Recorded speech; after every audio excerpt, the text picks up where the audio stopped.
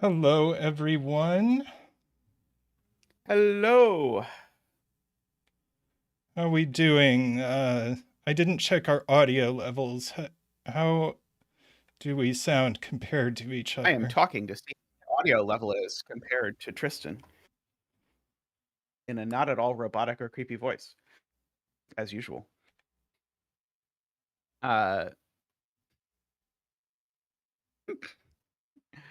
I'm stuttering a bit, apparently. Yeah, we're. Is my audio too bad?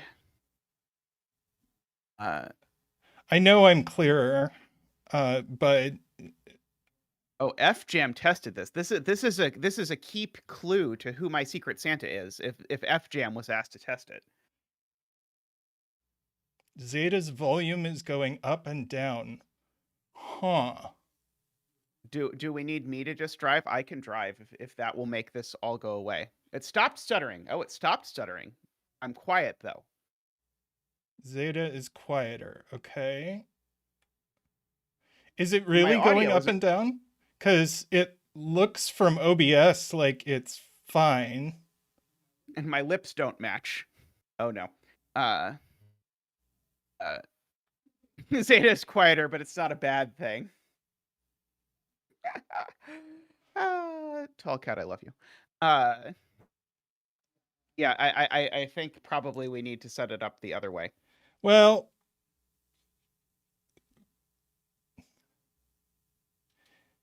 I like from OBS it looks like it should be fine.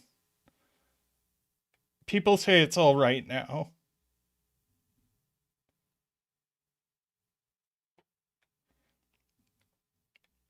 Let's see. Because I can just solve, and then you don't have to worry about this at all, right? This is literally only a thing because of you wanting to be the one who does the puzzles, right? So if it is much worse, because it seems like my lips are still out of sync for people. Uh, Like how bad out of sync? Anyway, let's go with this for now. I don't want to fiddle with it before the first puzzle. well, I just want to do the first puzzle. Well, since it is the Secret Santa puzzle. Okay, Isabella says it's not too bad, at least. Point three Uh, seconds, maybe half a second. half a second. I am looking at the camera right now, tall cat, right in the eye. Whatever. What was that? Um, anyway, so for those who don't know how this all works, there's a Secret Santa thing on the Cracking the Cryptic Discord and several other discords as well. But we're doing the Cracking the Cryptic one, where a bunch of setters go in and sort of say what kind of puzzles they want, and then you get a random person and you make a puzzle for them, and someone else makes a puzzle for you. So we're starting today with the, in fact, puzzles that were made by my Secret Santa for me. Uh, now, we don't really have any original clues as to who that might be, but the one clue we've gotten so far is that FJam tested it, which makes me think it might be Mixo. But we'll see. We'll continue investigating. Uh, Anyway, so we're going to do this, and then after I do the puzzles from my Secret Santa, I went through the list of other people's puzzles that were from Secret Santa and looked good. So I'm going to I'm going to, after this, we're going to do some other Secret Santa puzzles that were made for people that aren't me. Uh, Apparently Mixo didn't do Secret Santa, so it's unlikely. Oh no.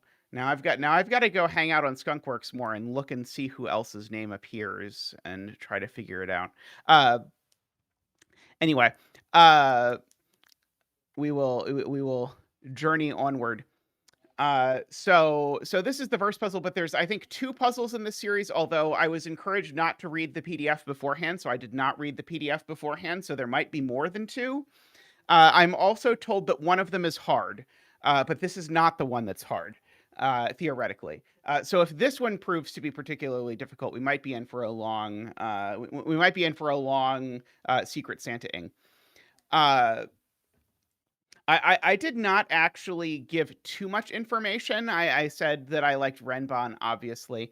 So those appeared, and I mentioned that I enjoyed a lot of pencil puzzle types. So like the Fillomino thing showed up here. I realized afterwards I should have said I wanted a Chacona, but I did not. Uh, but uh, but anyway, but I was not too specific. Uh, when I saw what my Santee wrote, I was like, oh, maybe I should have written more, because my Santee wrote quite a lot of detail about it. Alrighty, shall we go over the rules? All right. So we have standard Sudoku rules. We're doing Fillomino. So we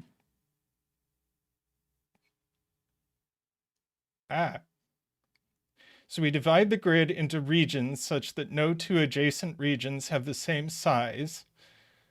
In addition, no region may contain a 2x2 area. No 2x2 rules are great. And digits on a zeta, however poorly drawn, are a set of consecutive digits in any order. I think for this rule, these also count as zetas. They're capital Zetas. There you go. By the way, we're instructed not to put numbers in the regions. It would be very difficult to make standard Sudoku rules work if we put numbers in the regions. Yeah, that's true. Digits on a zeta, digits on a zeta tell the size of the Fillomino region they belong to. So we can draw a lot of borders in very quickly. Yes. And you have to scroll down the rules because there's certainly rules for what the arrows mean. Yes. Zack hopped all over this puzzle, leaving footprints that look like arrows. Each footprint points at and touches a region boundary. Each digit under a footprint matches the size of the Fillomino region that contains it. And each footprint lies on a different digit. Okay. So there are indeed 9 footprints. So we can corner mark 4 into the 8 other footprints, because one of the footprints sees 4, so we know one of the others must be a 4. Oh dear. Oh no. What's wrong? Oh, I'm on center only mode. That's my problem. Are you entering anything in the grid? Yes. Because I can't see anything in the grid at all. Nor can I read the rules. Oh. That's not good. That does not seem good. Yeah, I thought you just left it frozen this entire time. No, I've been scrolling the rules. Oh, no. I can't see anything. Oh dear. I think you're just going to have to set it up so that I'm driving. Because this Discord thing is not doing it. The problem is when you drive and I see something, I can't get a word in edgewise to tell you what I see. But we'll go with it. Okay, we'll be right back. Oh, fun. And we'll have this working, and the audio will be in sync and everything. So be right back, folks. Yep.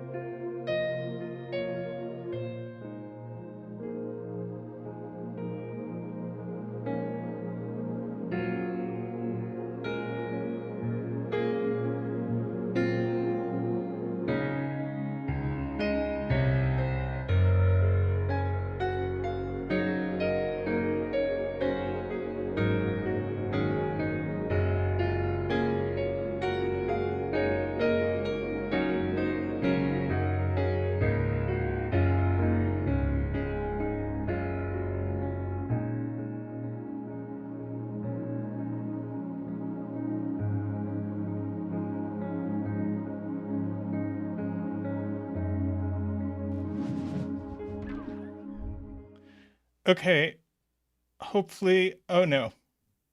Well, the grid is kind of on screen. Oh, you now have to readjust everything. Oh, I've been readjusting everything. I've had to set up a whole new OBS scene for this. Mm.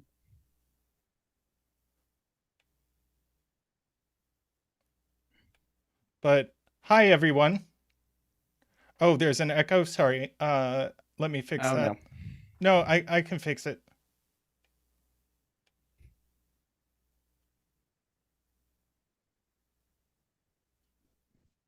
Absolute nightmare technology day. Hello, Jim. At least it sounds like the echo thing is fixable. Yeah, that's easy. If I can find it.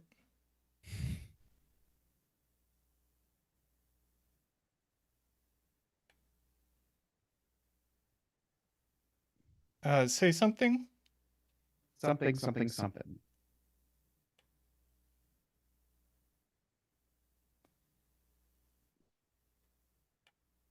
Okay, say something again. Something, something, something. Although I probably said that too quietly. There it is.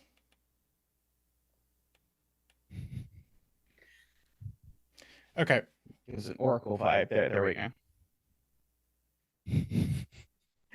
Yes, who put the echo feature in and decided that by default it should be on? One will never know. I mean, this is all happening because someone put a like mouse lag feature into one of the pieces of software Tristan uses. All right. Can you see my So annotations? I can see your annotation. Can chat see your annotations? There is Still an echo.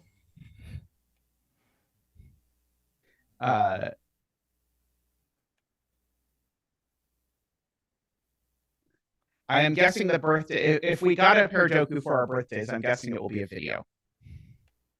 Annotations and echo. I see the echo now. Let me.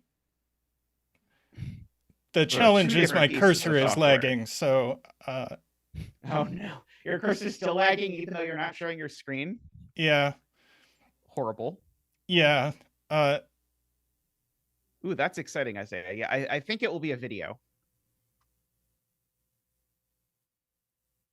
Yeah, it turns out you were triple echoing. You're slowly removing one zeta at a time. I'm sure Yeah. Tall Cat would say there's only one zeta left to remove, and then you'll be there.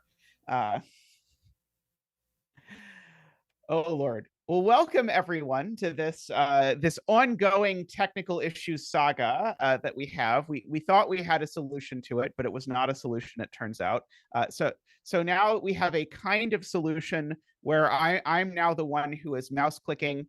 So you can blame the mouse clicking on me. It means there'll be a lot more catch up in the grid, but we'll attempt to make it work. But apparently it's still just absolutely destroying Tristan's incredibly expensive computer.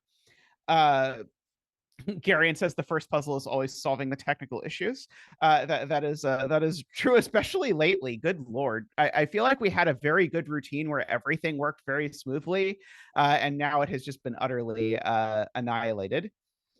So we will do our best. But yeah, my audio is still weird, says yeah. Isabella. Oh, right. Let me fix that. Oh, it's probably a fact that it's getting filtered through both Zoom and Tristan's Zoom or whatever. Too many things try and fix the audio at once, and that's probably the issue that is happening. And if a bunch of things try and fix the audio, that's no good. Let us see. Tristan knows how to fix it, though. Possibly.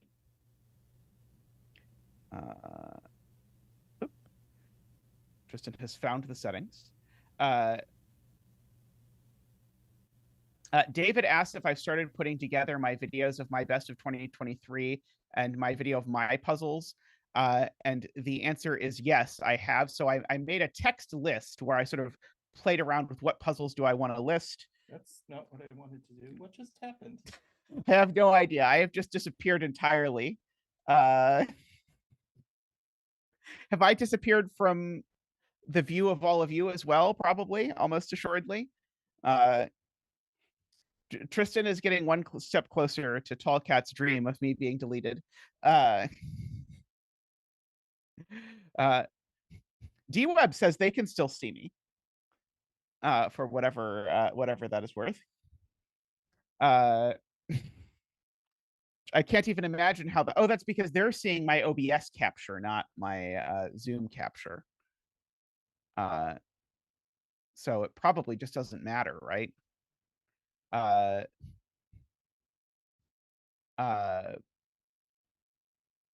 Let's see. Okay. Someone did say. Oh, I thought someone said the audio was getting better, but maybe the audio is not any better. But Lakia says the audio isn't, quote unquote, isn't that bad, which I know is your dream, to have audio that is, quote, not that bad. Tristan has shifted vertically. Nice green screen effects, indeed. What an absolute nightmare.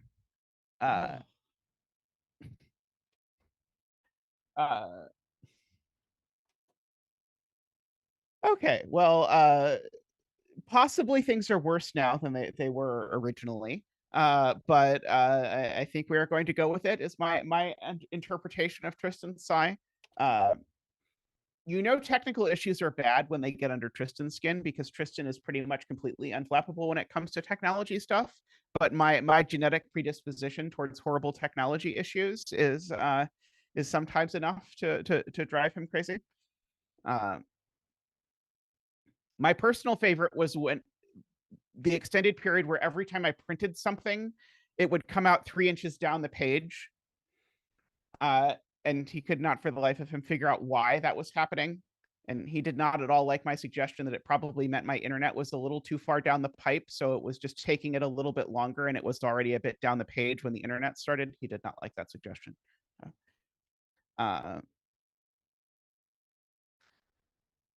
Alrighty.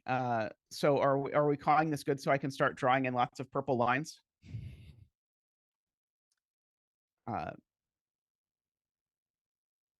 I don't know if I can even. Oh, I can hear Tristan. Okay.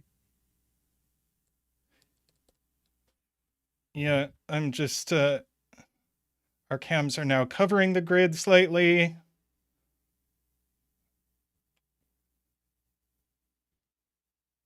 That's too much. Yeah, only Tristan could cheer up the camera. I think, or printer. That's probably true. It is true. We do need to officially clear your annotations at some point. I'm working on it because you're the host. You're the host. Oh, I am. Okay, in that case, I think I can clear them if I. I already did. Button. Oh, okay, good. All right, so let me unannotate so that I can use the screen instead. Yeah, there we go. We are. Zach is over here. Zach always loves the winter holidays. By the way, I can't see my camera, so I will just do my best. It went away as part of getting my as part of getting my audio better. My camera went away, but I don't know if my audio actually got better. Oh, I can pull up OBS so I can see my camera, I think.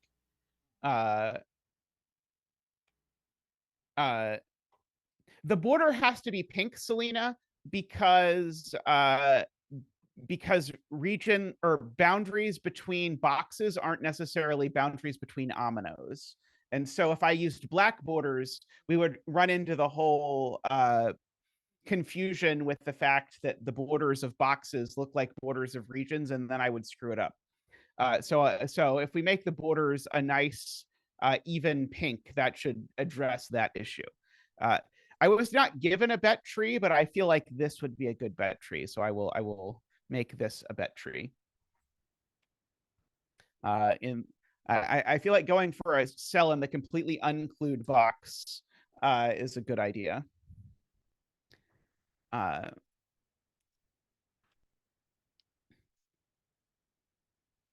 Plus the purple borders is on theme. All right. So we should re-articulate the rules that we're doing a Fillomino on top of a Sudoku. So we need to break the entire board into ominoes of various sizes. Oh, I'm going to move the bet tree over here. FGem said this was their last cell. So we'll make that the one. And so these are normal Renban, except additionally, each digit on the Renban says the size of the omino that contains it. So, and of course, the ominoes, I should reiterate, normally in a Fillomino, if this was a 5 omino, you'd put 5 in all of these, but that would be very problematic Sudokulogically. So the only cells that contain the size of the Fillomino are the Renban cells, or the Zetas cells, if you prefer, and those on the arrows. So in particular, every... I just screwed up the grid. Oh no. So in particular, every cell on a Zetas or every 2 cells that are adjacent on a Zetas are in different ominoes, so we can start filling in omino borders. Oh, this is a nightmare. Like so. And that will get us a couple ones. The purple squiggle is a real Renban. Given the particularly, I like in the rules, digits on a zeta, parentheses, however poorly drawn, close parentheses, are a set of consecutive numbers in any order. But it is true, we are going to get a double digit dance because these ominoes both are now completely contained and are our first shame ominoes. So we get a shame omino dance to begin. Sorry, I am like struggling here. Tristan, apparently something is broken. Row 1, column 6 appears twice on the Renban, and therefore it can't equal itself, apparently. I do also believe I'm going to get some 2s, but I'm trying to give Tristan time to catch up. I don't know what is wrong currently, but Tristan, I'm interpreting would like me to wait to do the digit dance with Zack. Oh no, I'm dropping all the frames. Oh no. Oh no.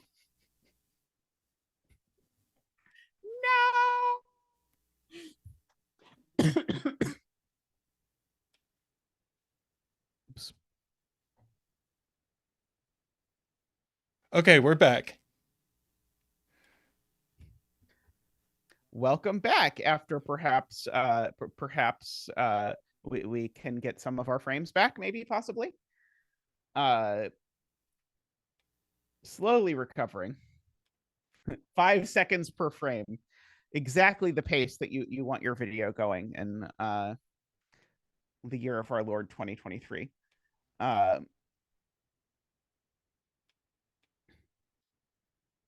Let's see. I can close the F puzzles window I have open in case that's what's breaking it. But I think it's Tristan on my end. I think Tristan installed the rank script to make it so that F puzzles doesn't destroy your computer. But I was starting to set a 6x6 Renban puzzle in my head, so then I had to actually put it down and finish it. But I did finish it, I think. Okay. Can Zack now do the one dance? Zack can do the one dance. Woo! Wow! Wee!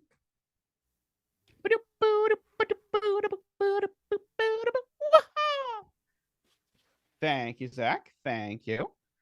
Now, as was being pointed out, now this can't be a monomino anymore, but it also, so it has to grow, but as soon as it grows, it now can't take any more cells because it would repeat, it would have 2 Renban digits on the same thing. The same thing is true down here. And so that gets us some shame dominoes. I don't know if they have that name. So there's some 2s.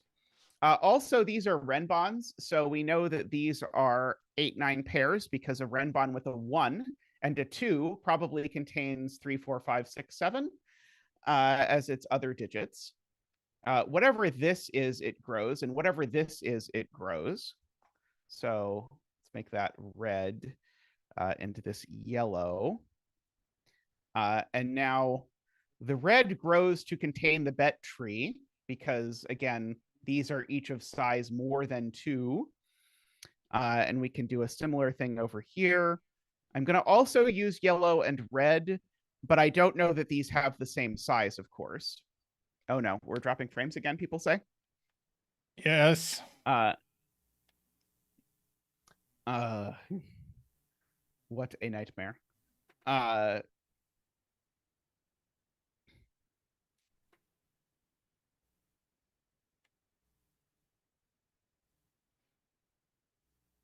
The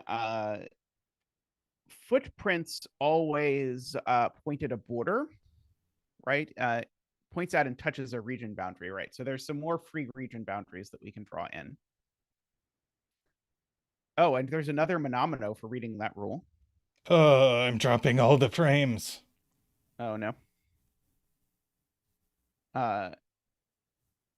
So this is also a monomino, although I don't know if anyone can see anything I'm doing, so I don't know what we should do. But I don't think the frame dropping is related to the other technical issues. But I'm not sure. Hello, Nell.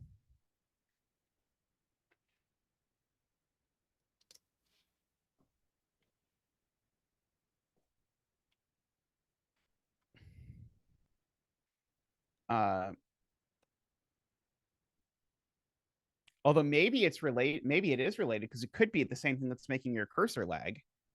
It could be.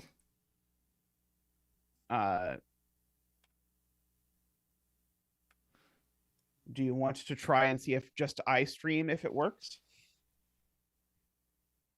Since I don't know that there's anything else we could try with your computer at the moment.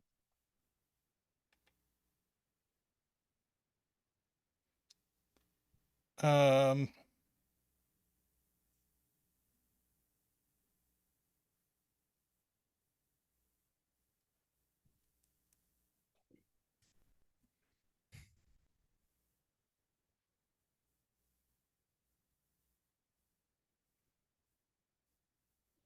It's possible me and you just aren't going to be able to stream together until they fix the OBS thing. it's possible. Okay, I think we're going to ditch this and just have Zeta stream by himself.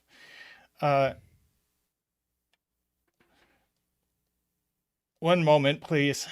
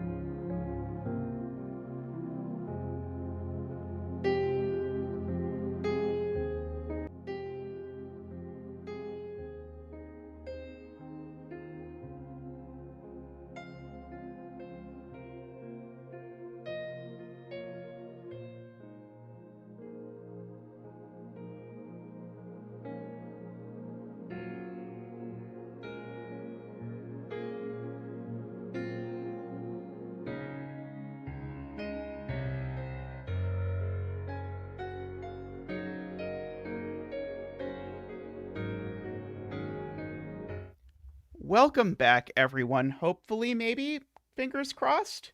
Everyone send all your love to Tristan, who is currently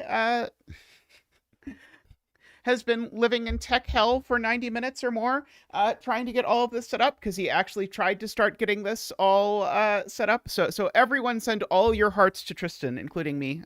Of course, I send all my hearts to him. This is not a very good heart. Some people's fingers make better hearts than others, and I've always felt bad that my fingers don't make very good hearts. Yes, we do miss Tristan. People asked about Christmas. Our Christmas was good and did not have any technology issues that I can recall. Also, my mother got me this very lovely penguin ice mold so that I can make Zack shaped ice cubes, which I am very excited to have to celebrate the world. There you go, Tristan. You've gotten many hearts in chat. It's always a shame that companies feel the need to update software. If no one updated software, this kind of thing would not happen. That is my general philosophy about this sort of thing. Is like everything worked perfectly, and now probably until this gets fixed, we won't be able to have guests or anything. So I'm hoping that whatever weird confluence of tech issues have happened, that it all gets sorted out. Okay. Anyway, ignoring the risk of viruses, I'm going to guess it was not as a matter of virus protection that this was done. But we get to do more with the Z's, or Zeds, as the Canadians would call them, because in both cases, these creep outward. And now that creates more borderage with that. And the Zeds still have to creep outward because of that. And now this side, now it gets to have its own life. Oh, that's right. I did discover a new Shamamino right before the tech issues became a disaster. Namely, this became a 1, which now pins down that this Renbon is the digits 1 through 9. This green... Oh, sorry. This is the one I was now going to grow. These now have to grow to be a size at least 3. Let's give them a color. They can be blue. Like that. Like that. Oh, these two can't be the same color either. For sure. Because if these two were the same color, that would be a big issue. So now... this grows, but these two could be the same amino. But we could do that. Oh, likewise, this grows. So there is still some symmetry here going on where these both grow. Let's see, if I used all my sort of original palette of colors, we can bring in Simon's sweater here to help us out. And so now this yellow grows because of Simon's sweater. So we've got that like that. And over down here, we don't quite have any such things, I don't think. Oh, this assuredly, sorry, this cell can't be the same as this, because if these two were the same, they'd be the same digit. So there's a border there, actually. So red is either 3 or it takes this cell, and then those two have the same digit, which is totally okay within the rules, I believe.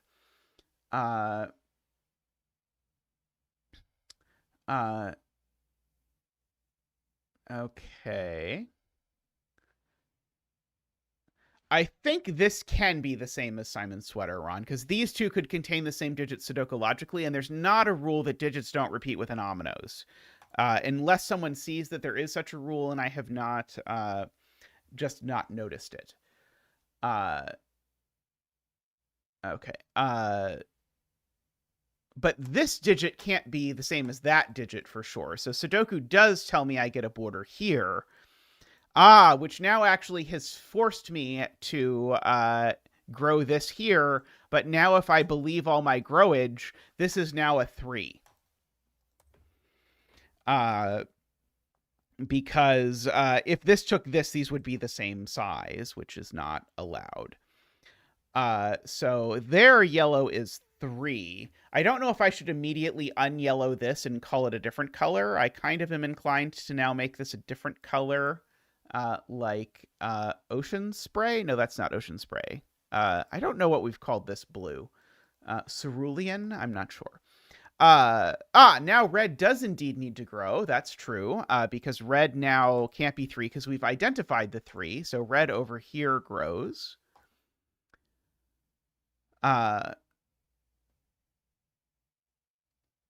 That's a good point from Acid Helm. These two can't connect because if they do, we would repeat the same digit within the row. And now whatever this is, it does have to grow downward.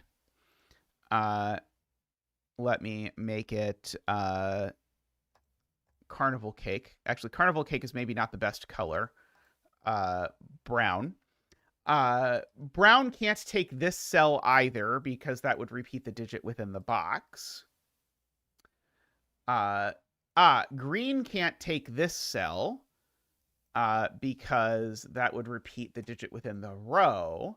So this blue is now 3 or 4 only. Just for the record. Because it either takes this or it doesn't. If it doesn't... Oh, no, actually, sorry, it does have to. Sorry, it has to. Because we already have the 1 on this Renbon. The 1 on this Renbon is already taken, so this can't be a 1, so it's got to grow, which means it's got to be blue. And so blue is 4 up here. Who knows if this blue is 4 or not. I'm going to replace this blue with Seabreeze. Just so that I don't make that mistake. This light green needs to grow because it can't be 3 anymore while we do that. Which then forces Seabreeze to grow as well down here. And Seabreeze isn't 4 because there's a given 4. Good spot.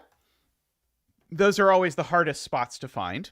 Light green can't take this cell because this cell is in the same row. So we get that border as well.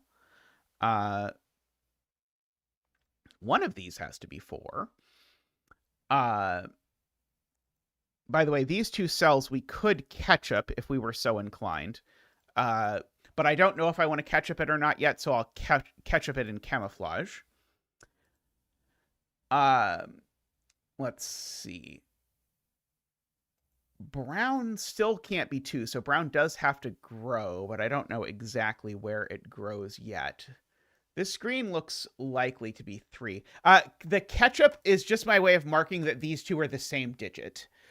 So red circle is a digit, and it's the same digit. So I'm not currently inclined to use that, but I'm just going to mark it for later so that later if I have to ask the question, where does red circle go in box 3, or where does red circle go on the Renbon, something like that, I can just have recorded for my sanity that these 2 are the same.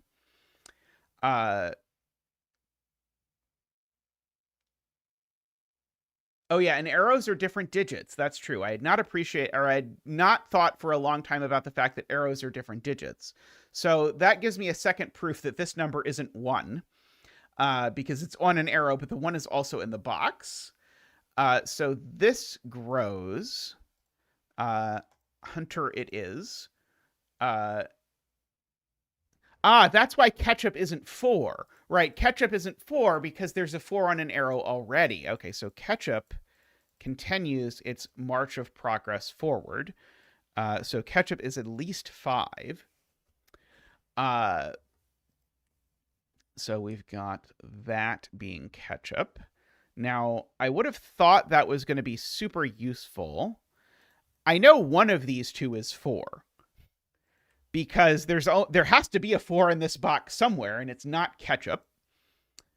Right. Okay, so Acid Helm has a key point, which I confused myself one. These two can't be the same. Even though I am allowed to repeat digits with ominoes, I'm not allowed to repeat digits with arrows. So if this were also this color green, that would be a problem. And so that forces Simon's sweater to grow down. I think that's Simon's sweater. Good. My recollection was correct. Is Simon's sweater. So we've got that.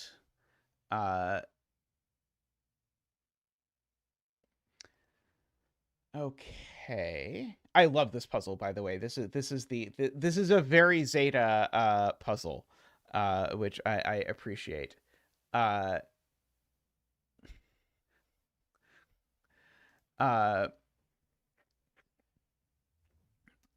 Okay. I'm at some point going to have to ask myself questions like, where is the 3 on an arrow, which is a little terrifying. Because like it's like not there. It's not ketchup for sure, but there's a couple places it could be. But at some point, that's going to be the right question to ask. I do know that these are at most 7 for what it's worth, because the 8 and the 9 in the box are already there. 8 and 9 in this column are a little bit restricted because they can only go in these 4 cells, but I don't know that I'm incredibly excited by that. Oh, this thing has to grow, whatever it is. Although it maybe is the same. It can be deep C.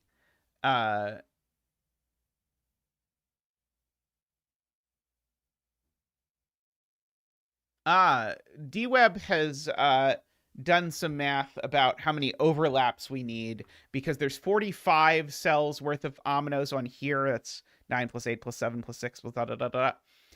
So there's 45 worth here, and then each of these is 28, and 45 plus 28 plus 28 is 20 more than 81. I believe if I have done the math correctly, and by which I mean if DWeb has added correctly, which I am sure they have. So we've got our deep blue here. So yeah, so one of these has to be a 3, but who knows which one it is. I know there's a 4 over here somewhere. Let's see. I used a calculator. That is totally fair.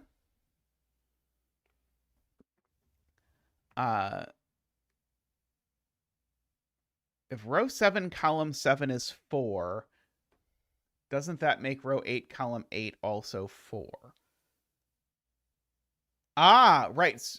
If this is 4, wow, that's tricky, but cool. There's already a 4 on the big Renbon. So if this is 4, the problem is it can't take that cell, so it takes this cell, which then instantly also makes this 4, is what Selena points out. That's a beautiful spot and is true. So, oops, so that is not the 4, which now means this is the 4. I quite appreciate that. I'm going to mark that I have a 4 cornered in one of these cells. Also, I know where this ends now.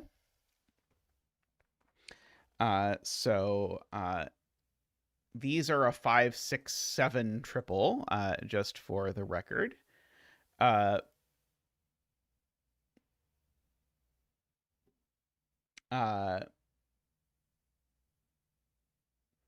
Yeah, we can do 4 corner marks in box 3 too. That's not bad. That was really cool. I always loved that sort of thing in Fillomino.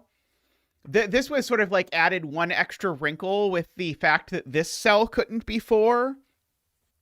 That was a very cool bit of tech there in that. This Renbon needs a 2, by the way. I am noticing, and there aren't that many spots for a 2, but there are some. Hey, Mekti, I hope you're doing well. We had some more than usually horrifying tech issues at the beginning of stream, but hopefully it is all fixed now. Fingers crossed, maybe. 2 in this box is a little bit restricted, but not enough that I think it immediately tells me something. I do have a 1 on an arrow, so this cell definitely isn't 1 for what it's worth.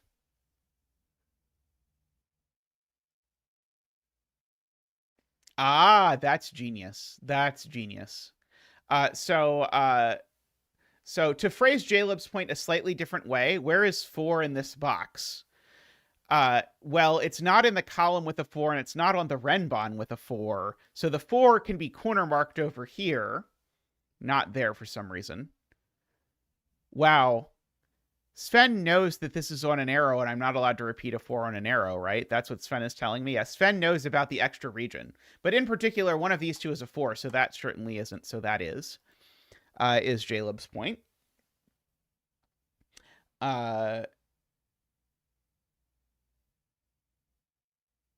This digit's also over here by same sort of Renbon trick, but I don't think that is quite as helpful immediately. Maybe it is. Let's see.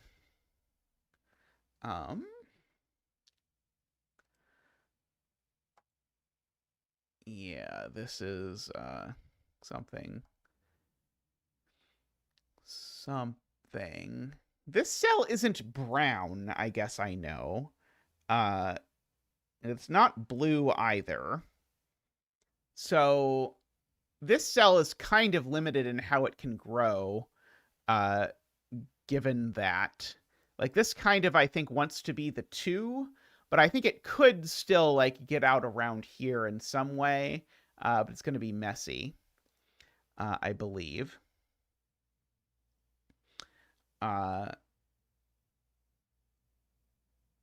Let's see.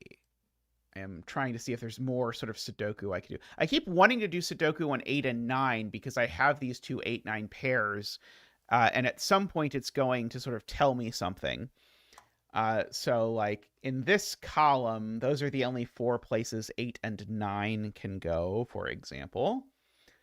Oh, I do know that 1 and 3 are in this column over in this box, and that one's not a 1.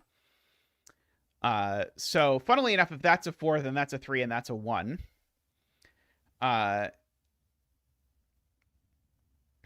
So that's kind of interesting. Yeah,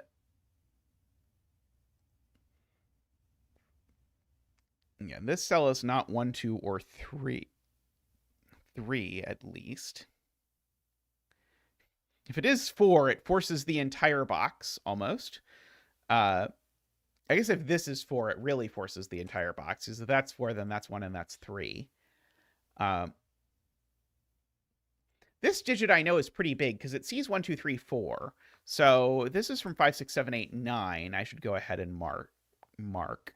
This cell also sees 1, 2, 3, 4 in a complicated way because it sees 3 through the Renbon. So this is also 5, 6, 7, 8, 9. The fact that both of these are big has got to be important, right? I don't quite know what to do with it, but I think the fact that these are both big is probably important. So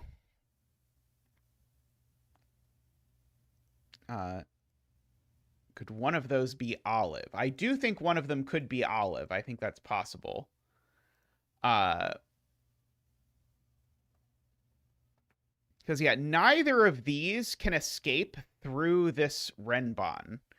And neither of them... Actually, I was going to say neither of them can be red. Oh, yeah, I don't think either of them can be red because red can't get to either of these cells. Red is at most 7. Red just can't get here. So these cells... they take... The only cells these two Aminos can get are these. And that is a total of, annoyingly, 14 cells, which is just big enough that I could have a 9 in one of these, if every single one of these was in one of these Aminos. So these could just get away with being 5, 9. Yeah, the 14 is just annoying enough. Hey, Lytton. Litten with a penguin. Nice. Let's see. So that is, though, that is very suspicious. If Olive isn't one of these two, then that only leaves 12 cells, and that would be really tight. Yeah,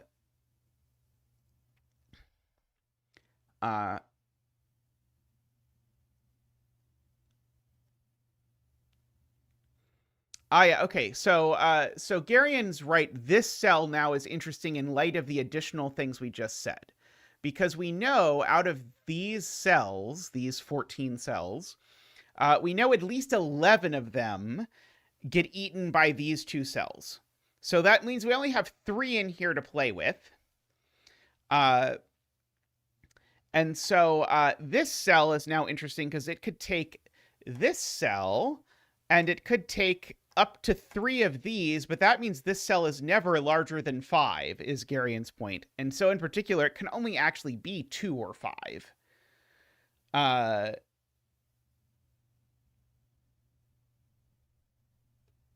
see. Ron says Olive is at least 5.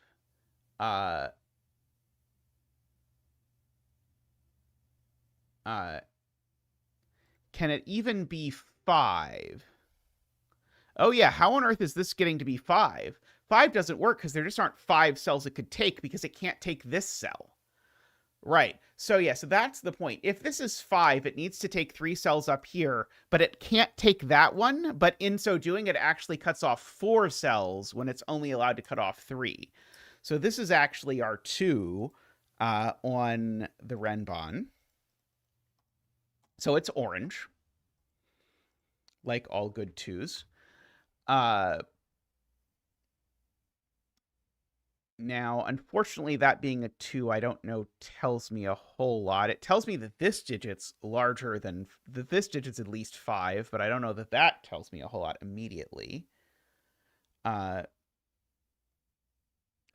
in box 6 is placed. That's a good point. 2 in box 6, because remember, by the power of ketchup, these 2 digits are the same.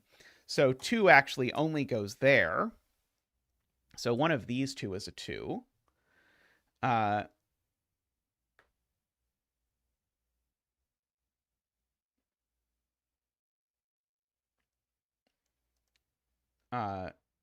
2 in box 3 now.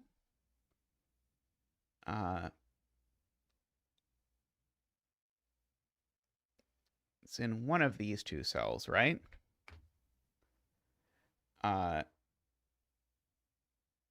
What digits do I have on arrows? I have a 1, a 2, and a 4 on arrows so far. Yeah, so I can corner mark a 2 there. 2 in this row actually is either there or there specifically. Those are the only spots that can be 2. Row 4, column 7 is 8 or 9, says Lakia. How do I know that this is 8 or 9? I see that it sees 1, 2, 3.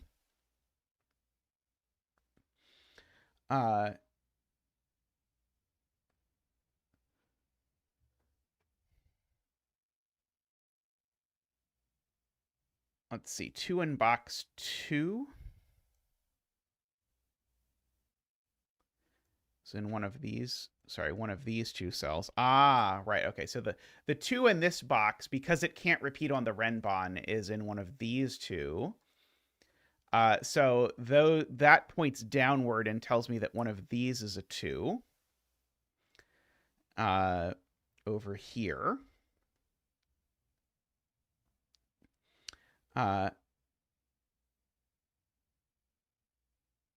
That's genius. Okay, so let's look at Lakia's point. So this cell is not 1, 2, or 3 because there's a 1, 2, 3 in the box. And this cell sees this exotic 5, 6, 7 triple because it sees both these 2 in the column and it sees that one through ketchup. So this is not 5, 6, or 7. So then the only thing I have to convince myself is why isn't it 4? And I'm not quite sure I see why it's not 4 yet, but at the very least, it's way more restricted than it looks because of that 5, 6, 7 triple, which is a great spot that Lakia had. If it is 4, or sorry, if it was 4, that would definitely force a whole lot. Lakia forgot that 4 was a number, as we all do from time to time. Dang 4s. So just for the record, all of these cells are now from 5, 6, 7, 8, 9 because we know where the 1, 2, 3, and 4 are on the Renbon.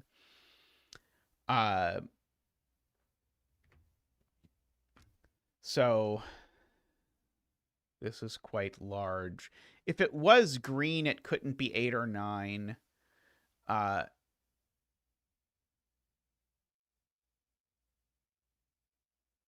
Does that mean you only have 10 squares for the top? Which that, BSQ? I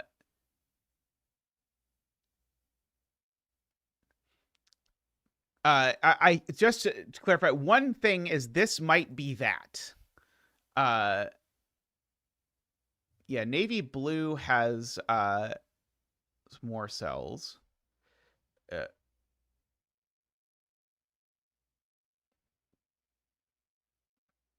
Oh yes, do please remember to like the stream. It is always greatly appreciated when you do so.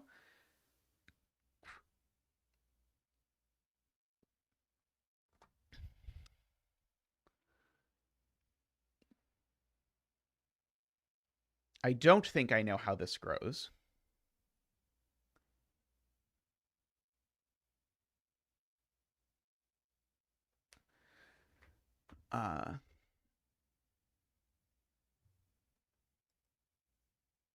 I think if I think about this cell, I think I'll realize it has to go down like that.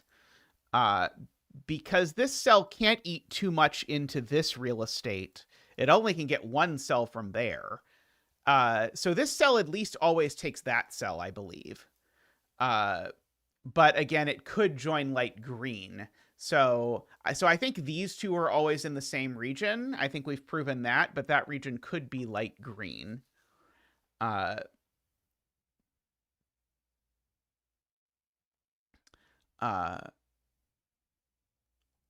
can do that to note that these two are always in the same omino.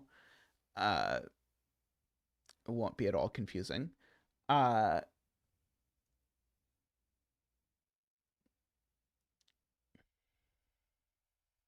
So this cell definitely can't be 4. Is that interesting? Because if this cell was 4, it would eat up 4 of the 14 cells when we said that we did that. So this is at least 5. We can say that. That's still quite a few spots for 4 naively. Oh, it isn't on an arrow. So my complicated proof that it's not 4 has been completely outdone by Ron's very simple proof that it's on an arrow and we already have a 4 on an arrow. 5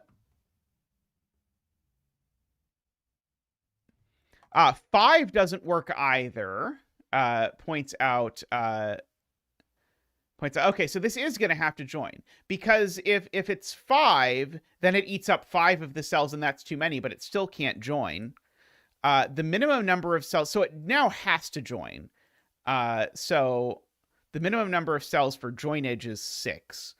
I think that means this has to be olive, but is there any chance that this is olive? I think annoyingly there's a chance that this is like a 6 and this does that. I think something like that is still possible.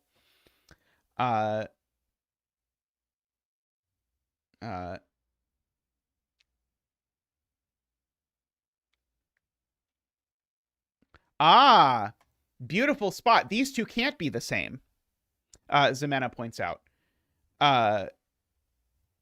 Oh, regions can't have 2x2s. Oh, totally forgot that.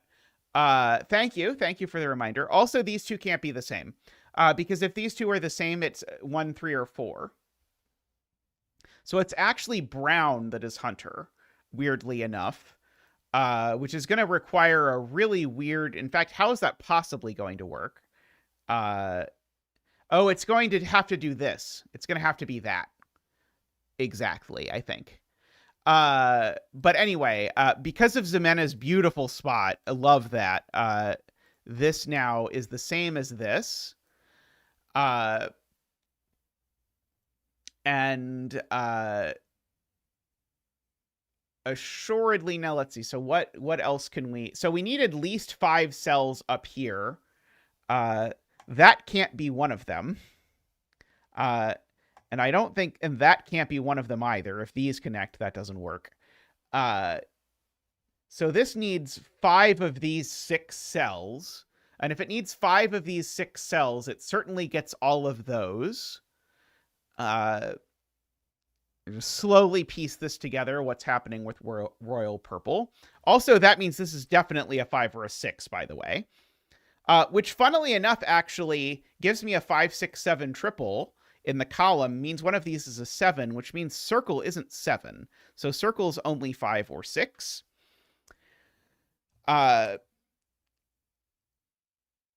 If Olive doesn't take this cell, Olive has to take all of those cells, which way breaks Purple. So Olive definitely takes this cell.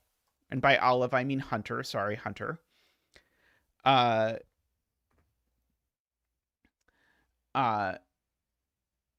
if Olive doesn't take this cell, it's now obligated to take these 2, and that also breaks Purple. So Olive also has to take this cell.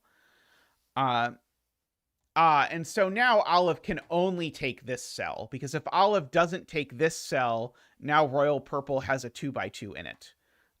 So Olive does take that cell, and so we do end up forcing the thing that I drew in before, which is that Royal Purple looks like that. That is Hunter. We can draw in that, fill in a 5 here, which now has meant that this is a 5. I should have just marked it as, so this is red circle. That would have been a smarter way for me to do it, but I didn't see it that way, which was bad. Why couldn't row 1, column 8 be a monomino?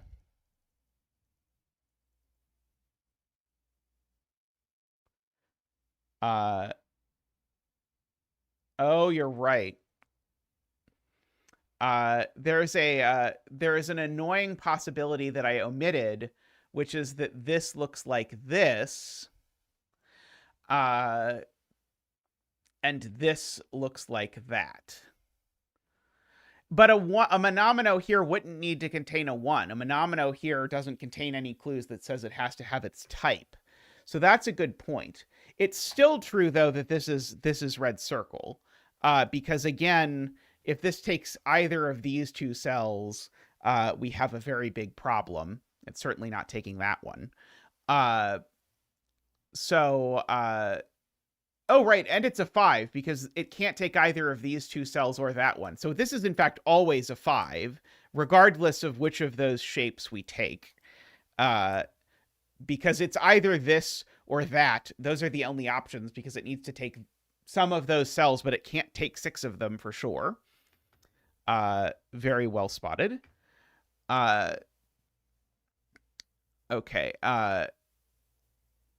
And still, if Olive doesn't take this cell, we still wreck this. So Olive still has to take this cell. Oh, by the way, 5 means this is done. This definitely also takes that cell. But if this is not Olive, then I can't get this to 5 either. So both of these are always Olive. If this is Olive, then this 5 region contains a 2x2, so that is never Olive. Likewise, if this is Olive, then the region contains a 2x2, so that's never Olive.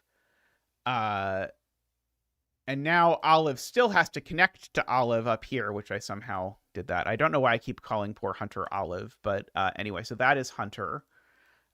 So we get that over there, that connecting down there. That tells us what our 2 looks like over here. So we have all of that.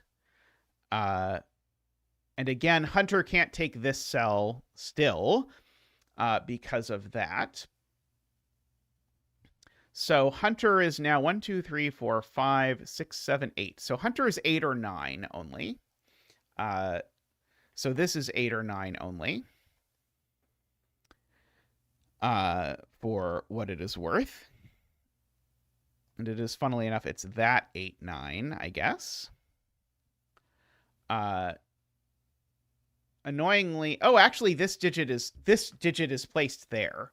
If I use my red circlage again, this 8, 9 is that 8, 9. And so where does that 8, 9 go in this column? And the only place that 8, 9 can go in this column is here.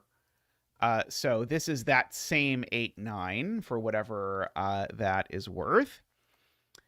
By the way, now 5s are red, so this is a red. Sorry, Casey. Sincerest apologies. Okay, so row 3, column 5 isn't 5, right? People point out, and this isn't 5 either.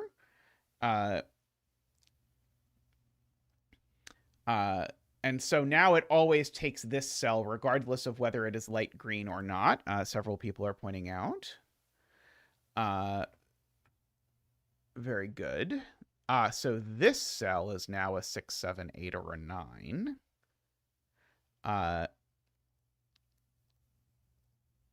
The same as that.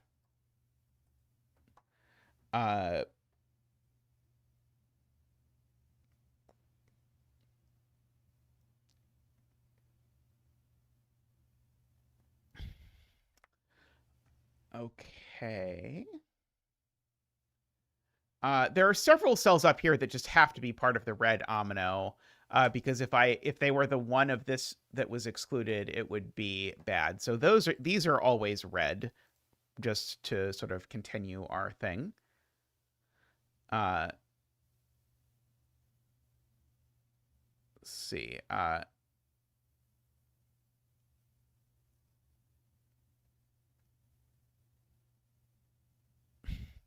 It's funny that this column only has 6, 7, 8, 9 left.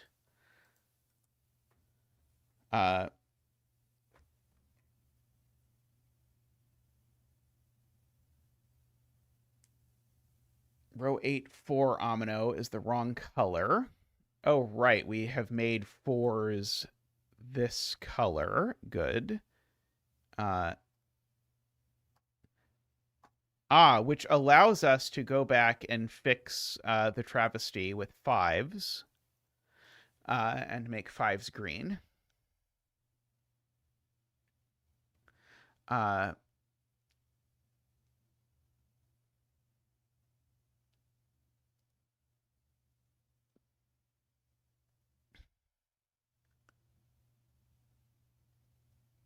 Okay. So there's a... Oh, yeah, let me do that first. There's an 8, 9 pair in this row. This is Isabella's point. If this is not part of this Simon Sweater green here, then we run into a problem where now this takes that cell. And so this runs across. Could this join that and not break that, Isabella?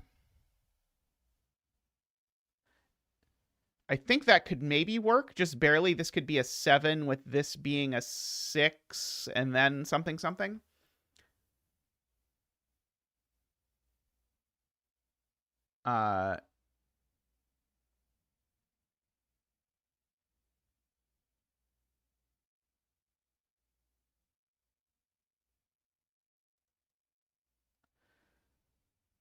Row 2, column 7. What about row 2, column 7?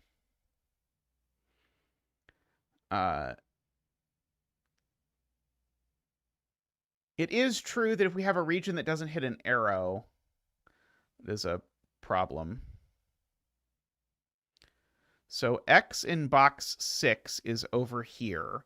So X in this box is in one of these 3 cells. Is that what Garion would like me to observe?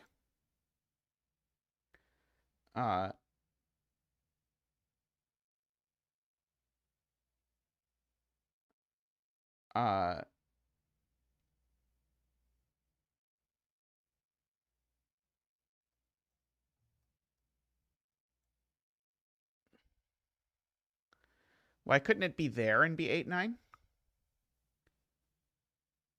Oh, it's because it's because the column has an 8, 9 pair. Okay, got it. Okay, sorry. People aren't. It's not about this box at all that Garion's talking about. Garion's purely talking about this column and the fact that red X in this box can only go in one of these 2 cells and therefore can't be 8 or 9.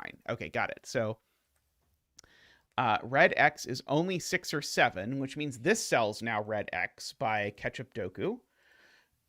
So this cell's a 6 or a 7. Okay. And so now that literally forces this to be green. So this now all is green. Except this green's not 5, remember, so we can make this a different green. This can be Kelly, who I don't think has appeared in the puzzle yet. Yes, excellent spot there to Garion. Green, but not that green, yeah. Okay.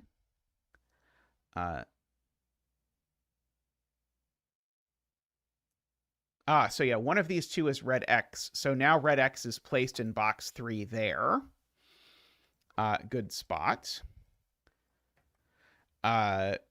Because of the fact that red X is looking up from down here, that 6, 7 pair means this is an 8 or a 9.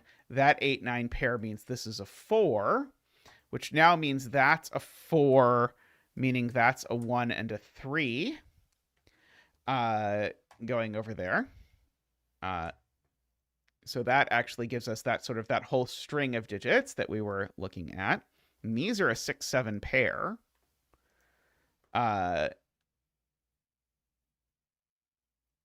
One of these is an 8, 9.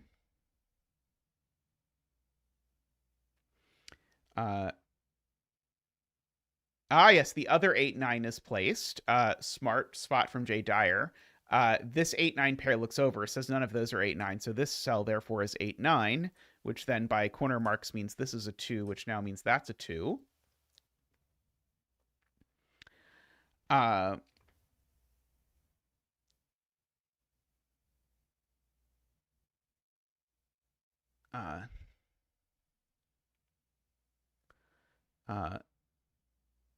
One in row 3 now can only go here by Sudoku, or if you prefer, one in box 2, either way, gets sorted out.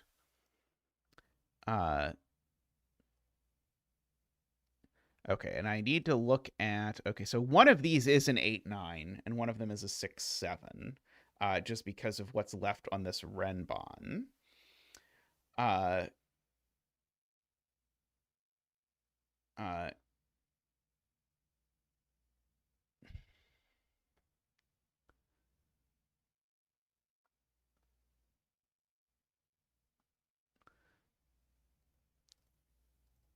It's being suggested that we should make these mustard so that the other 8, 9 can be red X.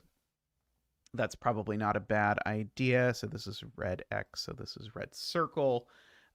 Again, for people who asked about this earlier, the point of this is just so I don't know which of these is 8 and which of these is 9, but this is letting me sort of keep track of, I know where this one is in these various places. And maybe that will lead somewhere and maybe it won't. I know one of these 2 is red X for what it's worth.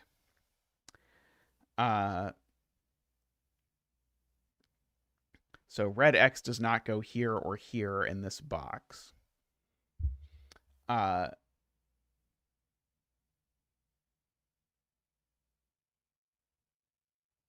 Where is red X going on an arrow? One of these has to be red X on an arrow? I think. Oh, and it's not that one. Is this the only arrow that can be red X, just Sudoku logically? I think purely by Sudoku, this is the only arrow that can be red X. Let me highlight all the arrows just to double check, because as so often happens in a puzzle that Zeta is solving, this has become a multicolored mess. 1, 2, 3, 4, 5, 6, 7, 8. Where's the arrow? 9. There we go. Okay. Well, that arrow certainly can't be 8 or 9. The ones with digits on them certainly aren't 8 or 9. That's the wrong 8 or 9. This is a 6 or a 7. That one sees an 8-9 pair. I think we've now checked. This is the only place for red X. Uh-oh.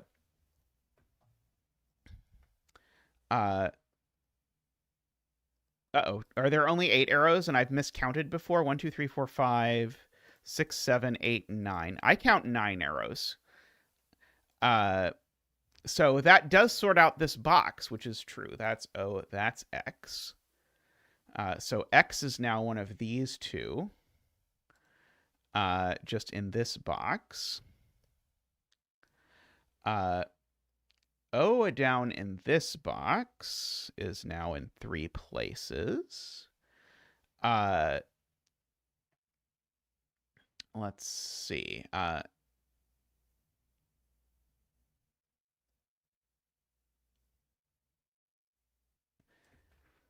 One of these has to be an XE89.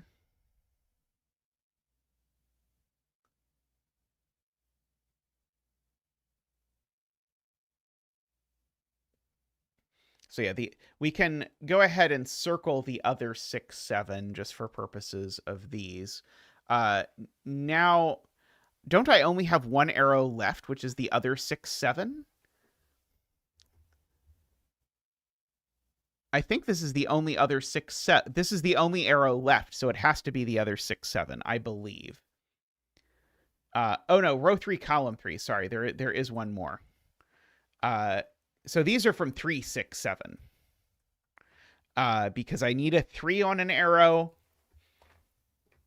and the other 6, 7.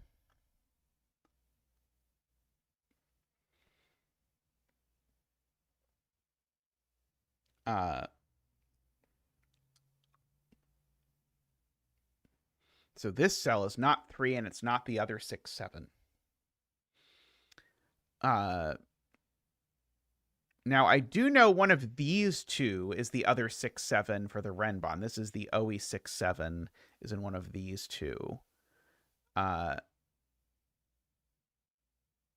Unfortunately, I only know the OE 6, 7 is in one of these two.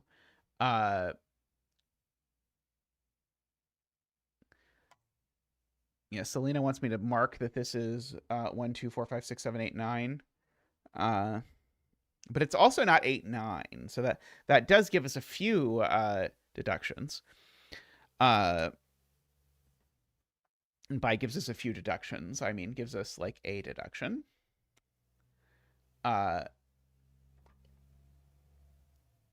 It's not 3, 4, 8, or 9. Yes. That was all I could get in my head. I was one away from immediately center marking it.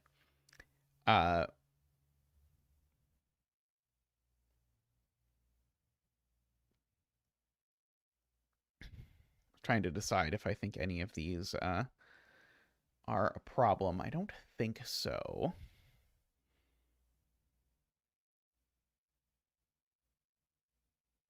Ah! Red X in column 6 is one of these two, right, Ron? These are a 3, 5 pair, points out Jim. If this was an 8, 9, would it break this? So if this was red X, it would, of course, escape out here. And now this would have to escape out underneath. This would escape out over. I think that's...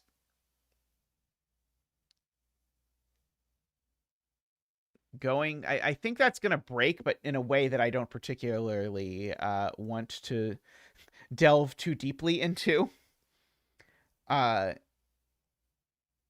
Maybe I should just mark that I know that none of these cells are 6, 7 and see if that does anything interesting. Because I know the other 6, 7 is in these cells. So I will kindly ask Mark to clean those up for me. Did not get as clean as I was hoping it would.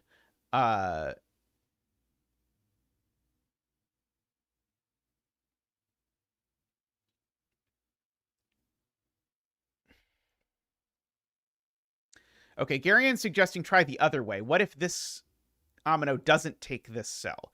If this Amino doesn't take this cell, then it comes here and there, and there. And now we're broke because now we have 3 different 6, 7 Aminos. Is that the problem? I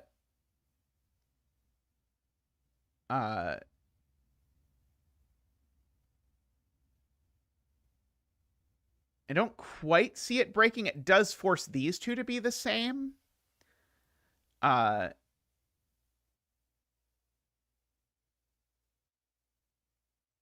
Do we know these two aren't the same, Jay Dyer? I don't think I know these two aren't the same. Oh, right. It would be an 8-9 Amino.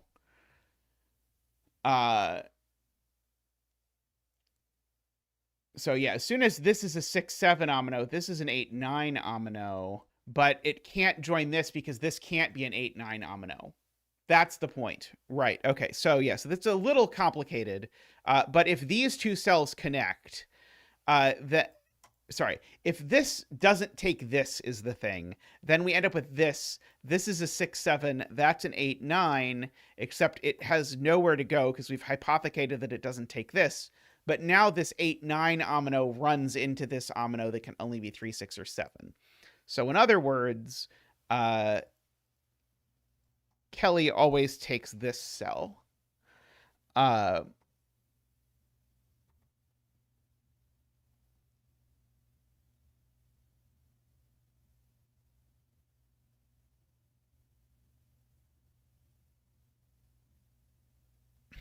Yeah, this is known as Kelly Green in the lingo.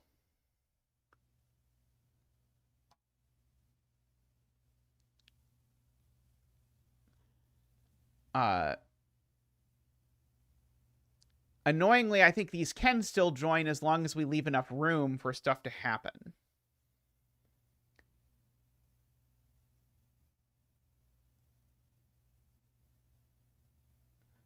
The only conceivable way that these are the same Amino is if this is the other 6.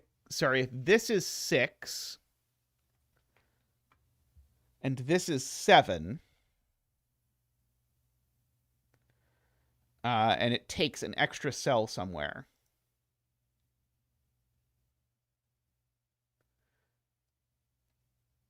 Would have to take an extra cell down here somewhere, like there or something.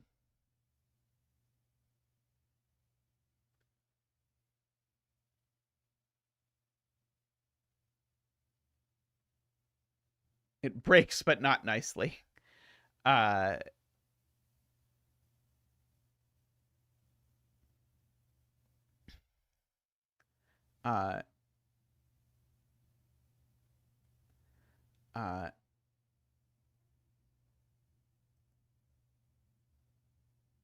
Okay, so Garian believes that this also has to be Kelly, because if this isn't Kelly, then Kelly gets bullied up into here somewhere, and regardless of exactly how Kelly grows, Kelly then has to take this cell and that cell, because in this universe we're avoiding that cell. But now this 8-9 Amino is forced to join this none 8-9 Amino. So I agree with that. This is also Kelly. Sorry. Sorry, this is Simon's sweater, not Kelly. That's Kelly.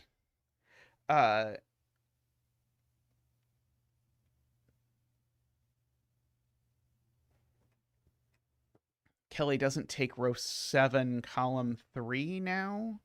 Right, Kelly doesn't take row 7, column 3. I agree with that for sure.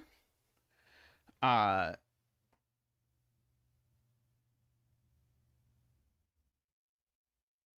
7, column 7. Uh-oh, we're dropping frames all of a sudden. Oh no. Oh no. Oops.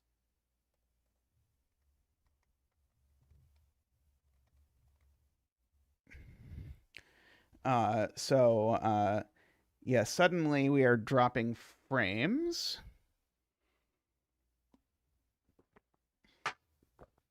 The most cursed of streams.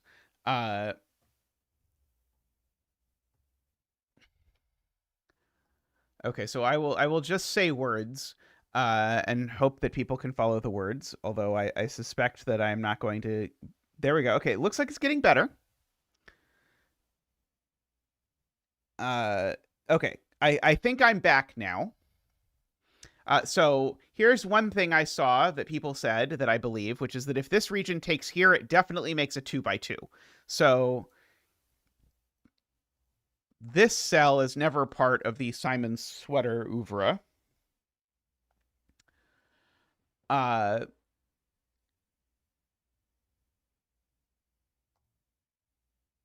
takes that cell, does that also create problems? If it takes this cell now, what on earth is going on down here? If it takes this cell, I think all of this mess joins and becomes a 6-7, and then we run into the same problem.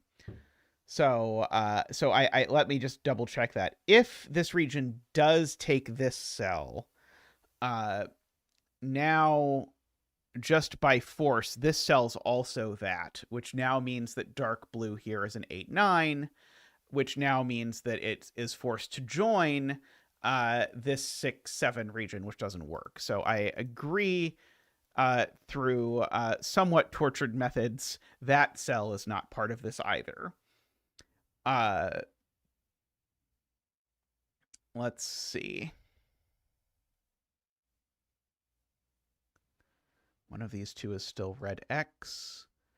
I don't think I know which one. I'm being told that now this is Simon's sweater. Oh, right. If this is not Simon's sweater, Simon's sweater can't get to 6 or 7 cells. Because Simon's sweater can only possibly take one cell up here, so it always takes this, which is huge. So there, this cell's now Simon's sweater. And so we can mustard it appropriately. This is mustard circle. This is mustard circle. And now this is a 3. And so it is yellow, going back to our previous coloring. Like that. Okay, so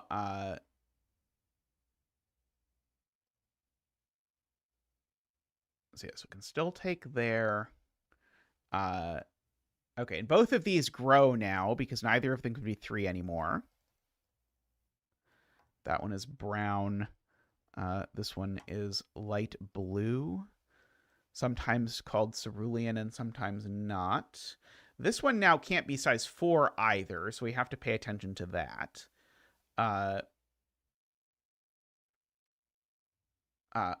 Oh, brown can't be 4 either, because there's a 4 in the box. So actually brown grows here for sure. I was thinking that at some point in the past 10 minutes as well, Gary, and this was presented by the Santa as the nice easy 3-star puzzle. So we may have an adventure on our hands for the 5-star puzzle. Okay, so we still know one of those is a 2.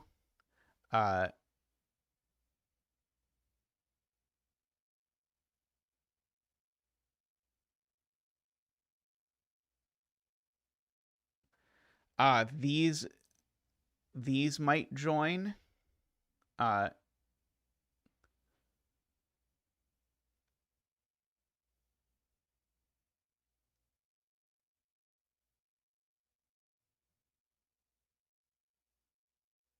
So if this blue takes this, then this 8, 9 now needs to come back up. But I don't quite see that yet. Definitely.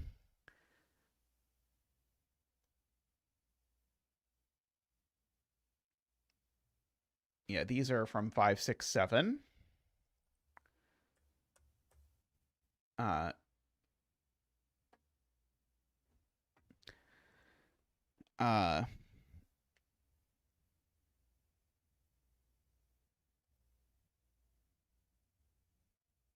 That's a good spot. Okay, so J40 and through the J40 Whisperer Selena points out that this color needs to get out of this box because it can't get to 6 cells in the box, which means that both of these are the same color as this. So these are deep sea blue. Now note that means it's not this color, because if it was this light blue, then it would be a 9 at minimum. So that doesn't work because this cell can only be as high as, or that color can only be as high as 7, which does now force Cerulean to take this cell, going down, like that. And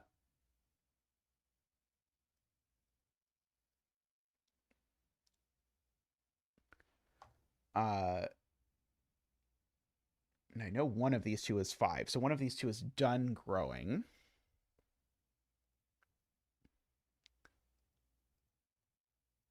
One, but not both of these, is deep sea blue.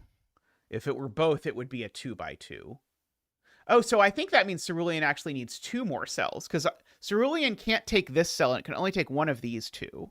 So if Cerulean doesn't take, if deep sea blue doesn't take this cell, we have a big problem. So deep sea actually does take this cell, which now makes this red X.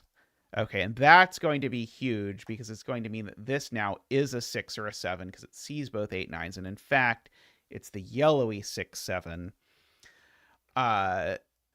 like that. And now this thing is pretty big.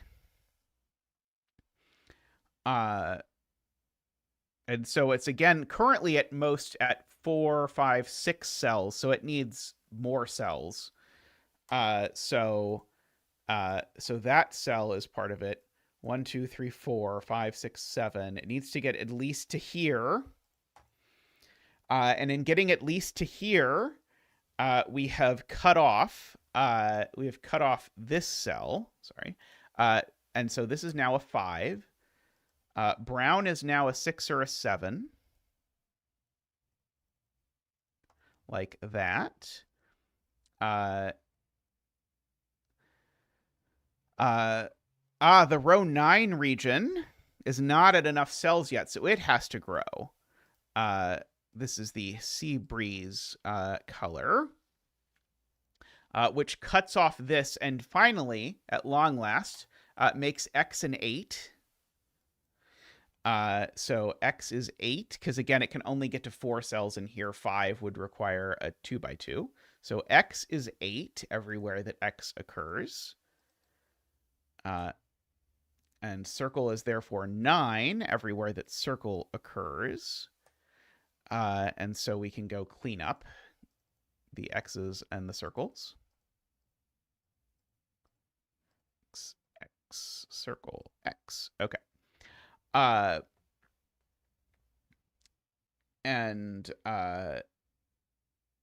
Let's see, that's going to let us do a little bit of Sudoku. So there's some 8s that can come out of various cells. Oh, by the way, these two have been the same. As soon as they were the same, this was that's the wrong one. This was Simon's sweater. That has been true for a long time. And indeed, it's trapped. So now Simon's sweater is done. And so Simon's sweater is now 6. Right, because it's now done, right? And so it just literally has 6 cells. So there's the circle, and there's the X, and the X is 7. And so that means that Kelly here has to grow by 1. So that cell joins Kelly, finishing Kelly, finishing deep C. And now this is also sea breeze for multiple reasons, both because that's a 7 and because this is a 6. And so now Kelly needs to become this sea mist color, or vice versa, but we'll use the sea mist, sea breeze. And now let's see, my 6 size regions. Let's see, that's a 6. Do I have any other 6s? Is this my only 6 size region? No, this one is the 6. Okay, so this one can become Hunter. Canonically married to Kelly, by the way.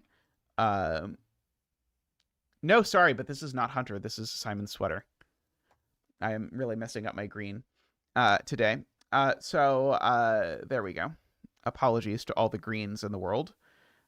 So I think that lets us fill in this and that and that and that. Oh, I never finished my 9 region. My 9 region needs that, right? 1, 2, 3, 4, 5, 6, 7, 8. Sorry, I thought I was done with the regions, but I was not.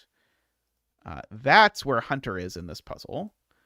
There we go. And there is our regular green. Okay, so now we're actually done with the region building, I believe. So now we can probably mark.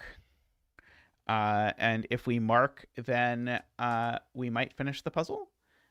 8, 6 go over there. Well, we got a few freebies at least. Maybe not as many as I originally anticipated that we would get.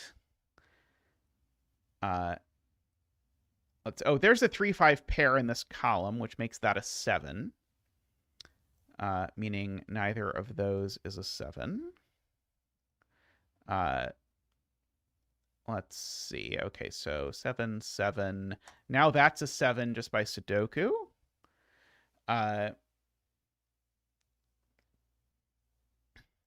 This is a very blue-green grid with a little splash of orange. It's part of the fun. You never know how the coloring is going to go. We have a 3, 5, 9 triple down here, so therefore that's a 6. And that's an 8. So that is not a 6. So that is a 6 by our 1, 3, 5 triple, or by asking where 6 goes in this row. One of these has to be the 1 for the row, so therefore this is not the 1. Just for the record. 1, 2, 5 makes this a 7, which makes that a 2 by corner marks, which makes that a 9 and a 3. And there I think we go 9, 5, 3, 4, 5, 1, 2, 9, 3, 1, 5, 3, 5, 1, 8, 4. And drum roll, please. The bet tree 1, 2, 3, 4, 5, 6, 7, 8, and 9. Congratulations to all the 9 bettors out there. May all your betting tree wishes come true. Oh no, we didn't finish this color. Oh no. Oh no. This was supposed to be green the whole time. I'll fix it in post. There we go. Wonderful puzzle. Thank you enormously, Santa, for that. That was a delightful combination of all things that Zeta enjoys, which is always the trick with Secret Santa, is to try and build not the puzzle you would normally make, but the puzzle that you think your Santee would enjoy. And this I definitely very much enjoyed. Alrighty. With some trepidation, I am going to. I think this is our camel. I think this is as camel as a region can get. With a small amount of trepidation, I am going to take a break and then come back with the hard puzzle for that my Secret Santa made. So I will be back in just a moment.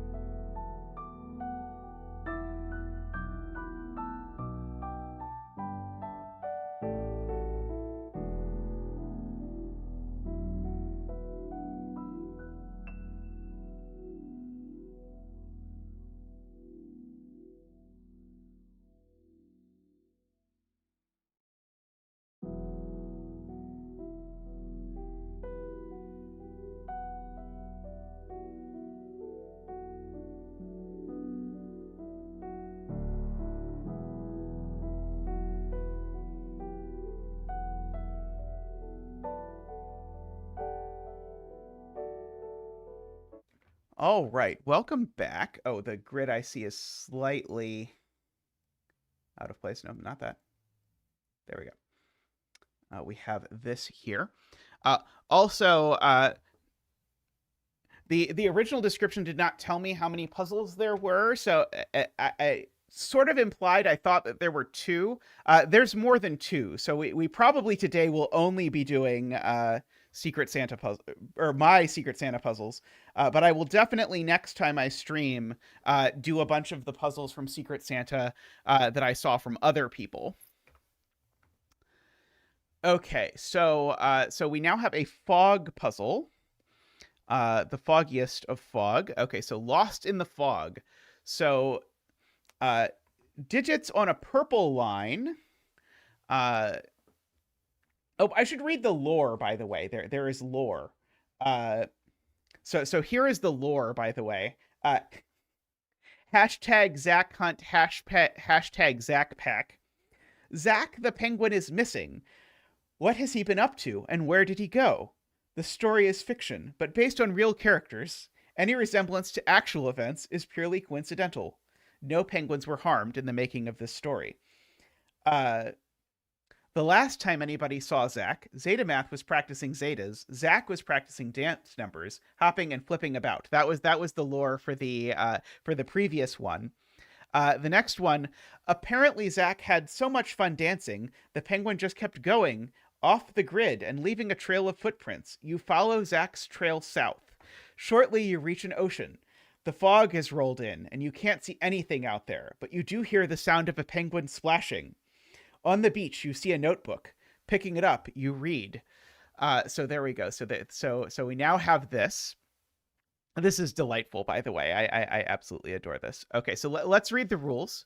Oh god, there is Battleship. Digits on a line are a set of consecutive digits in any order. Oh my god, if Naverio got me after how much teasing I've done about what I would do if I got Naverio, it would be like the most twisted form of justice. When the so like what I'm trying to think, like, what is the thing that Naverio would do as the last puzzle to torture me that Naverio would actually like? Because I was thinking like it was going to be something like a if someone was trying to sort of get me back, what would they do? And I was thinking what is a U-Bon? I was thinking a U-Bon, but I think Naverio likes U-Bon less than I do. So I don't think it would be that. Okay, so let's read the rules. We'll see how it goes. Cipher U-Bon. Yeah, there we go. 5-star cipher U-Bon. Let's go. Okay. Digits on a purple line are a set of consecutive digits in any order. Adjacent digits along a green line have a difference of 5 or more. Every 3 cells of a yellow line has a high digit, a medium digit, and a low digit. Okay, so yellow lines are entropic, so they'd frequently be drawn as like more of an orange than a yellow, but that's good. And on a blue line, the sum of the digits in each region it visits is the same. We need to create 9 regions, each of 9 orthogonally connected cells. We need to place the digits 1 through 9 in every region. Digits can't repeat in any row, column, or region. Ship placement. Each battleship lies entirely within 1 or more regions. I see. Okay, just entirely. Each battleship digit has a is in a, or has a digit, I guess is what this is saying. Both players are in control of a fleet of 6 ships. Each fleet has ships of size 2, 3, 3, 4, 5, and 9. Each ship is marked by a single colored line. Good. Each ship must be diagonally adjacent to at least one other ship of yours, but not adjacent to other players' ships. And the battleship rules... both players take alternating turns firing at a certain cell on the grid. The player who manages to hit all the cells of all enemy ships is the winner. Don't worry about this last rule. You are just playing Sudoku. You hear the sound of artillery. A shot hits the water at row 3. By the way, I should turn on row column labels.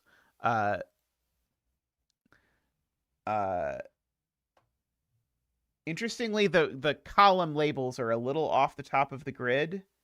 I don't know that I can fix that without just a little bit. I might have to shrink the grid just a smidge. There we go. Okay. I think I managed to do that by myself. So, hey, Doomdiat, how are you doing? So row 3, column 6 is a 7, it says. You hear a panic squawk, and momentarily see Zack swimming away at a maximum speed off to the east. Was the wrong kind of Zack hunt. Tristan will have to post the link to the puzzle in the chat. Apparently we've now solved the puzzle. I at first was thinking that was going to be the prank, was that it was now going to be, this isn't actually a puzzle. I just wanted you to read this 16 paragraphs of text on stream. But I believe we now actually have to solve the puzzle. Okay. What on earth is an arrow? Were there arrows in the rules? I don't remember arrows in the rules at all. Purple, green, yellow, blue.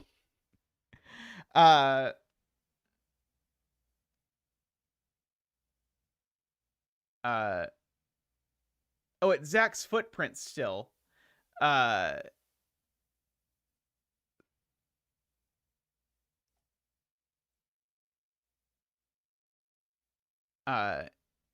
so it's still the digits 1 through 9. But the region border part doesn't work. But yeah, it makes sense for Zack to have footprints in every puzzle. Uh, and that's probably actually yeah, so Zack is going to have probably 9 footprints.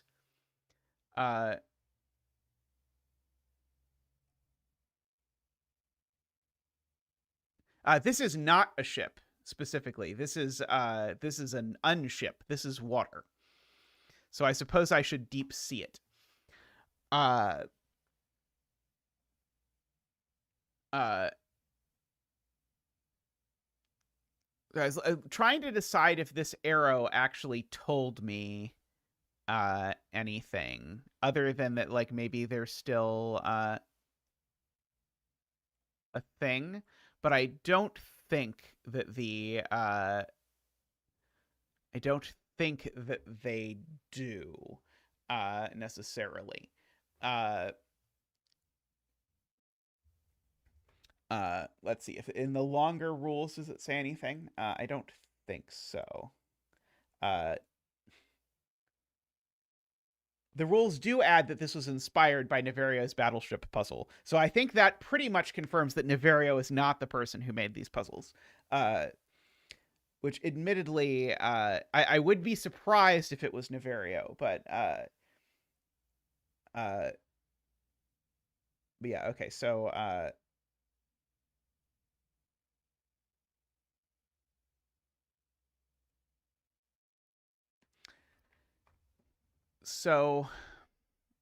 what am I meant to do with these cells? This was inspired by me. I would absolutely adore it if Nevario did that. I would be positively delighted. Uh, okay, so I'm trying to figure out if somehow the region Sumlines thing is interesting. Let's see. Okay, so each player has 6 ships. Let's total up the sizes of the 6 ships. So that's 8, 12, 17, 26. So the ships, I believe, have total size 52 out of 81 because we need to create our regions still. Every ship is marked by a single colored line. And every ship must be diagonal. So, does that mean every line is also a ship? I think it means every line is also a ship. If we can do that, yeah, these are definitely within regions, for sure. And I'm noticing that a region Sumline one has to be at least a little long. Like it can't be too long.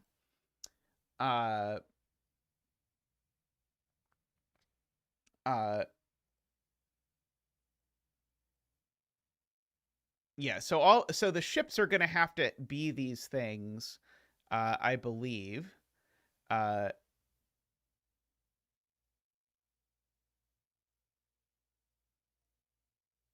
yeah, let's see if we can get the winning message again. See if it told us something. Uh,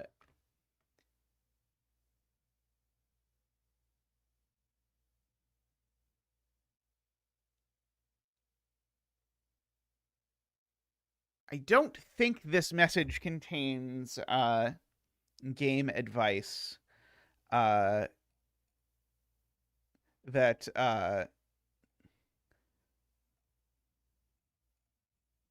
that we are meant to follow. I likewise feel that it's implying that they are straight lines because of the fact that it's a battleship.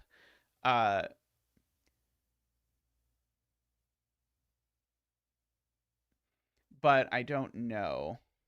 Yeah, I don't think the ship has the shape of a W pentomino. But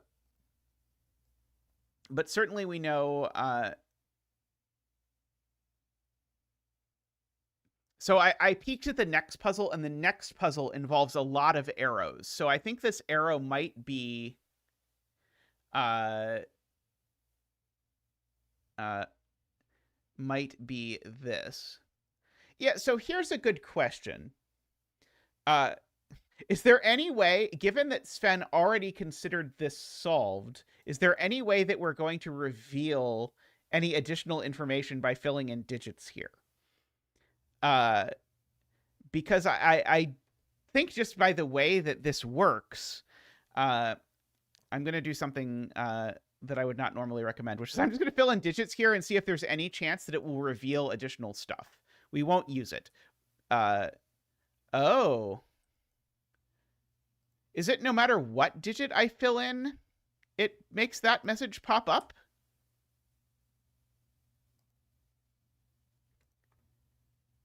Maybe this is the whole puzzle. Or maybe I'm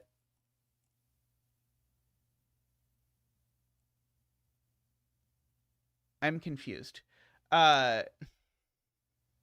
This may be a troll.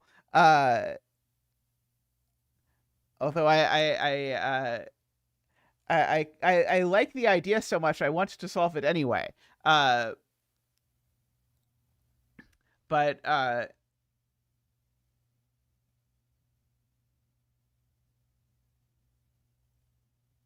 Doomdiat says this is a recent bug in the software.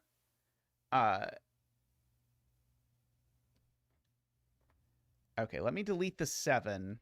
1, 2, 3, 4, 5, 6, 7, 8, 9. Okay, I think that confirms that this is a troll, because if this wasn't a troll, one of those digits would have made this appear, I think. Right? I think that given that the rules are pretty clear, I think that this cell has to contain a digit. I think that would work. So I think we're just meant to go on to the next puzzle. You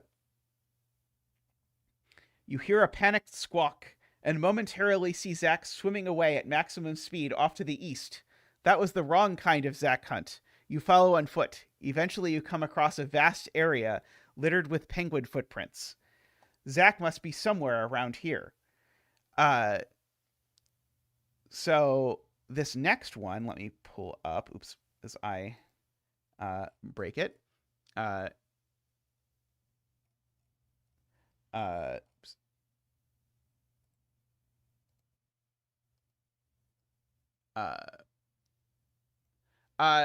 would only be true, Acid Helm, if the regions were 3x3. But I think the regions aren't 3x3.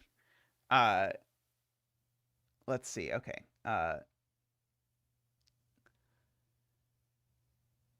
All right.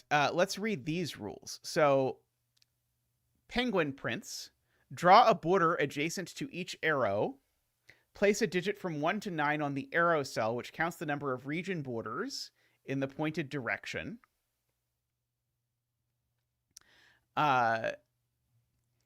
Oh, and Playmaker, this is not the last one either, I don't think. Yes, there are additional ones after this. I like setting more than one for my Santee, but minor spoilers.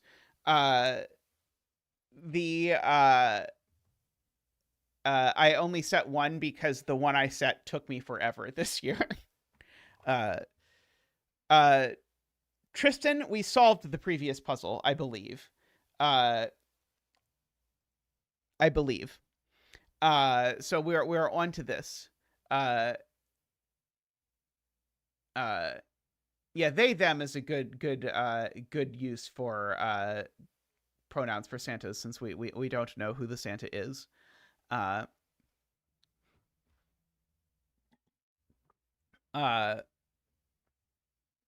Okay. place a digit from 1 to 9 on the arrow cell, which counts the number of region borders in the pointed direction. If multiple arrows occur in a cell, every direction has this count. Draw 9 3x3 boxes.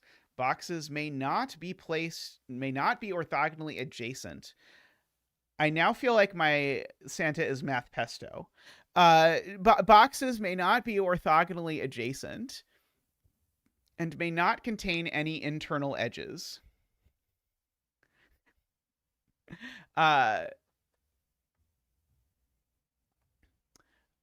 Place 1 through 9 in each box. Yin Yang, the remaining area outside these boxes, must be divided into 2 regions, such that neither region contains a 2x2 area within itself, and there are no edges subdividing either region. Neither region contains a 2x2. Oh, no region subdividing, right? Okay, so you get borders for the yin yang, but you don't get you can't have a border between 2 pieces of the shaded part of the yin yang. And Sudoku-ish, for the digits placed in boxes and on arrows, no digit may repeat in any row or column. Digits may not repeat within any 3x3 region. Okay, so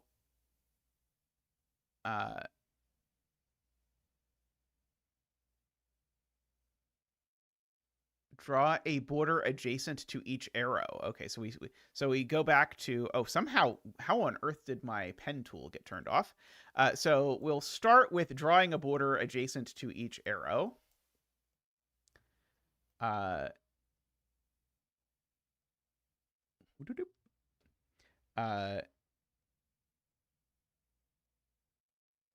Could be agent. That's fair. I mean, it could also just be someone who is dutifully looking at what I have done on stream, and there was a long big grid with arrow phase in this year, so it would not be terribly surprising if this was the first giant grid with arrows puzzle that the Santa had set. Yes, Sven, that was exactly what I wanted. That little triangle there, yeah. Alrighty. So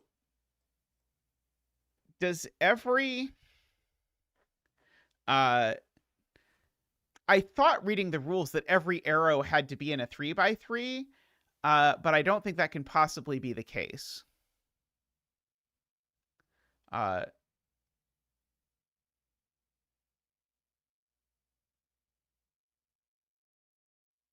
So I'm making sure I understand the rules before being too adventurous about this.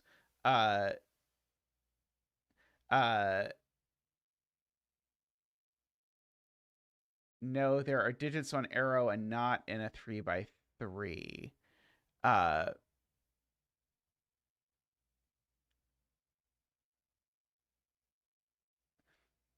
No internal borders in boxes.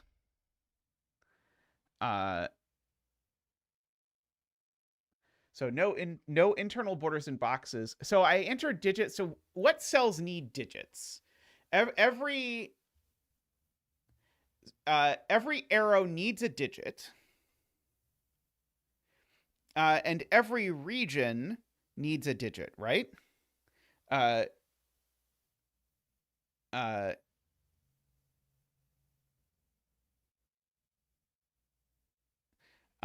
So in any event, I think as Selena says, we can do some thinking about that. J40 says there are digits on arrows outside of regions, but still no repeats in rows or columns. Okay, that makes sense. But then we just don't need a digit in other things. Okay. Side arrow 3x3s have to follow Sudoku. Right. Okay. That all makes sense now. So, like, for example, it would be very normal, or it would be very reasonable for there to be a box here. Uh, uh, but like but there are many cells that could not possibly be part of a box. So, for example, if I start graying cells that can't possibly be part of a box, any of these can't possibly be part of a box, because if they were, it would automatically contain a border. These can't. That can't, and that can't. That can't. So if those aren't, then these aren't, because this is really 3x3 boxes. Likewise, these can't be, and if those can't be, then these can't be, and that one certainly can't be.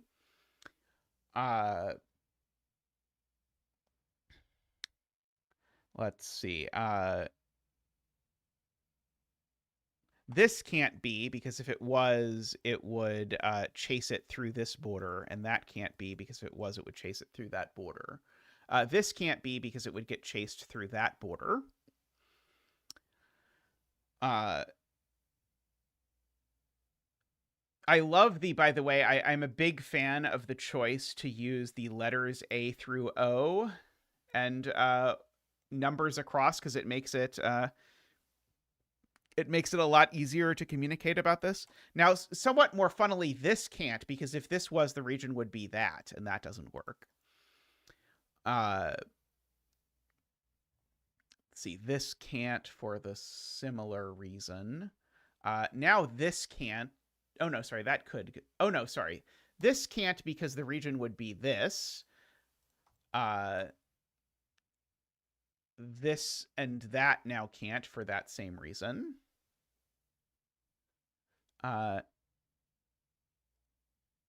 Yes, okay, so this Ron points out that also can't be.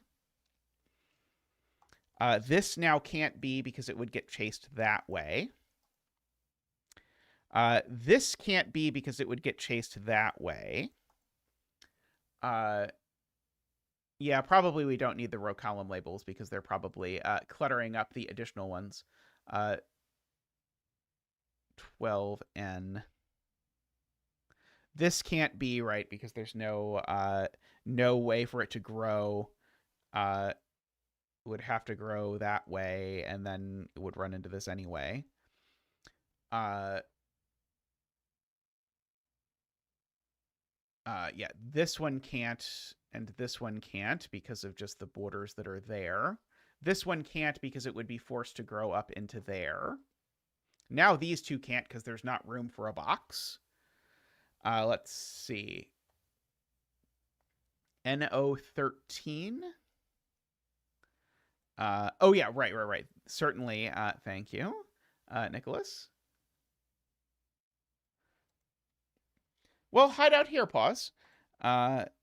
This can't, because it would grow through that, and now I don't have room for a 3x3 box.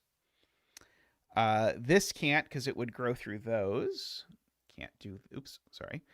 Can't do that. Let's see. Also, can someone start scanning for rows that already have like 9 arrow cells in them? Because a row that already has 9 arrow cells in it, I am noticing, has that problem. Let's see, E9 through 15. Something here couldn't grow up, so it would have to grow down, but then would do that. I agree with that assessment.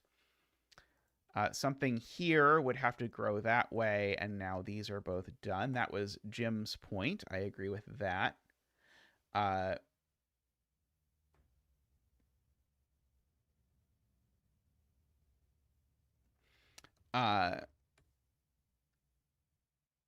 Okay, and so now because of that gray, that doesn't work, and that doesn't work. Over there. E has 6. So I guess that tells us there's at most 1. Of course, there's no way for either of these to be part of it, because it would have to go up or down, and whichever one it did, it would break immediately, which now squeezes out those. This is a really clever idea, by the way. J12 and 13 I'm being encouraged to look at. Right. These do not work. Let's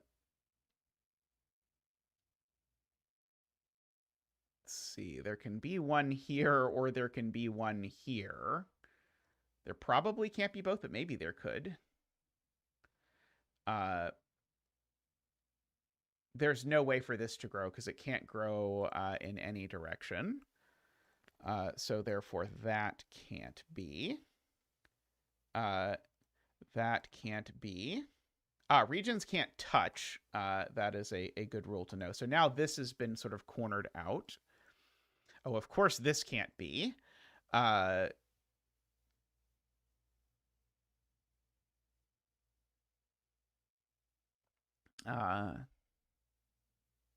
Doomed Yacht not done a setter spotlight yet? A through E4. Yep, I've got all of that.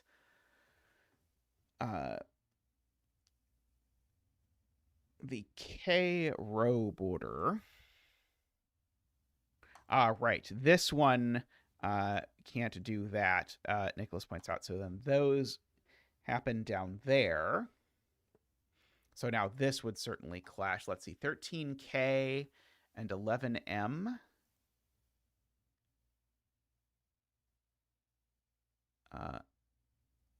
Yes. There are many puzzles in mine ranks, so we are doing them. It's what I just did. Darn it. Let's see. It kind of wants to be one over here, but of course that would clash with there being one here.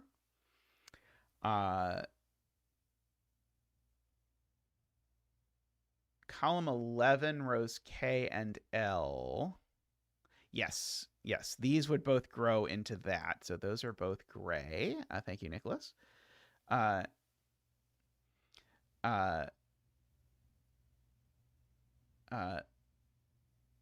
Some of D and 4 in the top left.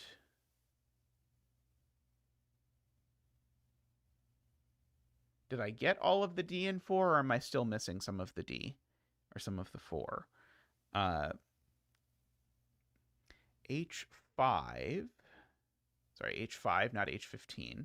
Yes, H5 can't be. Good.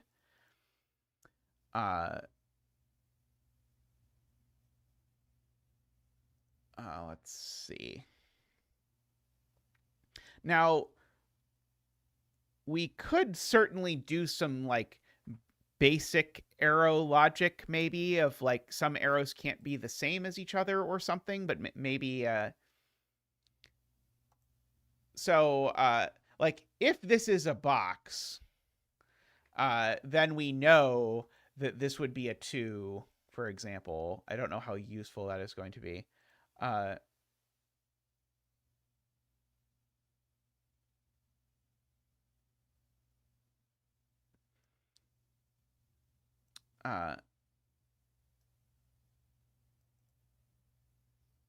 I5, right, it would have to grow 3 down, and then it doesn't have anywhere to grow.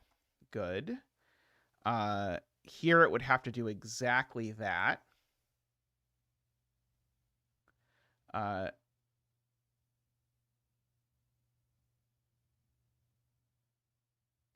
Oh yeah, does the border, by the way, on the does the border on the edge count? I don't think so, right? So I think this is a 1.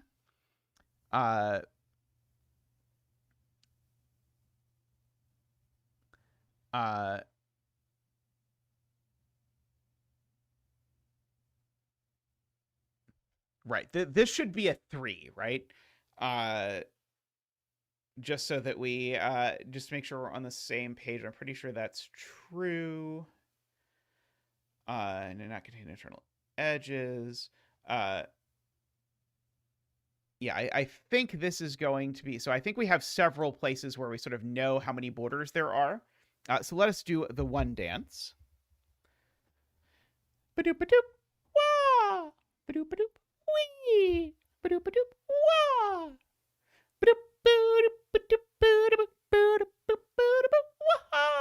Thank you, Zach. Thank you.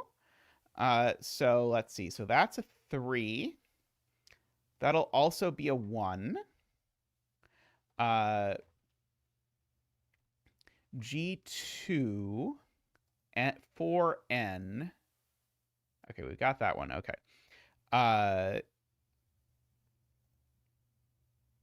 Let's see.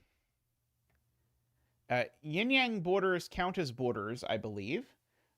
So it's specific. There are no internal borders within the colors. Let's see. H14. Yes, that is also a 1. It would be really nice if I had another one here because it would let us rule out of lots of stuff by Sudoku. Because they're, like, if I place a box here, for example, I'm going to have to place a 1 in one of those 2 cells. And that kind of thing I think is going to get restricted. This is a 1. So if I place a box here, I'm going to have to place a 1 exactly in... Sorry, no, it's if I place a box here, I'm going to have to place a 1 exactly there, which would be quite potent. But I don't think it's broken, but it would be very potent. Let's see.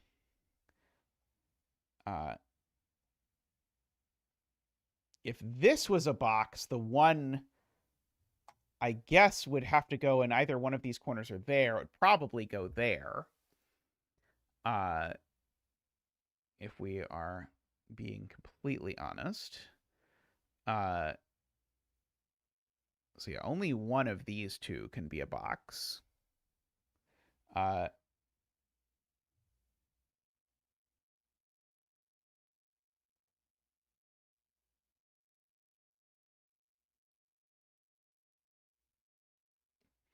Right, 3-way borders, because boxes can't touch, have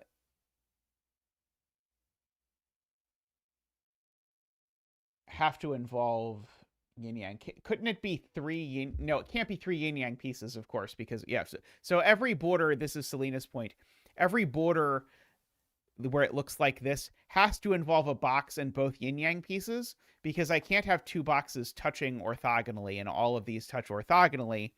But there are there's 2 yin-yang colors, and so I can't make all 3 of these yin-yang colors, or that would break the yin-yang rules. So anywhere I get a 3-way intersection, I have that. Is there anywhere I have a 3-way intersection so far? I don't think we have one yet, but I could be missing it. But that is a very smart and astute point. I'm looking for patterns like this that happen nearer borders that would force something.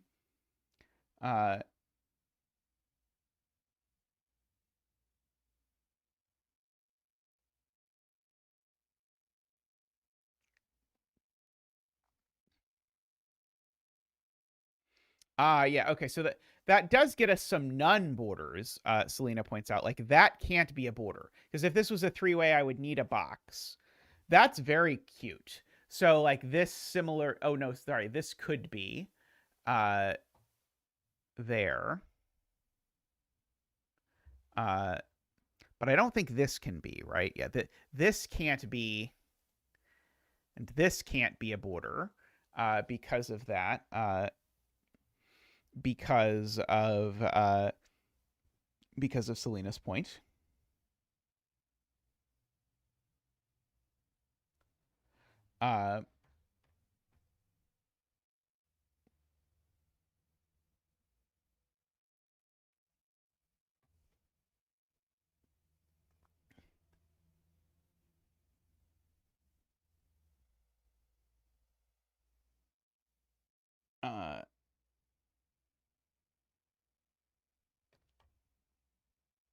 Column 2 isn't 1, which lets you gray some. Sorry, column 12.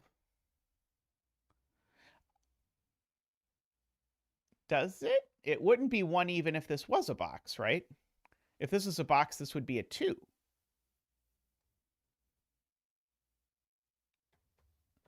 I think.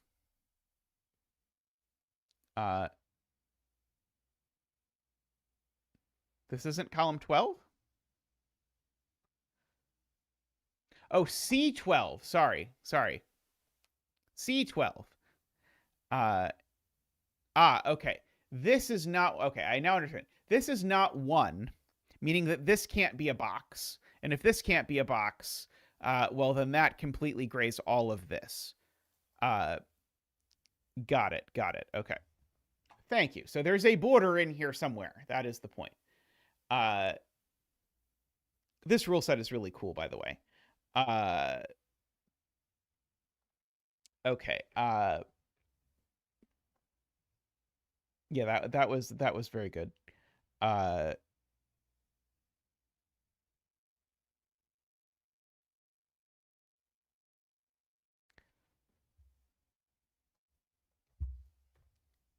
Okay.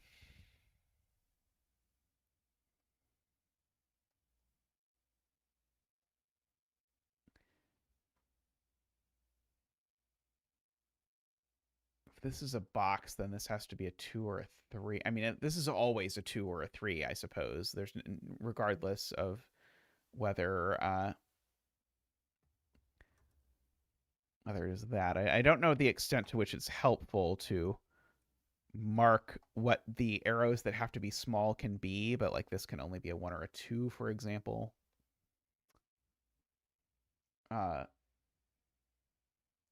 Yeah, the one downside of using letters is that the C leads to some ambiguity. The using letters is very smart, but yeah, the C then leads to me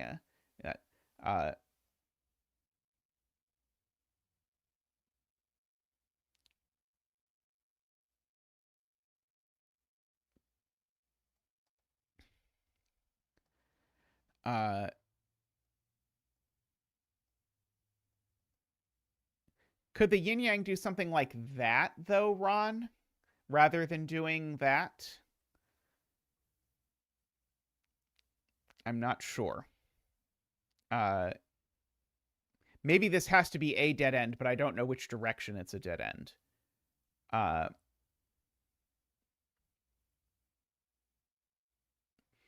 wonder if I can use the fact that there's no 2x2s to do any sort of doku. Because the no 2x2s rule certainly forces there to be borders places. E.g., there has to be a border in here, but I don't have any arrows that are sort of like close knit enough to force that yet. Yeah. Well, here's another version of Selena's comment. This can't be a border, because if this was a border, it would force there to be a box, but it would also make it impossible for there to be a box. So that's never a border.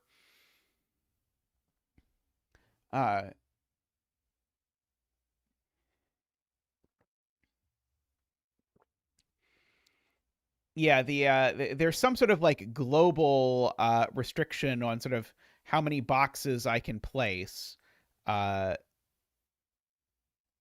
I sort of ever encroach on this.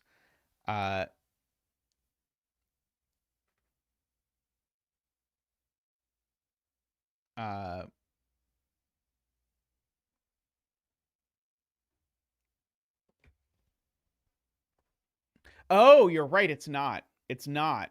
Sorry, Selena catches me. It's not true because I could still put the box over there. Haha, yes. Sorry, I was thinking about it ruling out making that, but I could still squeeze a box in there. Okay,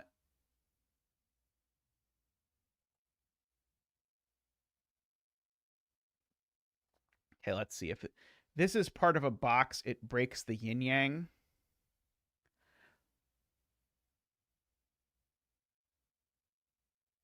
Well, let's start with M1.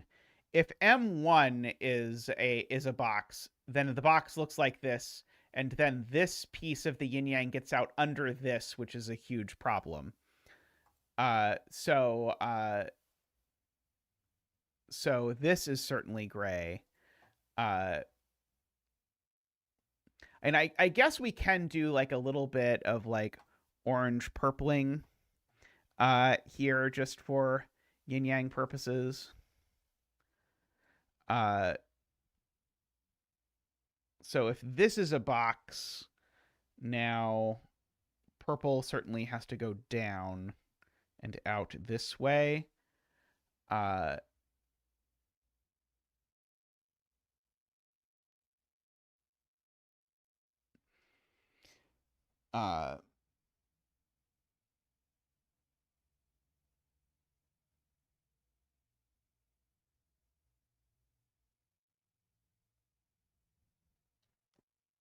don't see it quite.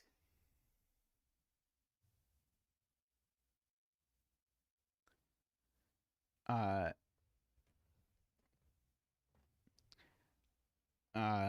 don't understand what's happening with M2.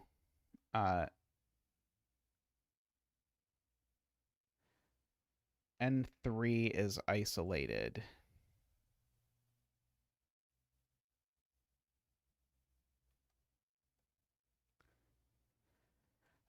So both the purple and the point is both the purple and the orange have to escape through there.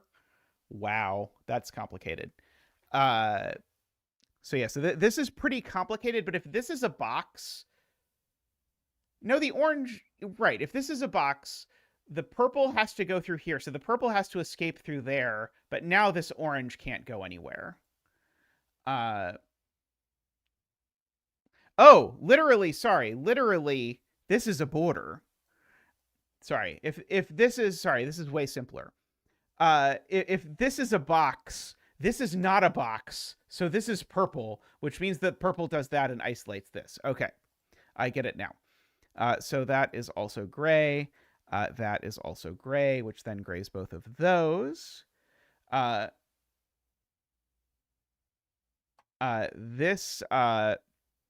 This assuredly can't now be that, so that's also gray.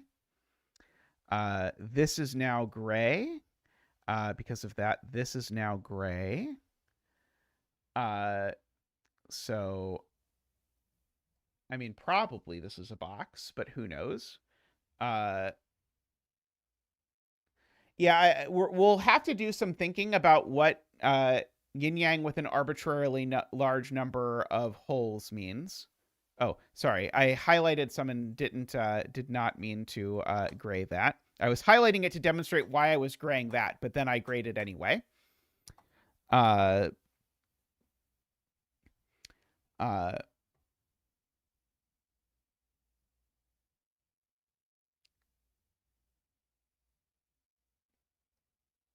Yeah, this is a kind of interesting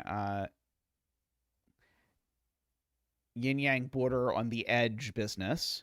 Because in a normal yin-yang, you have some complicated thing, or you can only have sort of one border change.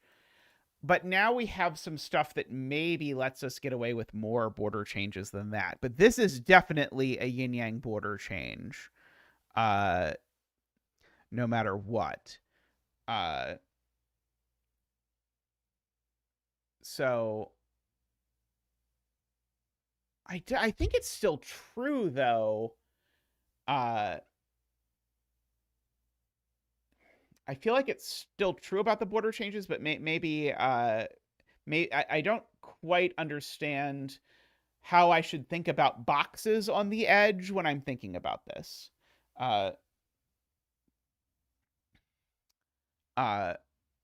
Okay. It just makes the border bow in. That's a good way to think about it. If this is a box, then when I think about my yin yang border, I should just think of that as being the border. Like that. That is sensible.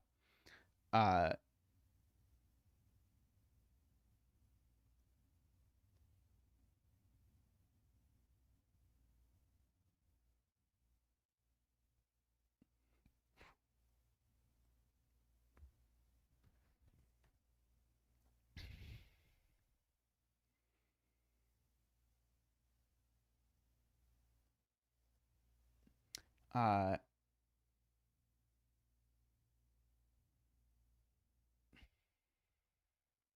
see.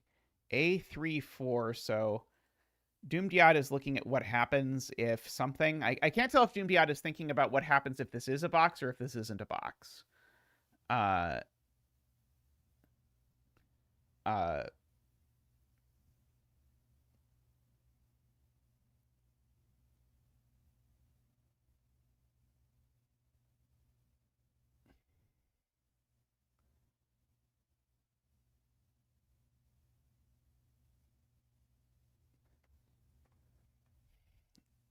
Many external color switches. So it is still true. My border can only have 2 switches between whatever my 2 yin-yang colors are, be they purple or orange. Because if it had more than that, just by connecting the purple segment to the purple segment and the orange segment to the orange segment, you'd be in trouble. But we've got one switch here, is the only switch we know about presently, I think.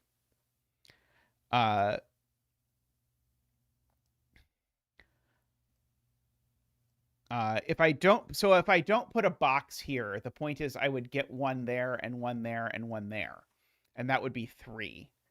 So I think there has to be a box in A1, is I think true.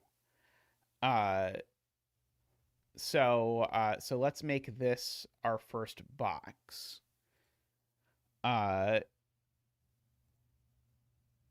Getting that, like that. Okay, so now we've got some digits we can fill in because of that. So this is a 1. That's a 2. The 1 in this box is in only one of these 2 places, at the very least.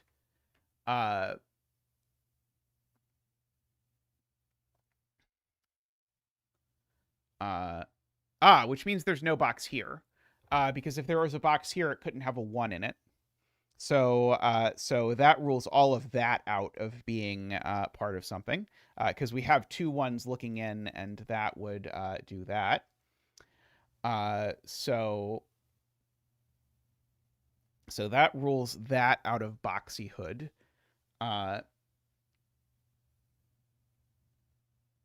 So if this is not a box,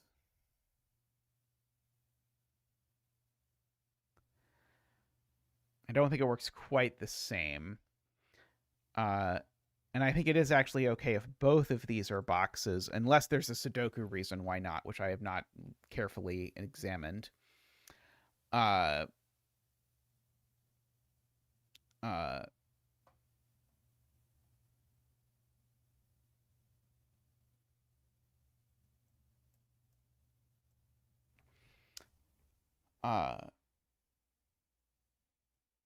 Nicholas claims these have to be part of a box.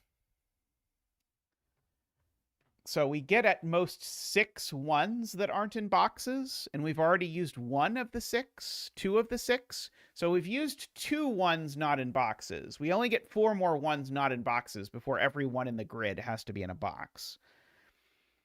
I'm not seeing how people are arguing that you need to make certain things boxes or you run out of space.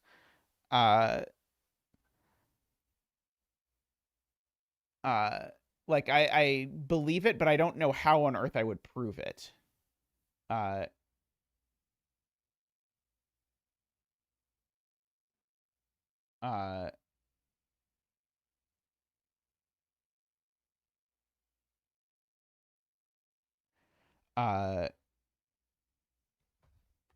In 06.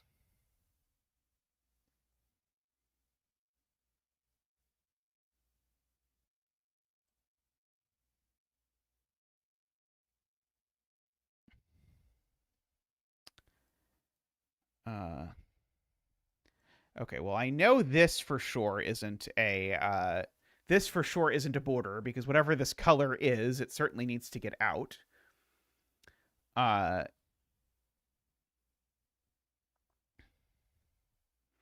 I'm trying to examine Selena's point that if this is a box, it makes that a 3.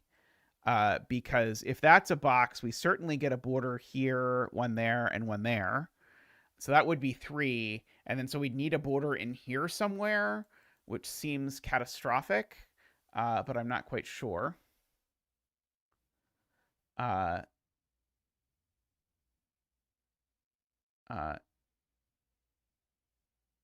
Eckbert, isn't this being a 1 actually likely? I think this being a 1 is quite likely because it would make all of these the same color, which would sound very yin-yang-y.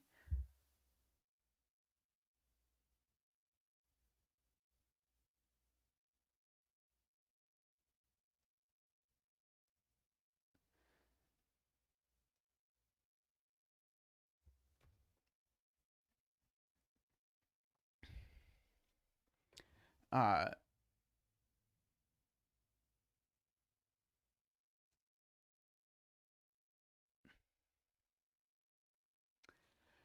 uh, NO11.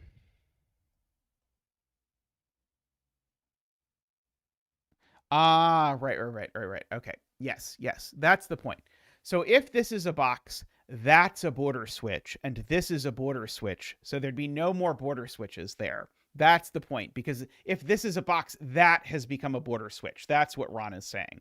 And that's true. So therefore, these can't be part of a box. I believe that now. Okay.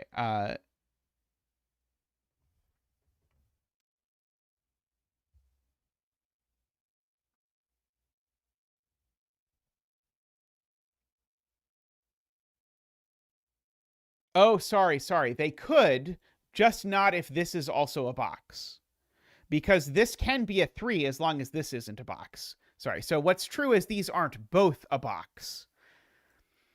So that's sort of getting us at sort of like, although it looks like you could fit 2 boxes down here, you actually can't. You can only fit 1 box at maximum between these two.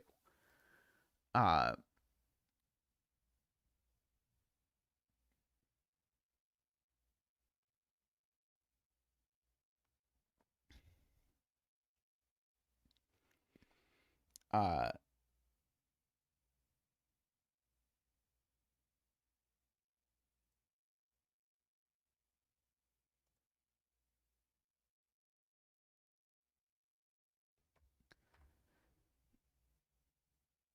yeah, we're certainly running out of space, but I don't see any way of sort of articulating a we're running out of space to fit 9 boxes argument that isn't, well, I kind of tried and the most I could figure out was this many.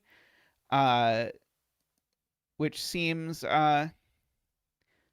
messy.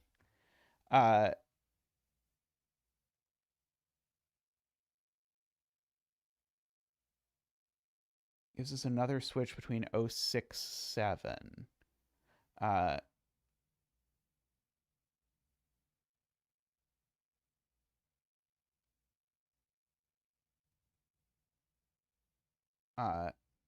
If you place that box to the right, that would be a color change.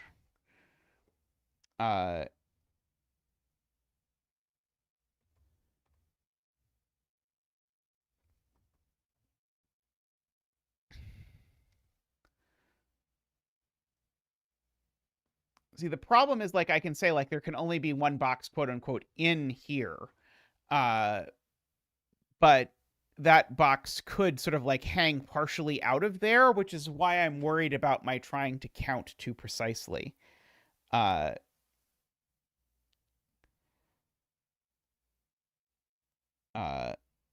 the moment. But I might be able to prove that if we don't put 3 regions down here, then we run out of space. Because if we don't put 3 regions down here, I need a 7th up there, which sure looks terrible.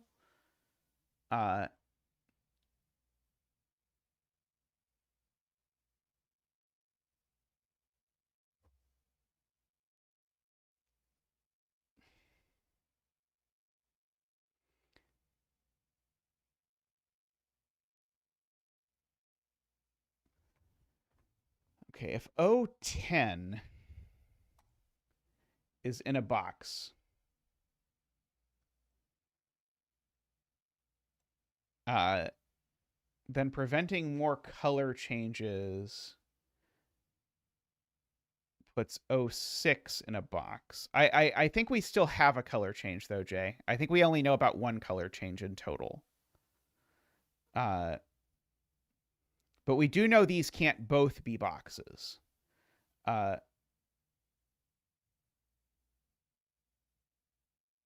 One in column 11 as well. Oh, right. Sorry, you're right. That's right. Okay, so here we go. So yeah, so here is Jay Dyer's point with help from Selena and Ron. If this is a box, we now have a border change there and a border change there, which means that that's all our border changes, because in this universe, the border does that. And so that would be, it would be 2 border changes already, which now means that there's no more border changes, which would make this which would mean this couldn't be a border change, so it would make this a box, which would then make this a second 3 because there would be these things there. Okay, so this is sort of like building one step on top of Selena's earlier argument about the border changes. So that grays some more stuff over there because of that. Okay. I don't love the idea of what would happen if I put a border or a box here, but let's double check that it would actually be bad. Maybe it's okay. It is true. This is now only a 1 or a 2. We can't have more than one additional border change.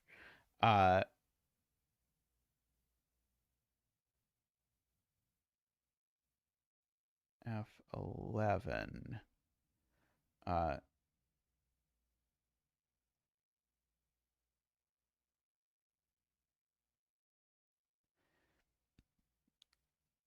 We can change colors on the border of an internal box, right? Or no? No, I guess we can't, actually. We can't, right? Okay, so yeah, so in an internal box, if I just look at the border, so imagine imagine this. This is Jay Dyer's point, and this is very clever. Oops.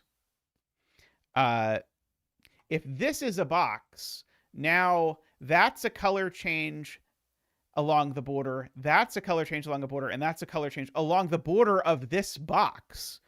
But that still doesn't work, because if I've got some yellows here and some yellows here with some purples in between them, I need to connect the yellows to the yellows and the purples to the purples. And there's no way I can do that without breaking connectivity. So this just can't be a box. So that is gray. And then over here, if I try and make this a box, we get 1, 2, 3. That's still too many. So these are all gray, which now makes these gray. So now I get at most 1 box in the last 3 columns, which is crazy. Assuredly, I now have to do this, but I still don't have a way of wrapping my I don't have a way of wrapping my brain around what the sort of the maximum minimum is yet. But I agree, we are in, if this is not a box, I'm going to be completely shocked. But this again now is a 1 or a 2, because there's at most 1 border change here, because we only have 1 border change left. So this is a 1 or a 2. Funnily enough, if this is a box, those are a 1-2 pair, interestingly enough. Let's see. F5 has the same issue. If F5 is a box, that would be a border, and a border, right? Okay, so F5 can't be either. Good spot. this whole idea of the sort of like border changes along the edge of a box is mind-blowing and cool. This doesn't work either. That's 1, 2, 3. So that doesn't work. Let's see. What about this? That doesn't look anywhere near 3.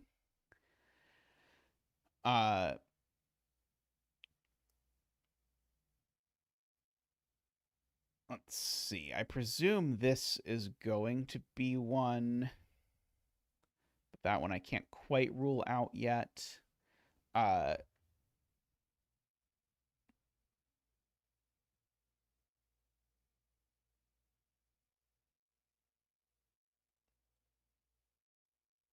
This one similarly. Let's see. J5. Let's see. If J5 is in, it has to look exactly like this. That's 1 border. That's 2 borders. That's 3 borders. I agree. J5 is out. And so now that squeezes out those 2 as well, which then does the duty of squeezing out this one and this one and this one, as well as that one and that one and that one. Yeah, that was quite a nice observation.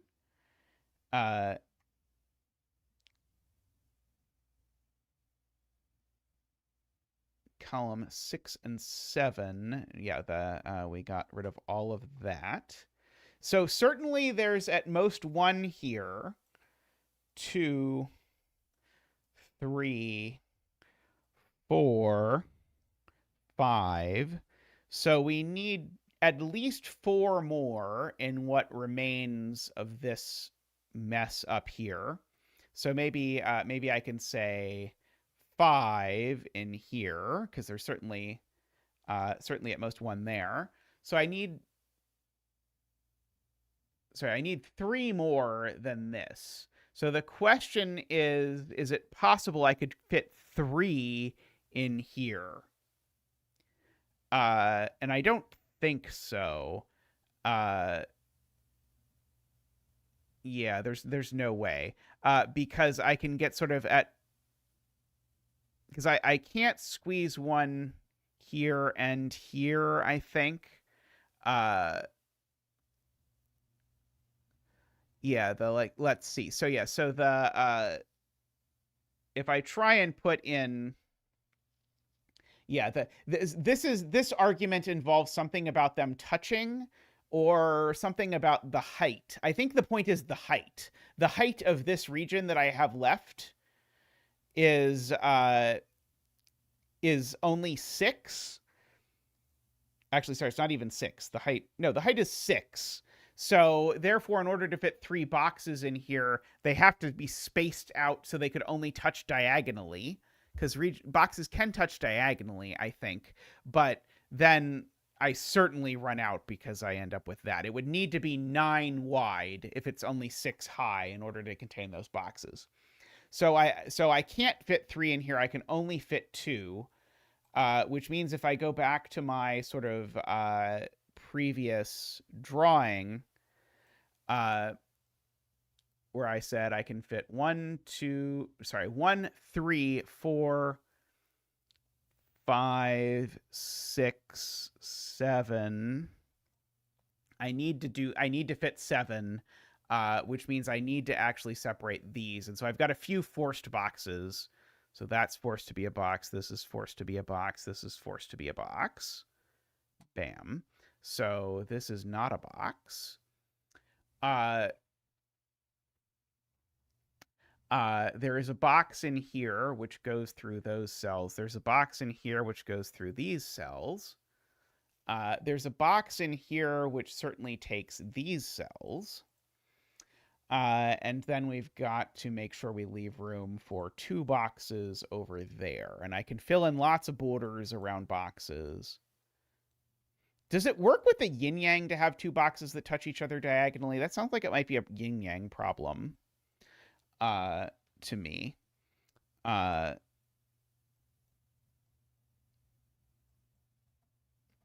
Uh, certainly there's a yin-yang border here, which means there's a yin-yang border there, which means there's no border there, no border there, which means these are different. Just sort of chasing yin-yang stuff around here. So let me do my previous, like, that's purple. I can probably get rid of the gray as I start to fill in the purple and get rid of these. So this is orange.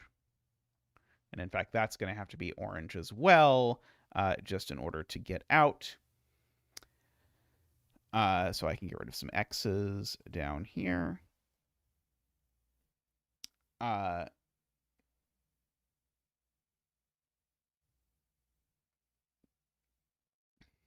B5 is in a region or it breaks the row.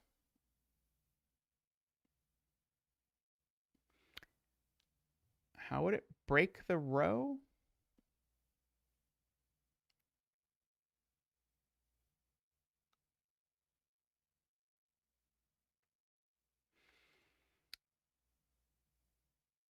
Uh,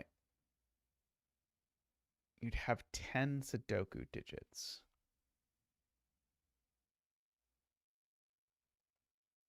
Oh, right. Got it. Okay, so yeah. If this isn't in a box, then now we've got 9 green digits and a 2 in the same row. That's not going to work. So so our green certainly does that. Good spot to run. So we have all of that going in.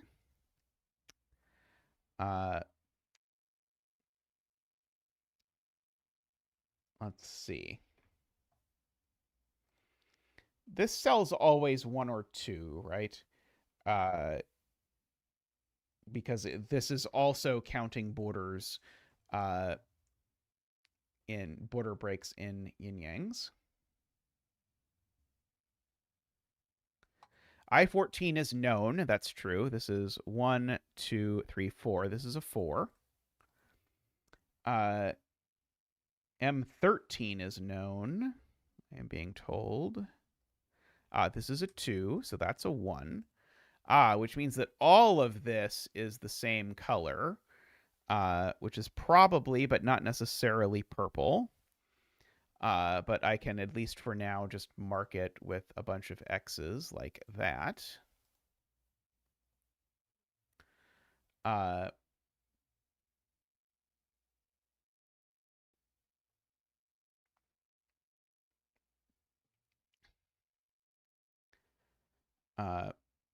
We certainly have a box that fits in here. And so that box is going to grab those. So that's going to make that gray, which is going to give us a box that has to fit in here. And that box is always going to take those.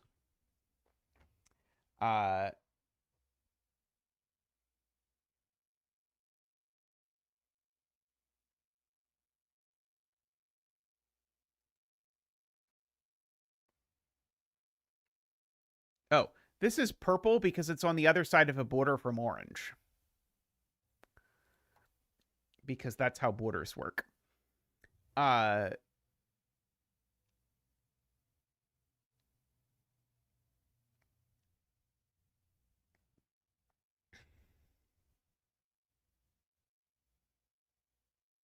Okay. So if green goes down here, Doomed Yacht points out that would give us the 10-digit problem in this row again. So this green can't go down, so therefore it goes up, which then forces this green up, which certainly grays all of those cells. I don't know why I made that green. That should be gray. Like that. Boop-a-doop.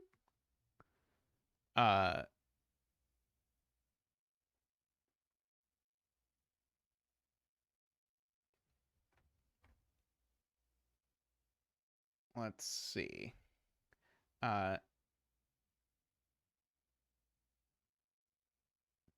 E12 by counting. E12 by counting is 2, which does indeed make that a 3, which means these are both borders, which almost but not quite tells us what the coloring is, because I don't yet know if there's a color change over here or not.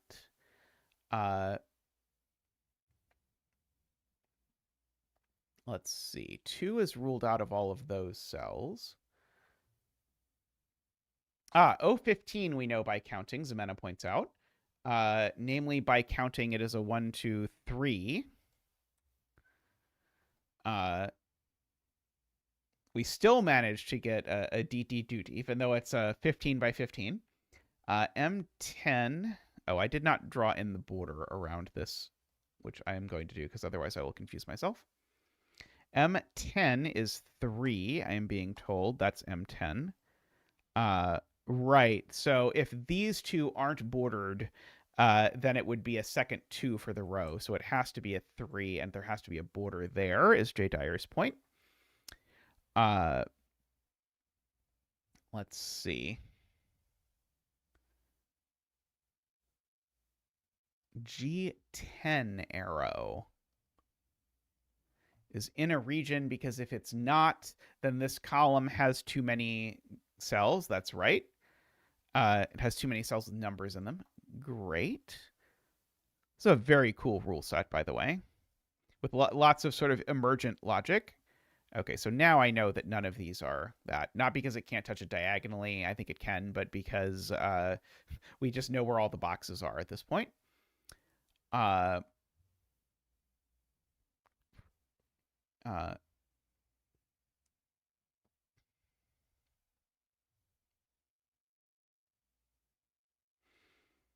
One is placed in this box, points out Eckbert, because this arrow, I don't know what it is, but it's definitely not a 1. In fact, I do know what it is, but let's place the 1 first.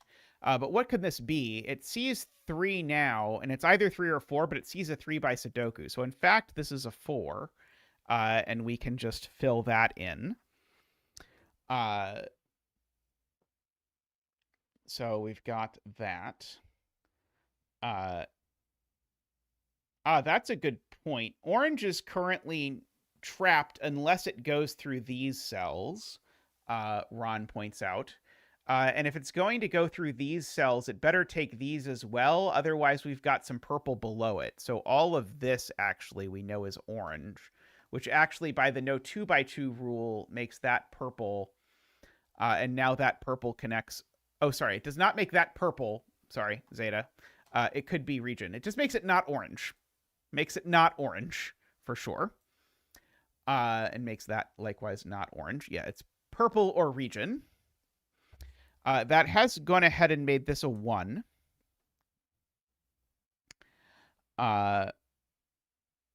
Just for the record.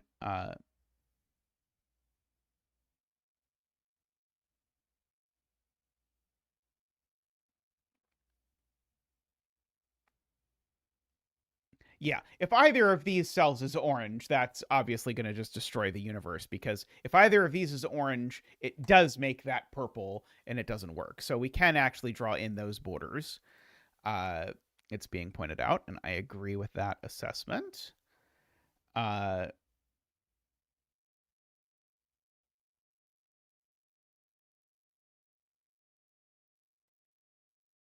being told this digit is not 3. And if this region comes down... yes, if this region comes down, that digit is a 3. Good spot to Ron and Selena there. If this region comes down, that is a 3, and it's not. So the region goes up instead. Very sweet spot. Boop doop. Okay, and so now these are purple.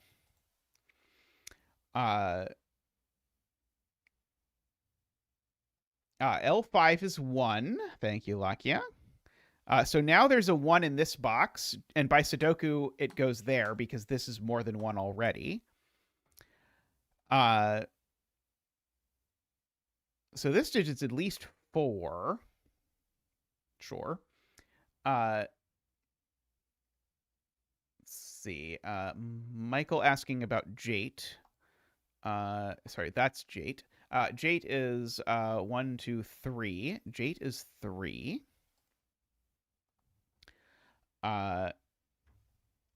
Also, mad respect to the Santa for setting a complicated yin-yang puzzle, because yin-yang puzzles are the most nightmarish puzzles of all puzzles to set.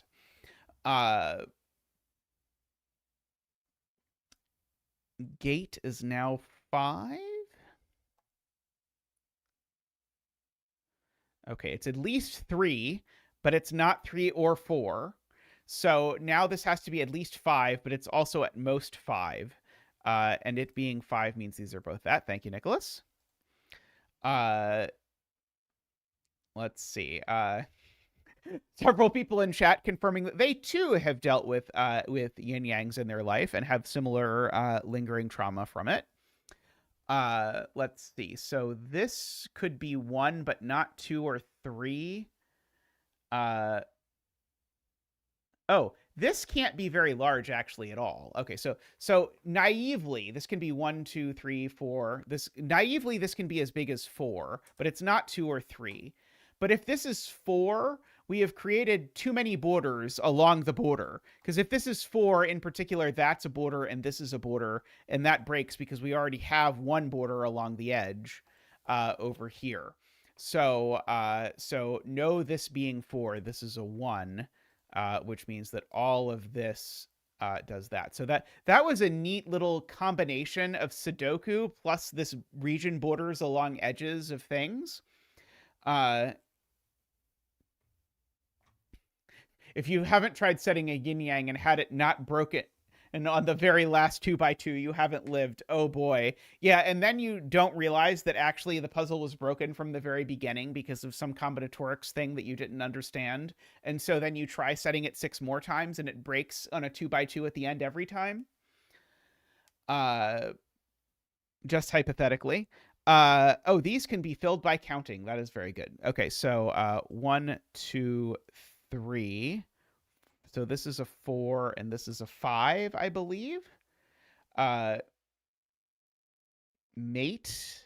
Let's see, mating. Okay, so this is not 1, 2, or 3. So it's at least 4. And it's not 5 either. So naively, the most this could be is 1, 2, 3, 4. Actually, naively, the most it could be is 4, and it can in fact only be 4. No, naively, the most it could be is 5, but it can't be 5 by Sudoku, so we don't have to worry about it. And 6 is 2. That is a good spot.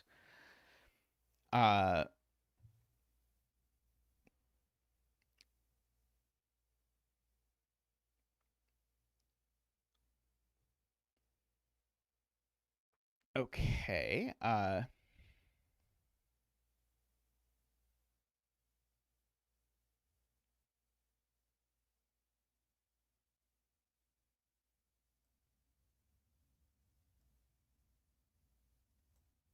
I don't quite understand the border down here. I feel like a border down here. Nope, I do. Okay, yeah. So if there's a... Wait, does it? Oh, it's through the no 2x2 rule. Wow. Okay, yeah. So this is way more complicated than I thought. Okay, so if this is part of a region, the point is that is going to force a color change here and a color change here, along both of which are along the border, because of the no 2x2 rule. And so that's too many. So this does not work. So this can't go down, I think is the I think is the point. If this goes down, we force a color change there and a color change there. And that's 3 color changes along borders because we already have a color change along borders there. So this does not go down, which means that whatever enters here also exits here, right?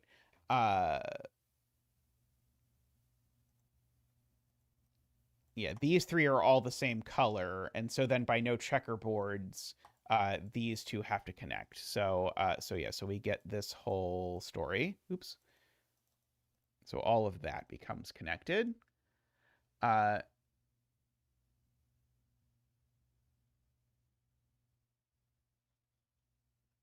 makes sense. Oh, right. This 4 and M8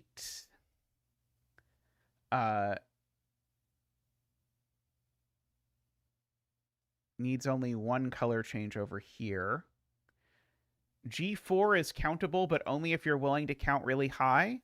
1, 2, 3, 4, 5, 6, 7. Okay, I agree. It is a 7.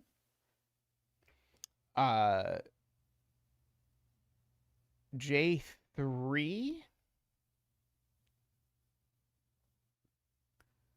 Do I know what this is?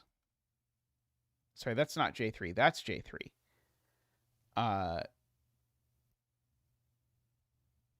The other J3, yes. So this is at most 1, 2, 3, 4. But again, it can't be as high as 4 because if it was 4, it would create 2 more borders along here. So it's actually at most 3, but of numbers that are at most 3, the only one available is 2. So it is a 2 for sure.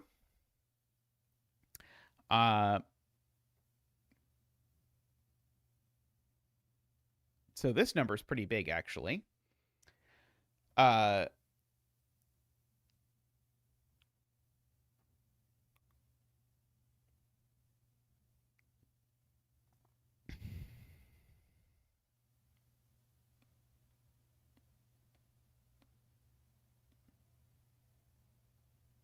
Okay, so let's just draw in the border down here. So this is the border drawn in. Now, if all of this is orange, what Chad is pointing out is if all of this is orange, then that's not orange. And that would make this thing that's labeled as a 4 not a 4. It would be a 5. So there has to be a change somewhere in this strip of the border that I have highlighted. And that's my other border change. And so therefore, there's no other border changes anywhere in the grid.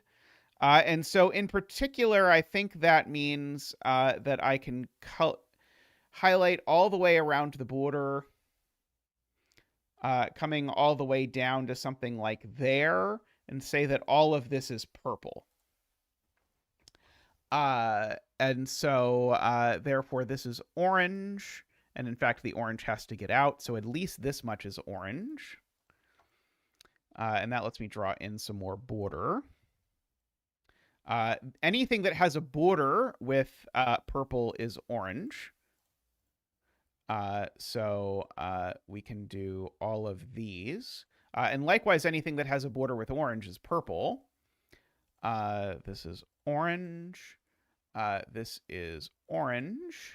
That orange has to get out for sure, so it goes at least as far as there, giving me lots of border, letting me take off some X's.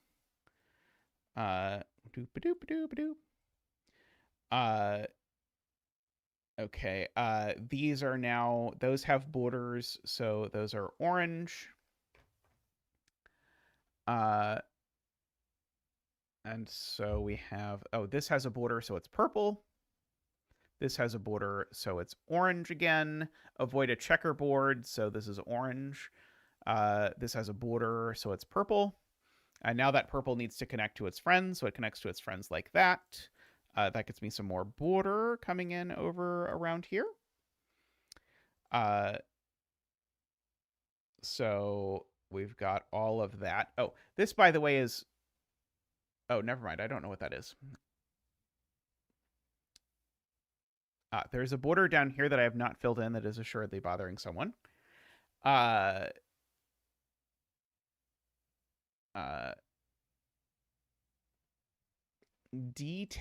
is known.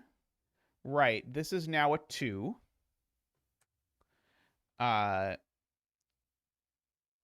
B14.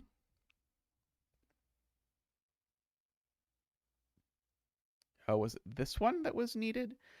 So if this is purple, if this is purple, this orange just can't connect. This orange is only getting out through this cell. And so now I can count 1, 2, 3, 4, 5. I think this is a 5 now.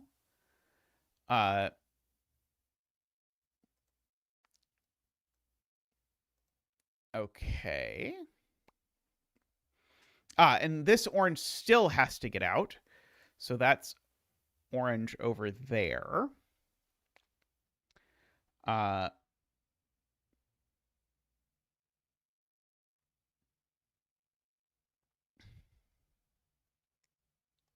Yep. Do I think A3 is countable? I think it is a 3, although I admit the first time I counted it, I got 2. So we've got that.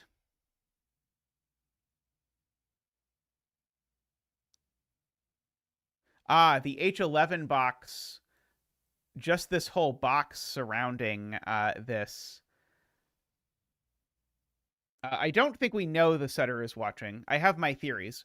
But this box already has a color change, so I can't have any purple in there around the border, which is super cool. Which makes this purple by multiple ways. That purple has to escape, and so it's got to escape through there, and indeed through there, which lets us fill in lots of borders.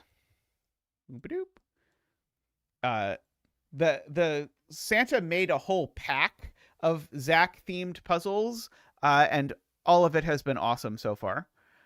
This box also, same deal. I can't put any purple around this box's border or we run into the same exact problem. So same story down there. So all of that is orange. So that's purple to avoid a 2x2. I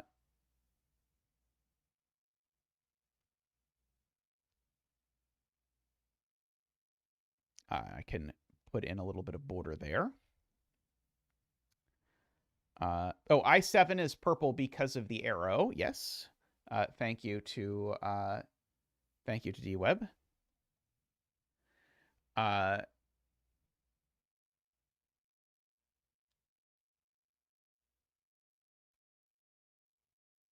pretty sure there can't be any borders around here, because I don't think a border around here would fix the problem.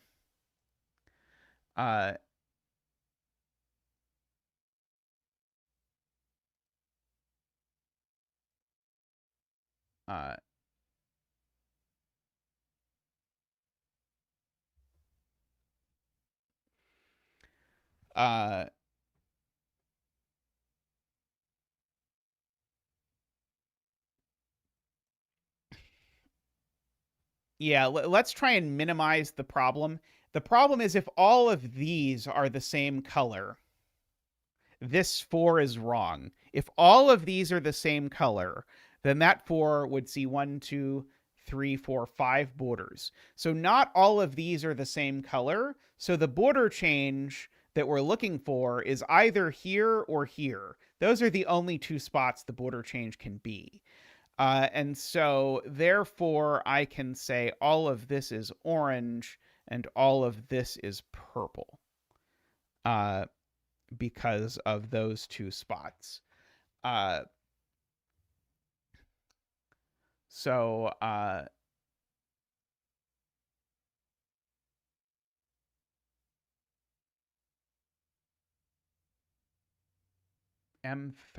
orange.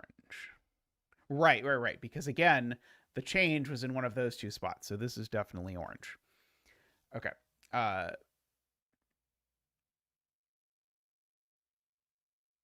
Okay, we can probably do some counting, and it will probably make Selena happy. This seems to be a 2. This seems to be 1, 2, 3, 4. This seems to be a 4. Let's see. This seems to be 1, 2, 3, 4, 5, 6, 7, 8. This seems to be an 8.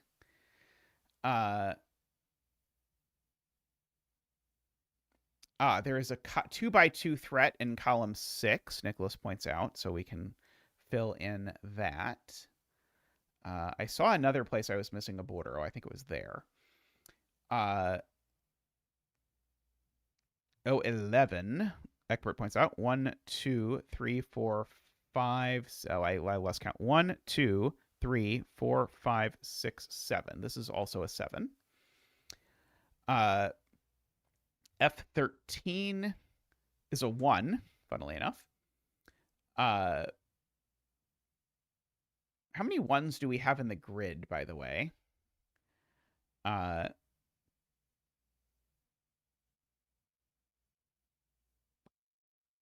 lot. I'm trying to decide if we're going to need to take this 1 because there's not going to be anywhere else we can get a 1.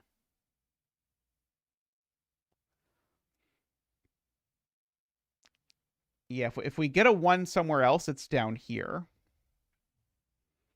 D13. 1, 2, 3, I think.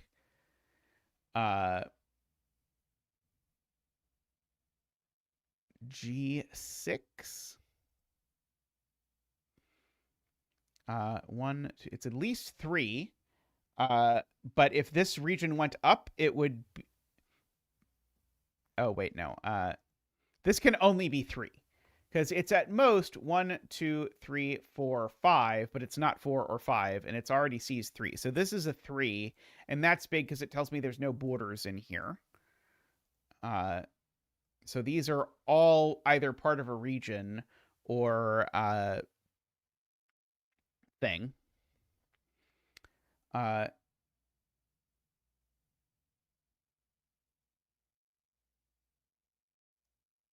If F2 is a box, then F9 would be a 4. 1, 2, 3, 4. Yep, sure enough. So yeah, if this is a box, then this is a 4, but there's already a 4 in the column. So these are all non-box stuff, which then boxes this stuff. Gets me a couple more borders. I can now look at this because this is at least 1, 2, 3, 4, 5. But it can't be much larger. But I guess maybe we can't quite fill it in yet. What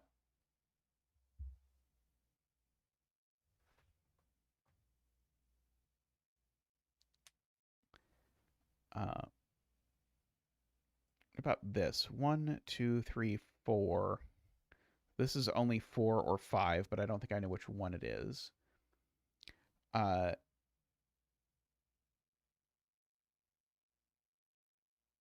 Let's see. 3 in here is placed by Sudoku, points out ABJ. Yes. Sorry, points out Mekti. Sorry. That is a 3. Agree. Let's see. Do I get to place any more 3s in any of my remaining regions? Let's see. One of these two is a 3. I can at least mark.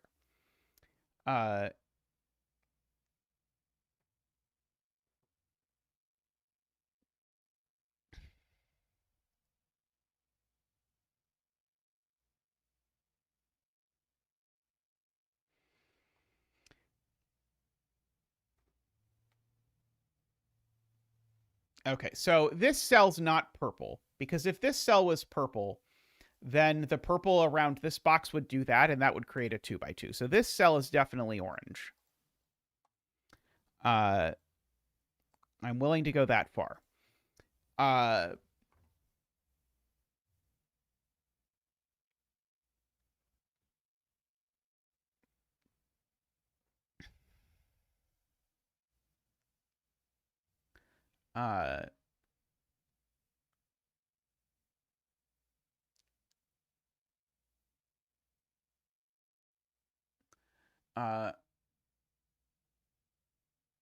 People are saying these oranges have to get out. I don't 100% understand this point yet. Oh, the point is they have to get through this hallway. Okay, yeah, there we go. Yeah. So these oranges are trapped by purple and green, and so if they don't get out through here, they're never getting out. That is the point. Okay, that was a lot simpler than what I was afraid it was going to be. And now that forces, because of the border of this box, that forces these to be orange as well, which now forces some purple to get out, like that. Just to keep that from happening. Right.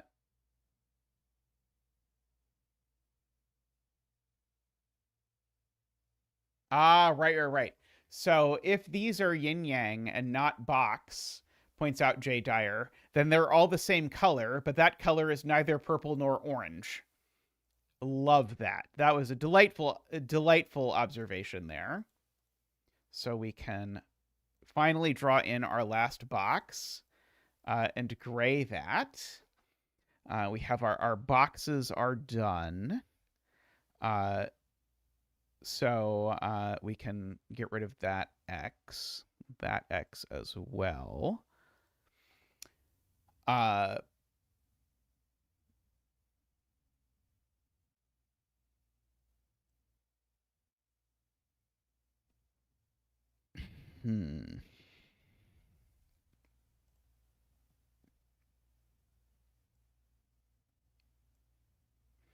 J7 is known. 1, 2, 3, 4, 5. J7 is known, and I think it's a 5. Let's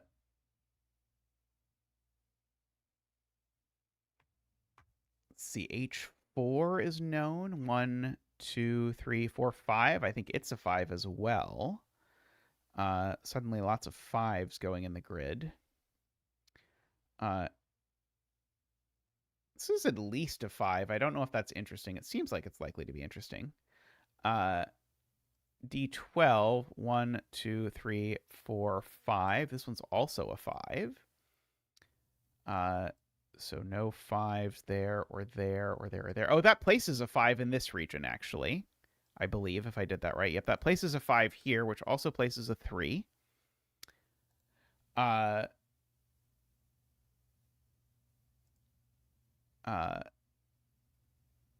2 is in one of these 2 cells, and one of them is not actually the 2. So 2 is actually placed in this box. It's actually there. 3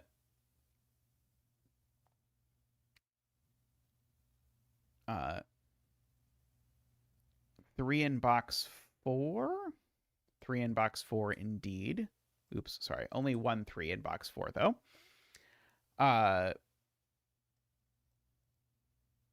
4 in box 4. Yep, 4 in box 4 goes there. 2 in this box, I guess, has a little bit of flexibility, a surprising amount of flexibility, frankly. 4 in box 1 is there. Agree. K4 is 4. 1, 2, 3, 4. Right, it can't be 5. That's huge. Because this cell naively is 4 or 5, but it can't be 5 by Sudoku, so it's 4, which means that's not a border if I counted correctly. Let me count again. 1, 2, 3, 4. Right, so this is not a border, so this cell's orange. Which means this cell is purple by avoiding a 2 by 2.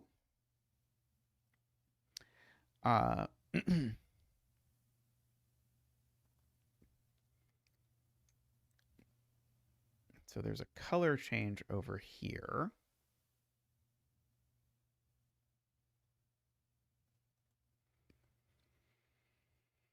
Okay, this digit is currently at 1, 2, really. So this digit needs to be at least 3, but I also know it's parity. because there have to be an odd number of changes between these two. So there's either one change or three changes between them. And so this digit needs to be even, and it's not. Wait.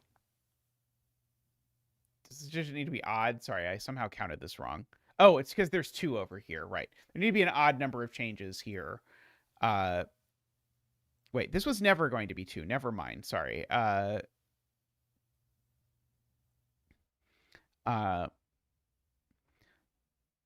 So yeah, just let's do this completely naively. 1, 2, 3, 4, 5. It's 3 or 5, but 5 would put two border changes here and here, and I already know there's a border change going this way as well. That would be too many border changes. So sorry, so this is a 3. So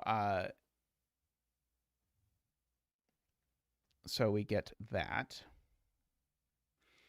And if this is a 3, well, that just means that there's purple and orange around here. That's just telling me there's one change in here, which I already knew.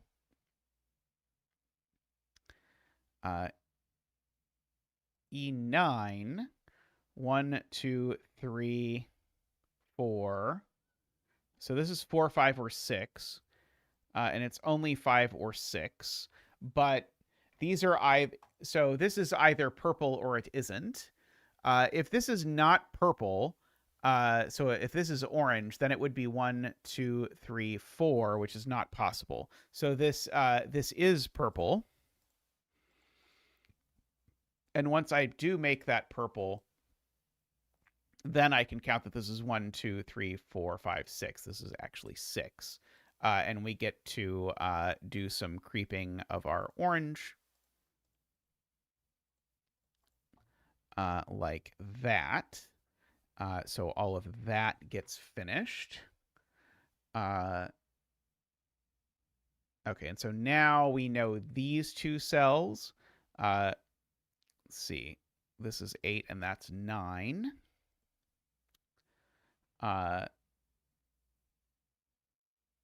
Like that.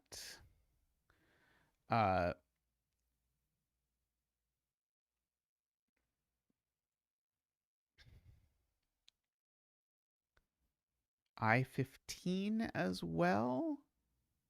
Okay, so 1, 2, 3, 4, 5, 6, 7. So this is only 8 or 9. Sorry, 7 or 8, I think. 1, 2, 3, 4, 5, 6, 7. So this is 7 or 8 only. But if this was a 7, this would be a 5, which breaks the row. So this is an 8 and this is a 6. And that means there is a color change in the one spot we weren't sure about. Because we need this to get to 6, which would be 1, 2, 3, 4, 5, 6. So this cell is now orange. And so this cell is purple, completing that tentacle. So we've got that.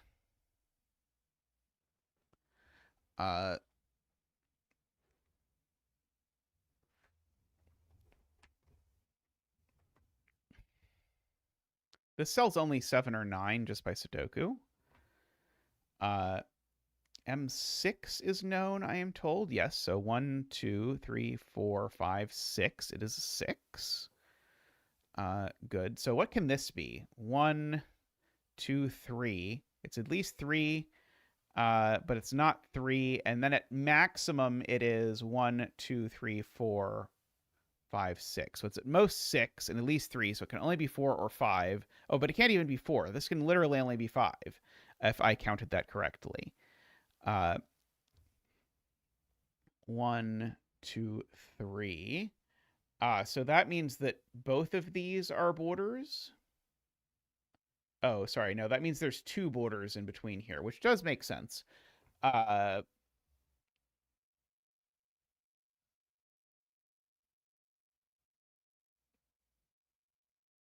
I think there's a little optionality on how those 2 borders actually work.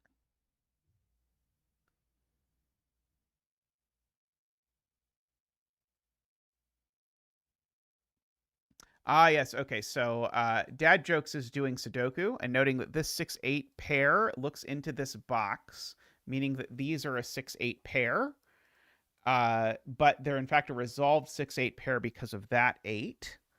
So that is 6 and that is 8, which now means that these two are a 2-9 pair, and we know the order on those as well. That's 9 and that's 2, which makes that a 7 over there.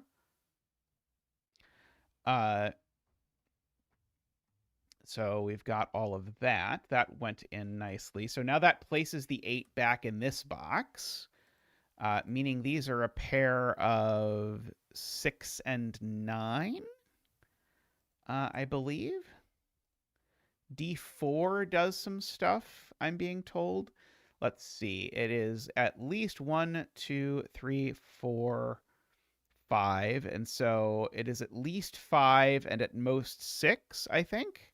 Oh, and it can't be 5, so I think it just has to be 6, which means I think we need a border here. Let me just count that again. 1, 2, 3, 4, 5. Yep, we need a border there, which does some coloring. So that is purple and that is orange. And so again, I can't have purple here. That would create 2 color changes around the border of this box. So that cell's definitely orange, which forces this purple to get out this way. Like that. This purple has to continue getting out because it's not out yet. So those are purple, which now forces these to be orange. Gets us some extra border in there. This is now orange. Now to avoid a 2x2, this is now purple, and therefore this is purple. And now to avoid a 2x2, this is orange, and therefore the rest of this is orange by our previous markings. So we have resolved the everything over down here.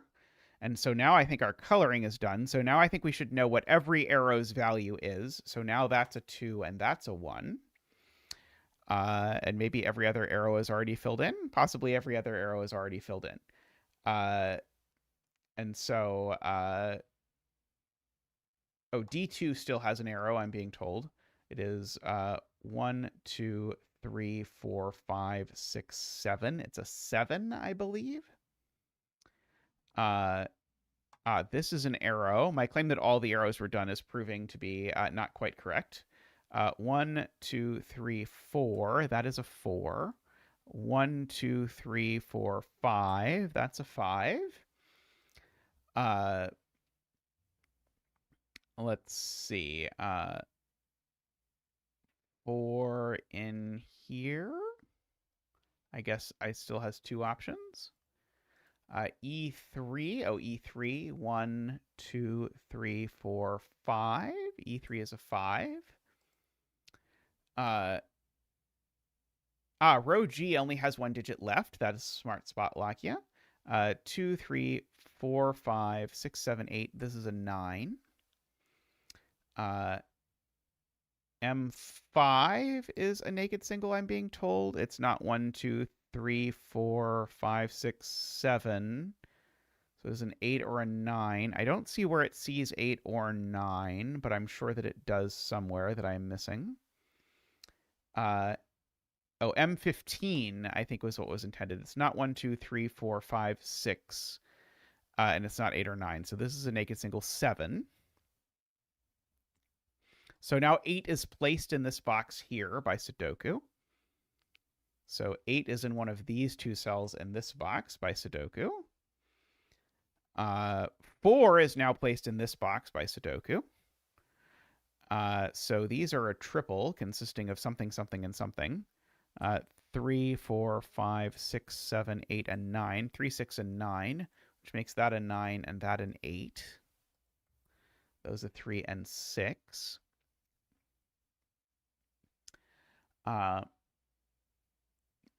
Let's see. These are a triple of 2, 3, 4, 5, 6, 7, 8, 9. So that is a 9 and a 4 and a 7 that all go in.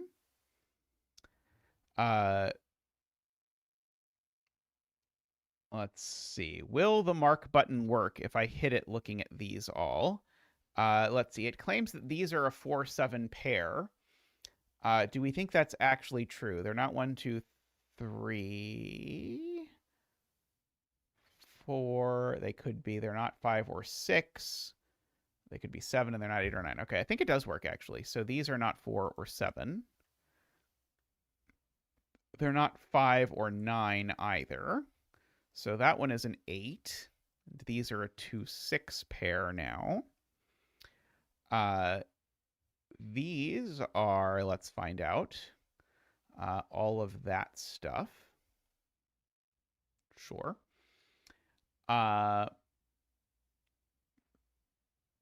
Let's see. These. That is a naked 7. That seems fabulous. Okay, so that is not a 7. Let's see. That's certainly not a 2. So yeah, these are 5, 6, and 9.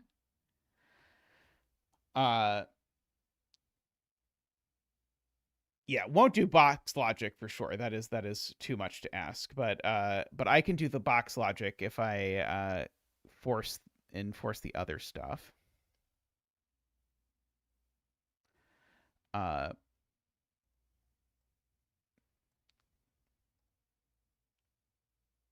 see. There's a 6-9 pair.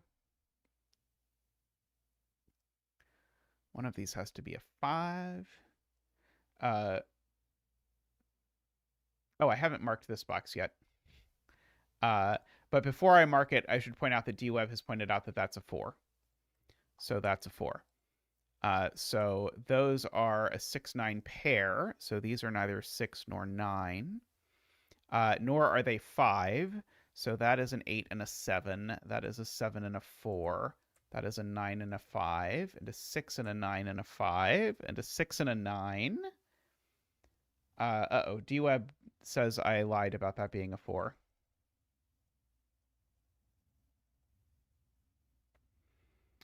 There's 4 looking over. There's a 4 looking up.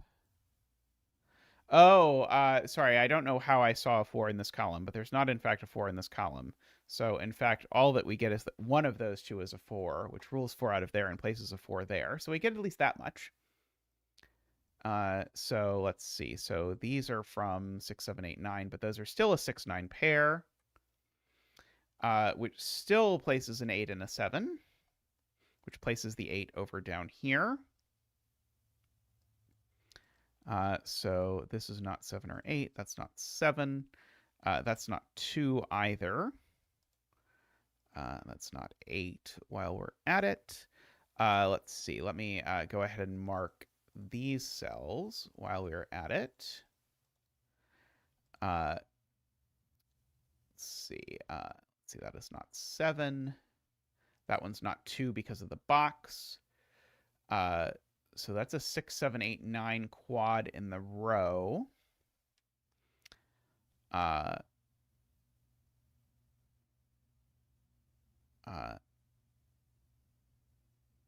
Row C has a 6-9 pair. Good, which makes that a 5. Makes that a 4. And makes that a 1. Which gives me a 7 and a 4. 9, 5. 6, 8. 6, 9. 7. 6, 9. 9, 6. 9, 5. Let's see. So the 6 in this box is definitely in one of these two cells. In fact, that's the 7 and that's the 6 just by Sudoku. So that's the 3 and that's the 6. The 2 and that is a 6. Wow. That time was 100 minutes, but wasn't the last puzzle, or 2 puzzles ago, I should say, wasn't that also exactly 100 minutes? I think the times on these 2 puzzles were eerily close. Yeah, mad respect for setting this. This must have been a sheer nightmare to create. I can only imagine. But there was a lot of really cool logic to discover hidden in that one. But the technical difficulties were all before I opened the puzzle on my stream, because remember, we started on Tristan's stream. thinking we were going to do it on his computer.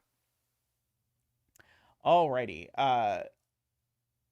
We have we have more of this. So we're going to come back and we're going to do some more. The next one is a little itty bitty puzzle that may or may not be easy. We'll find out. So we will be back in just a moment. So see you all shortly.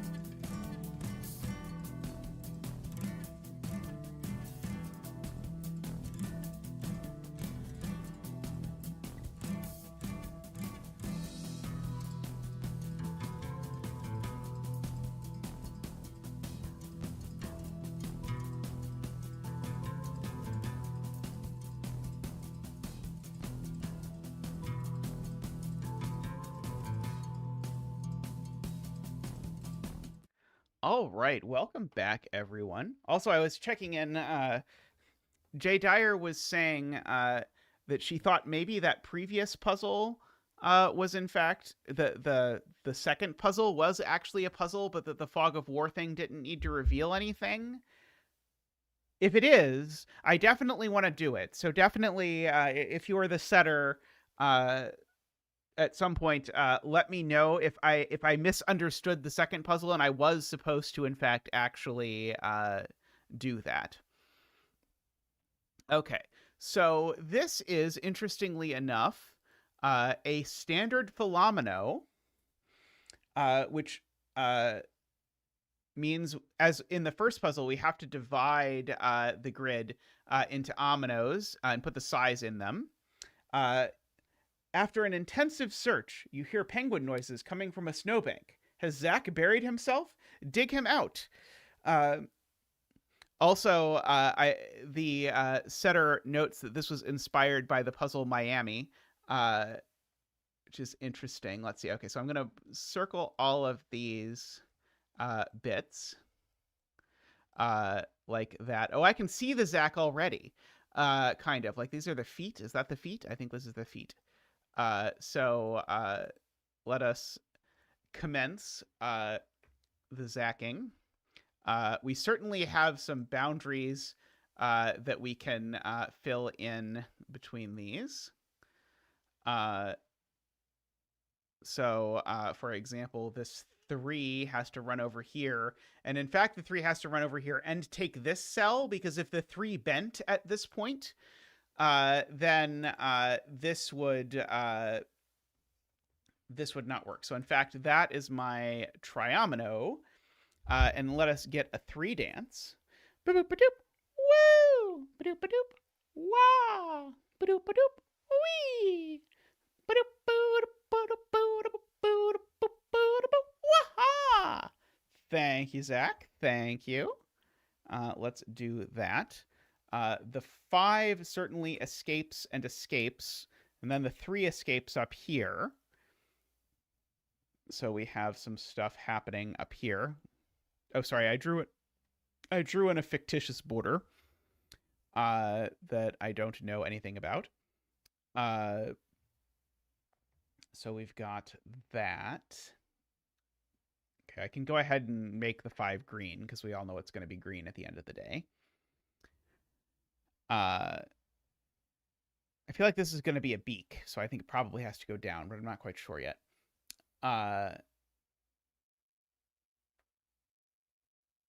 Right. Okay, so this 3 can never take this cell, and this 3 can never take that cell because it would touch another 3. So this is always a 3, and this never is a 3. That is a point from DWeb. Very smart. So we've got that. So one of these 2 is a 3.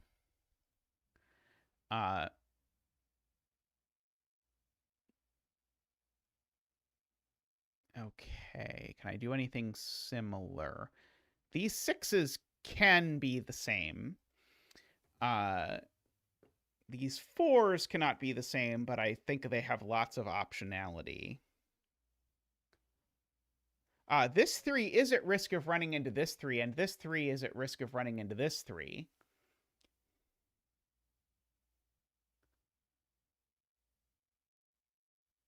Garion does point out there do need to be some merged clues, because Garion has totaled that the sum of all clues is 69, but we only have 63 cells, and so we need 6 cells of double counting, but the only things that can double count are these 6s. So these 6s actually have to join, and everything has to be part of a clued region. Is interesting.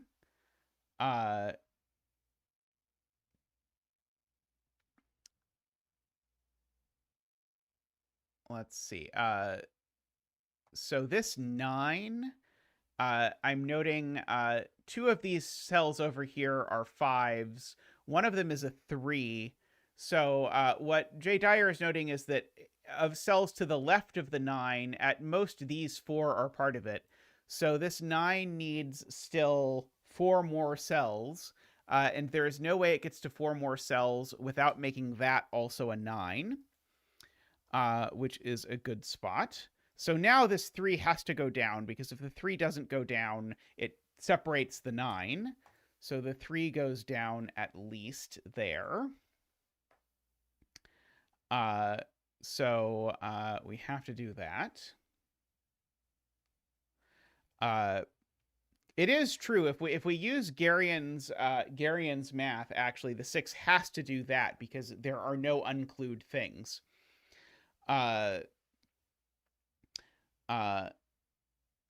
I'm not sure if that was intended or not, but I do believe it as long as Garian added correctly that yes, if everything is clued, then I can't hide anything below the 6.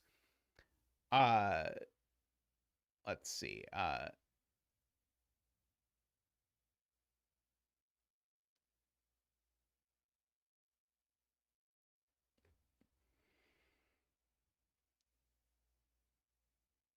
See, Jennifer concurs with Garian's math, so that is a plus. This 3 can't take this cell because in so doing it would create an unclued cell. I don't know if this is that. Yep, D-Web says exactly the same thing. If this becomes a 3, I create a Shamamino, so it's not. And so my 3 looks like that. Have to stop trying to use the 2x2 rule that doesn't exist. Always helpful. This is not a 3 now because of that.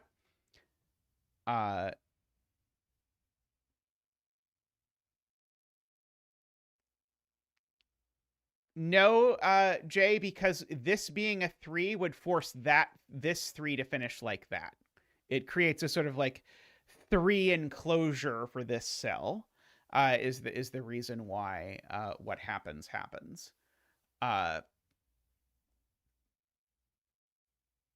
Now, if I recall my math on the 9 correctly, we said that in all of these cells, we have 4 cells that are parts of 3s. Sorry, 4 more cells that are parts of these 3s. Sorry, 3 more cells that are parts of these 3s. So that is 3 plus 2 more that are parts of 5. So that's 5 cells. So 5 of these cells are consumed. So we can only possibly have gotten 2 of our 9s filled. So that could be 3 and 3. That's 6. The 9 still needs 3 more that always have to come over down there. So that means this 3 is done. Like that. Oh, and actually that runs the 9 over into there, which actually means this has to be a 9 because in my maximizing I made that a 9. Oops, sorry. Not that. That. So this is now a 2. Can make it yellow. Oh, so that's certainly a 9, which means that's certainly a 3, which means that's certainly a 9. 1, 2, 3, 4, 5, 6, 7, 8, 9. And now that's a 3 and a 3. And that's a 5 and a 5. And we can draw in some finishing bits for this. Okay, so these are green. This is red. This is also red. This 9 can be blue. Okay. None of these cells can be part of anything but the 4. So these are all part of the 4. We're using here that every region is clued by maths. So these are all part of the 4. What color have I not used yet? Maybe I need to go into a second palette and go with Carnival Cake. So now this needs to be part of the 3.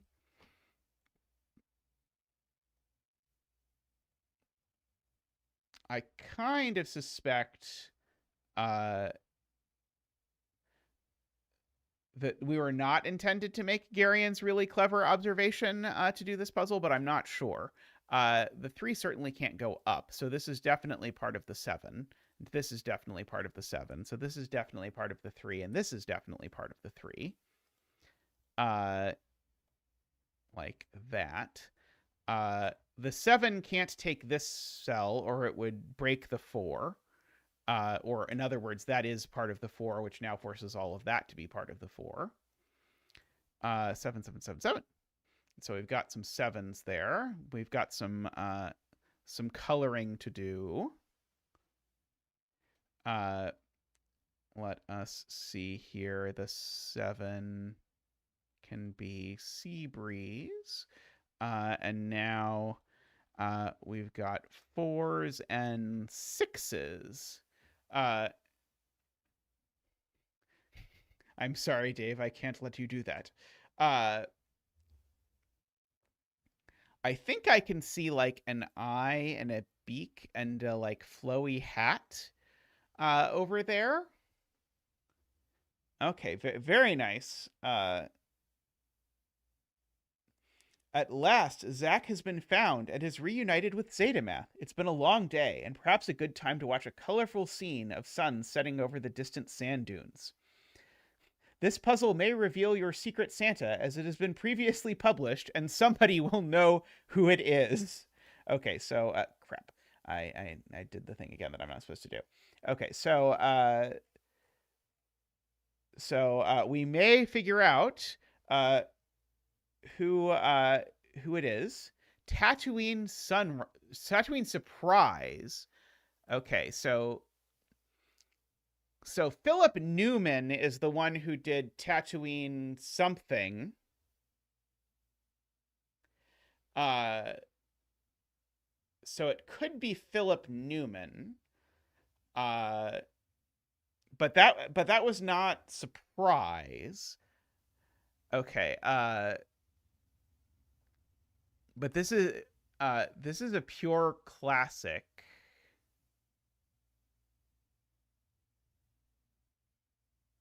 No, it is not a pure classic. Divide the grid into regions. Color them and fill with digits. It's still Fillomino? Oh, is this a doppel? This must be a classic Fillomino doppel, right? Because I assume the next thing is going to be the other thing. Divide the grid into regions. Yeah, okay. So I bet this is a Fillomino that I bet the next thing is going to be that it's also a Sudoku, and I'm going to guess that it's Jovi. If this is indeed a doppel. Let's see. If I scroll to the next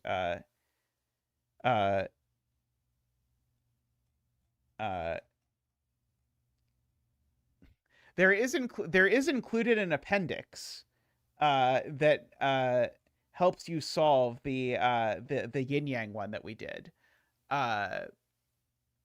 Okay. So this is a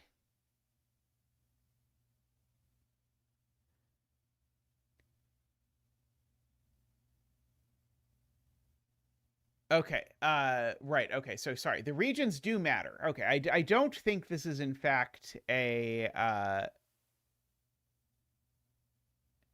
yeah, the who was it that set the Fillomino Sudoku that we did before? Starts with an M, I think. Because we did one before. We did a 6x6, and I was told there was a 9x9 version. But who was it that did the 6x6? Because there was a 6x6 Filoku that we did previously with this rule set. Let's see. If I scroll, I bet I can scroll back and find where it was.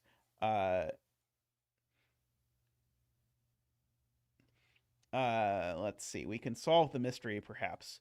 I can't believe I can't remember this person's name because they're around a lot and I've done a lot of their puzzles.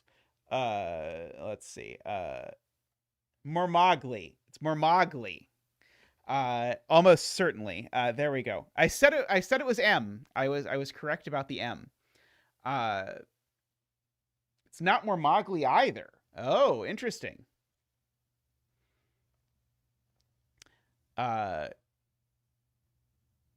Fascinating. Okay, we'll solve the puzzle while we attempt to figure out. Here's the same system. Share the same row, column, or 3x3. Jay Dyer asks if it is Jay Dyer. It could be Jay Dyer.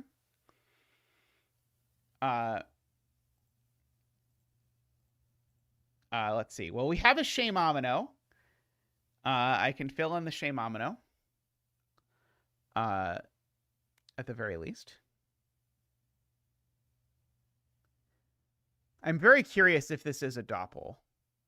Because this looks suspiciously like this would be a real Sudoku puzzle. The 7 escapes, right, because it can get at most 3 cells over there, right? I can sort of fill in some borders here. Oh, actually, I guess I should fill in the borders in purple, probably. Boop-a-doop.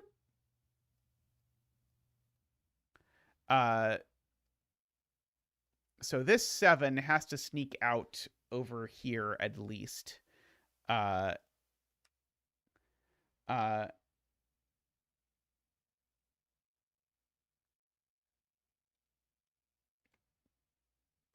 if this 7 does touch this box, it has to join this 7. Because those are the rules. Oh, this 6 certainly escapes. And now that this 6 is escaped, it has to join that 6. For sure.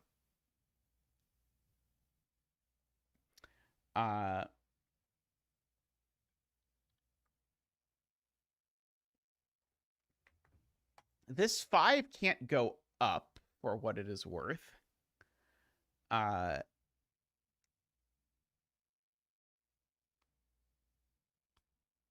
Oh, I don't have row column labels on for some reason.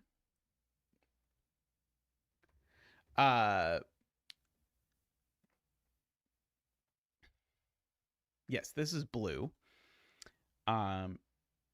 Correct. This is orange. This is orange, and that's orange. These almost assuredly have to join. But maybe not necessarily. Okay, these 9s definitely have to join. Because otherwise I can't get to 9 cells without sharing that. I can only get to 7 at most.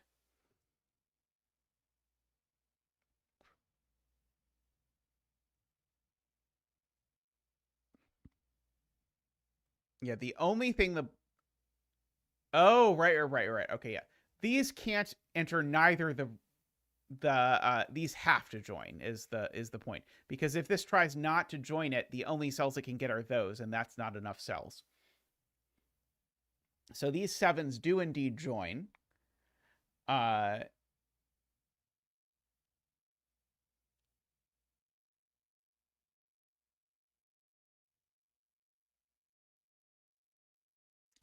Right. This 2 can't go up because it would then share a row with this 2, and spoiler, they would not connect. So this 2 goes right, like that. Making that a 2. This is also a 2, which certainly does not go that way. Because of this going on. Likewise, this 2 doesn't go down.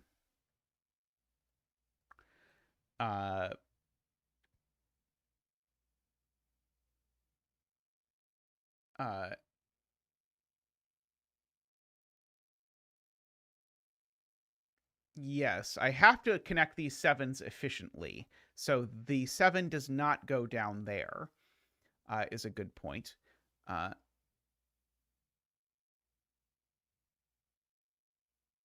going to pinkify the border. Funnily enough, this thing is not a 1 or a 2, and it can't actually be a 3. So this thing is at least 4, but it can't even be a 4. It can only be 5. So yeah, so this is a 5, and that's a 5. Yeah, this is a weird naked single. And so just by Fillomino, it also takes that cell.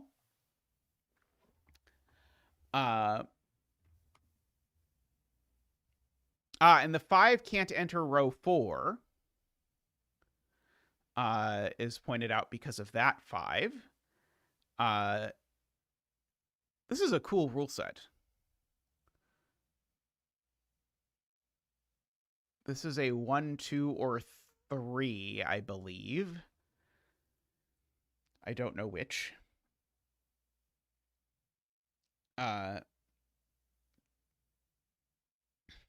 Let's see.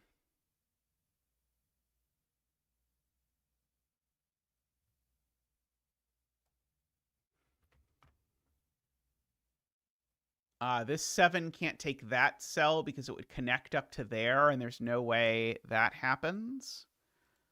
I agree with that assessment.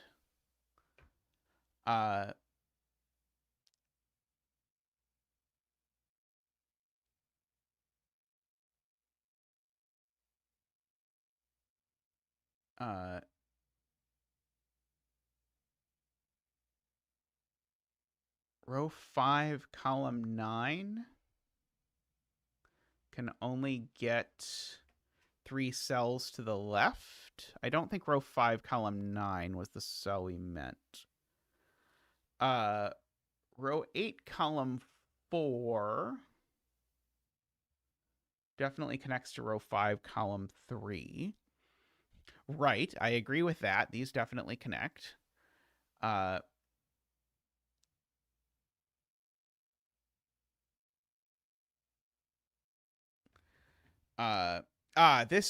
the point from Ron is this green needs to go up because it can't go this far left. So this green definitely goes up.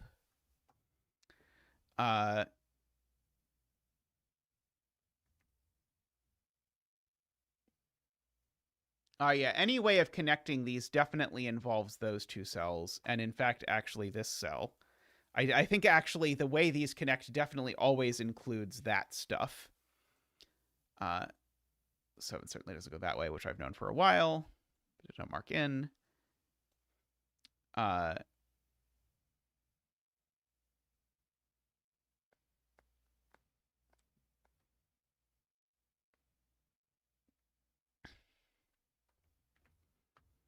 Row 8, column 7 is not 2, 3, 4, 5, or 7. It's got to be 1 or 6, I think, are the only options for it. 1 would be most convenient.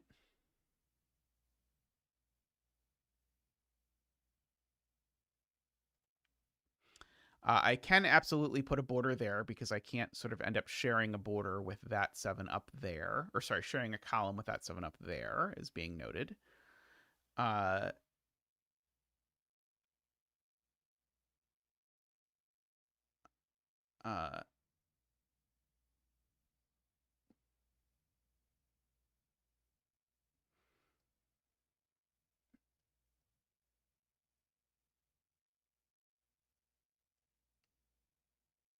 Let's see. Michael says if these two are both 4s, then we have problems in box 7. Where now the 3 is completely forced to go down there, and the 2 is completely forced to do that, and then yeah, the right. So yeah, 4 takes this, the 3 goes straight down, and now the 2 goes over, and now I have these that can't be 2s or 1s, and there's no problem or no way it works. That is one step more sophisticated than the thing I'm used to seeing in that capacity. How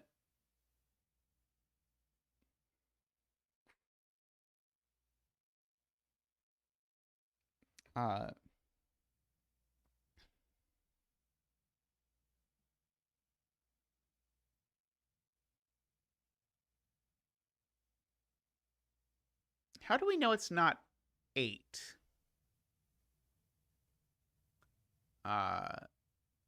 Jennifer. I know it's not 6. Actually, I don't think I know it's not 6.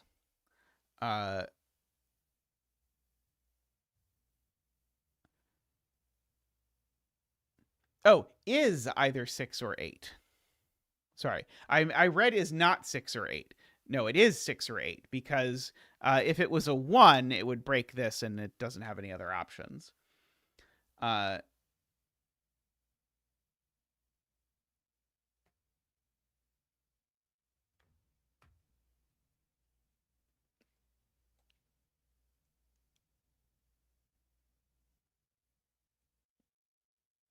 I don't quite see that yet, Michael, but admittedly, this is my first Filoku.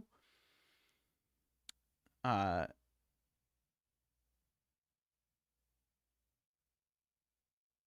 see. Oh, why on earth am I trying to do Sudoku on 5s?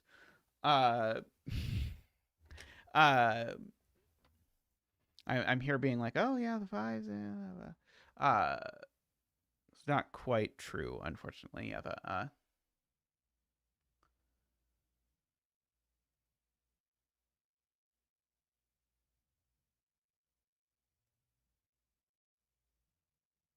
there's sort of Doku.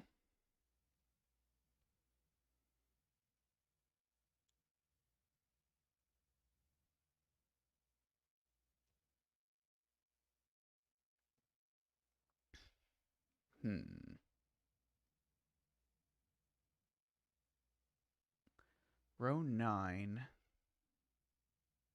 column 1, 2, if the 3 goes down to row 9.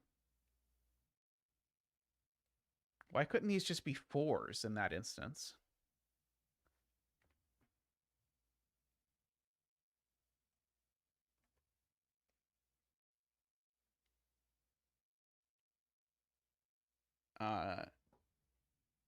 Garion doesn't believe there's any unclued regions.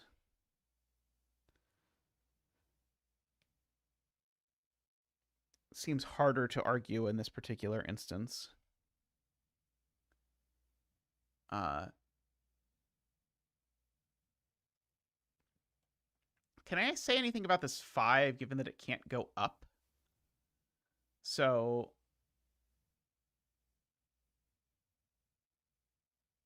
could take those 2 cells, but I don't know that there's any cell this 5 has to take, but there are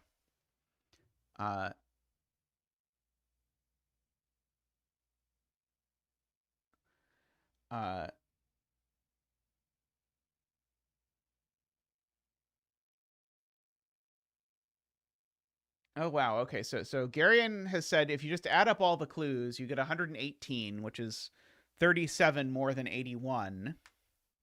But then the most overlap you could have, Garion computes as 37. So indeed, everything is clued.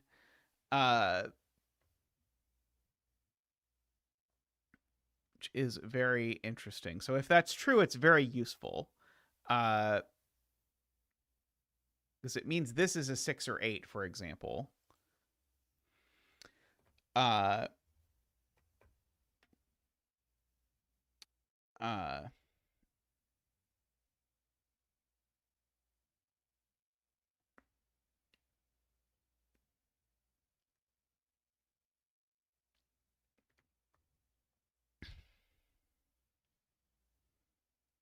Oh, and it means this is just a 6, right? I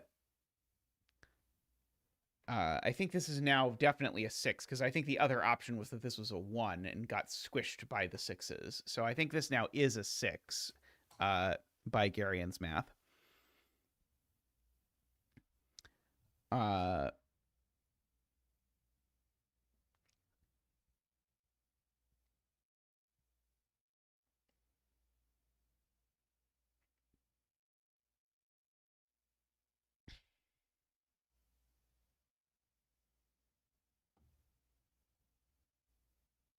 Yep. So Selena pointing out now, if this 5 doesn't go up, then we are forced by Filoku rules to have the 5 do exactly this, which forces a horizontal. Sorry, gives me a horizontal or a vertical 2, but both of them break because of the stuff that's left over here. There's not any sizes left that they could be. I think even, frankly, disregarding Garion's point, but especially with Garion's point, we get that. So the 5 at least comes up here.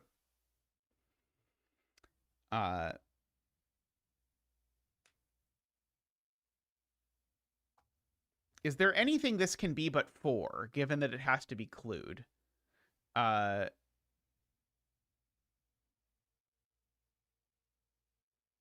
For that matter, actually, Daniel just says, just skip to this one. This one can't be anything but 4. That isn't, or as given that it's clued. And so actually, I think the whole 4 is forced like this.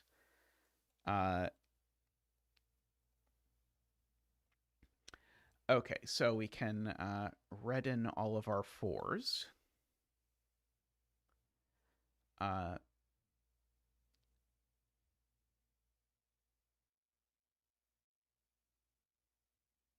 And row 4, column 9 is never a Shemamino because of the Garian map.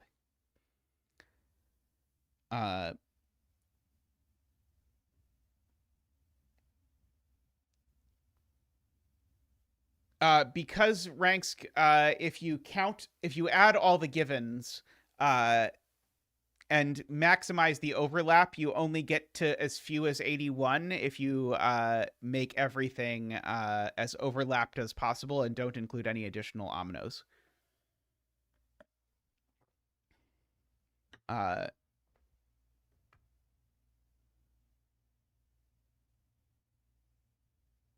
Let's see.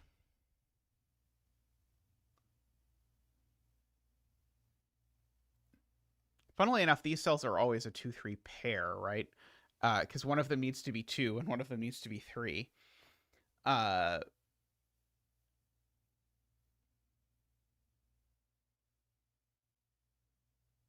cell can only be 5 or 7, I suppose.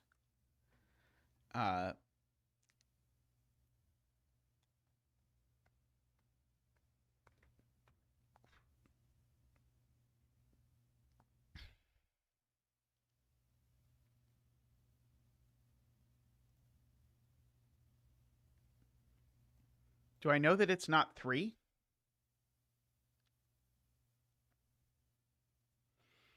Yeah, I think this is 3, 5, or 7 is my conclusion.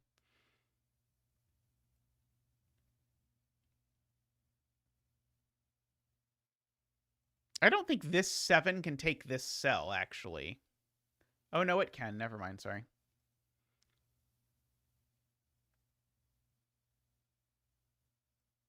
Can do that.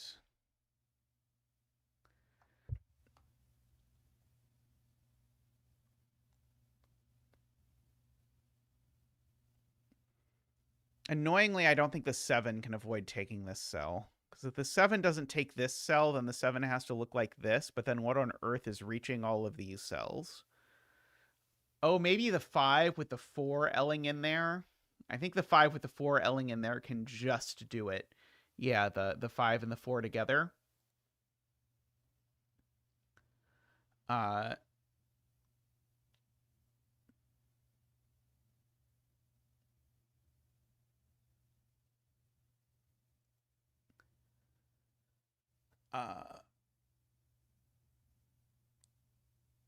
This cell is almost always an 8, but it can just barely get away with being a 6 if the 6 does that, of all things.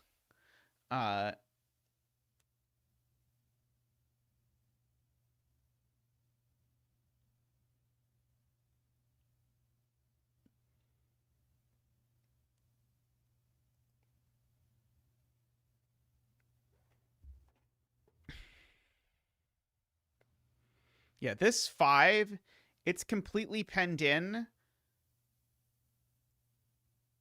I guess it's not completely penned in. It's penned in from above. I don't know if there's a reason it can't entirely be contained in these cells.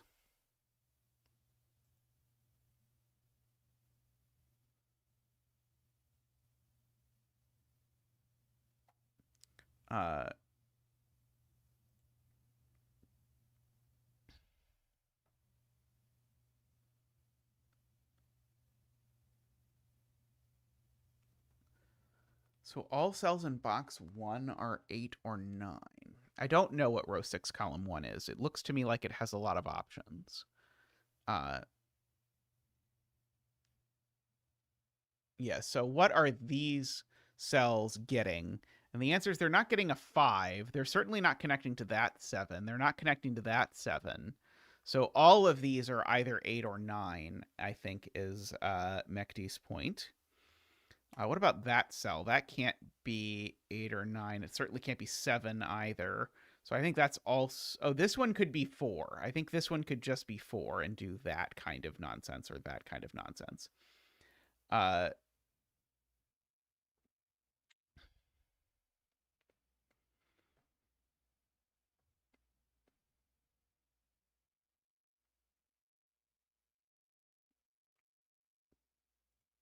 These 9s do have to join somehow. Let's see, Paulfly says in all universes this is an 8. I can't imagine how I'm going to prove that, though.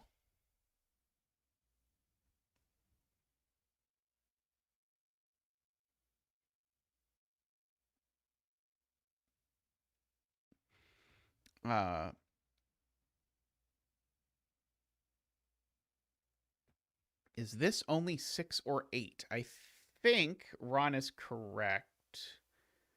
Sorry, I think Jim is correct. I think this can only be 6 or 8. I don't think anything else can get to it.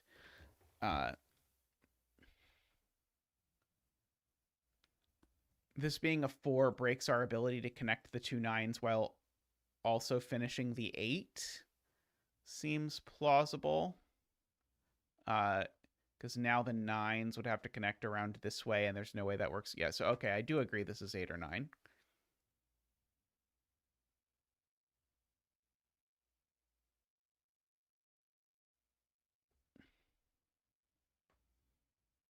This 8 could connect to this 8, right, Ranksk?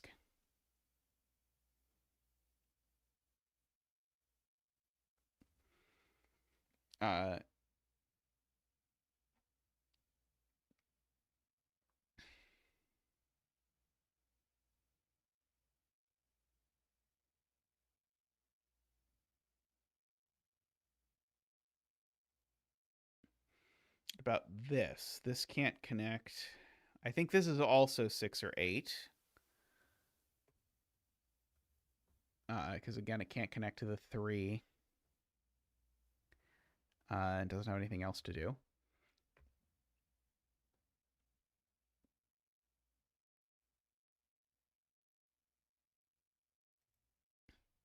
I think this is also 8 or 9 because the 7 can't take it and still finish.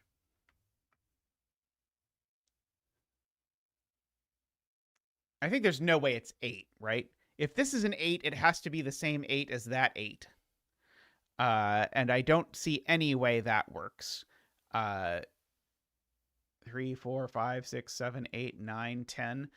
Yeah, this just can't be an 8. This just has to be a 9 because of the 8, 8 problem.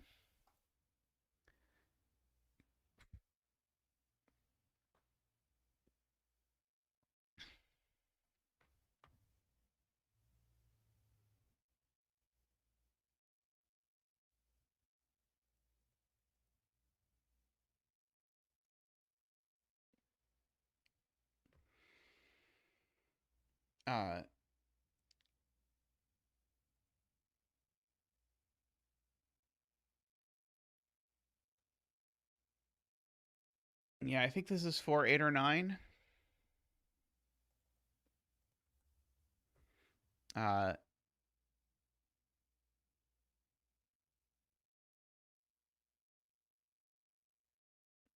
Let's see.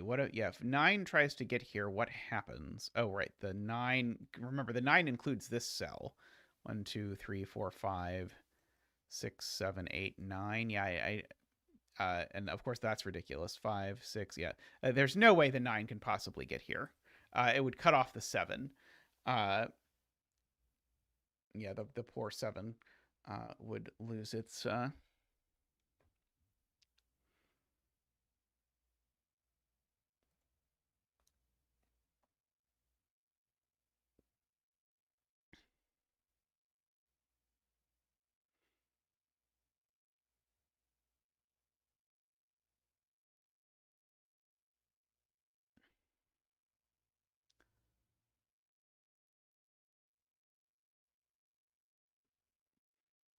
let's see.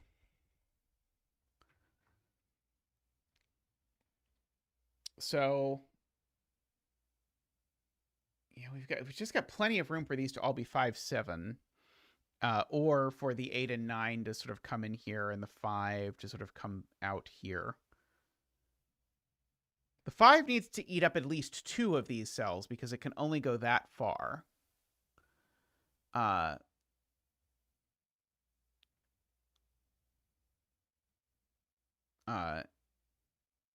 don't know what to do with that, though. But the 5 can't go up or anywhere else from here.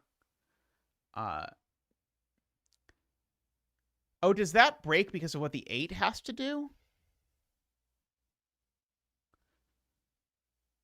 Let's see. In this universe, this 5 would do that.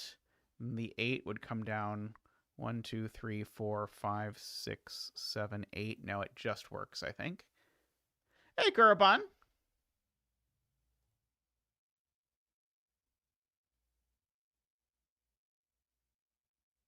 Hey, Manu. I'm being told this definitely isn't 8 because it would have to connect to that 8, which doesn't sound good. Yeah,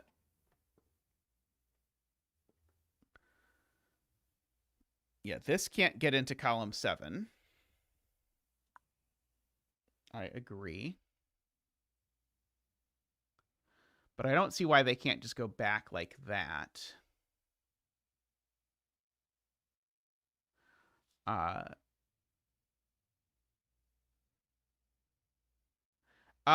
Kurabon, somewhat complicated math implies that all regions are clued. Is what's happening. So it's not that the rules say there can't be monominos. It's just that the only way it works is if you maximize overlaps.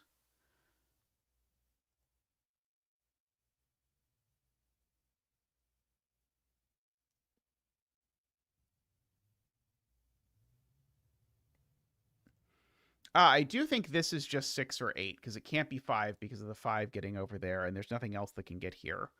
So that's also 6 or 8. So that's what this can be. It can certainly be 7. Can it only be 7? This cell might only actually, if I ask it that way, this cell might only be able to be 7. Oh, no, it could be 4, right? We said it could be 4. So I think this is 4 or 7. Yeah, I think it is 4 or 7. I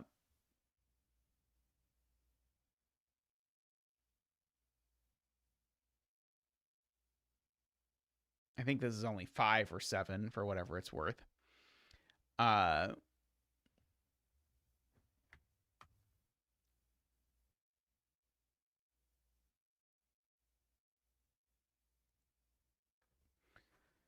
Oh, let's see. If this is 6, it breaks the 8. Let's see. If this were 6, my 6 would look like that.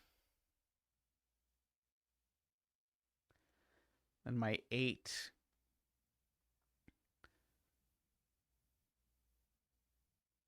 Yep. My 8 would get pushed into this row with this 8, which would certainly not be the same 8 anymore. Unless I did that. What if I did that? That's 1, 2, 3, 4. That breaks, but I think for a very complicated reason. Because I think there's one too few cells here. Because the 5 can eat 2 of them. Oh, is there a way it could go that way instead? Oh, no, because we are hypothecating here this being a 6. So, oh, right. If this is a 6, then these are all 8. And now I still need to connect to that 8. Okay, so that definitely doesn't work. So yeah, so this is definitely an 8. Funnily enough, I don't know which 8, but it's definitely an 8.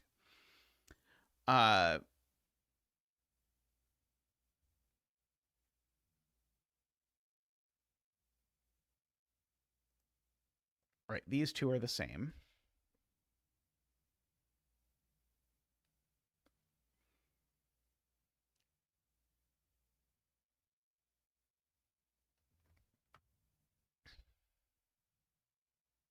Does that mean these two are the same? If these are both 8, does it force these to both be 6? I don't know. Probably not.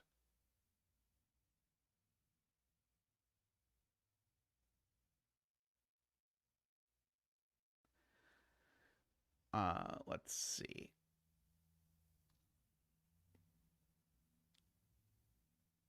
Row 6, column 9 seems to be 2 or 8. I would believe that. So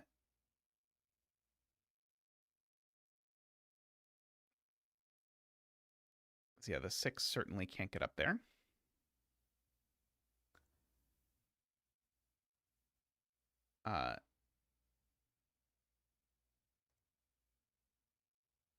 To row 6, column 7.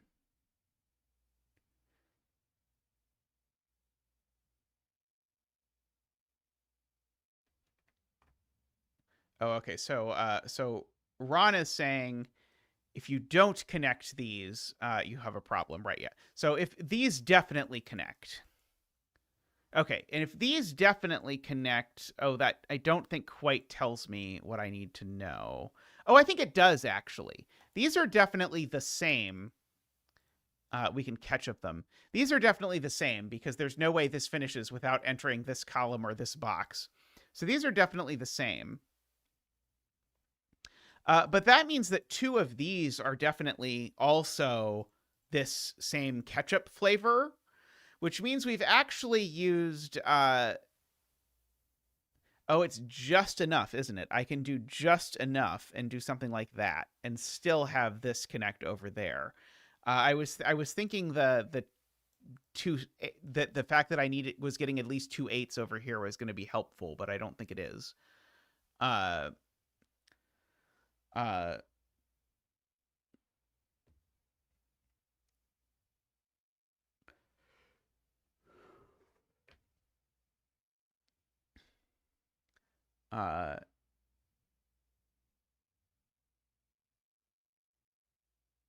Oh yeah, what if we don't connect to this? Because if we don't connect to this, then we can't use any of these cells. And so now we've got to get my 8 or these cells for that matter. Then I've got to finish my 8 entirely in these cells. And my 8 finishing entirely in these cells, that is a total of not all that many cells, actually.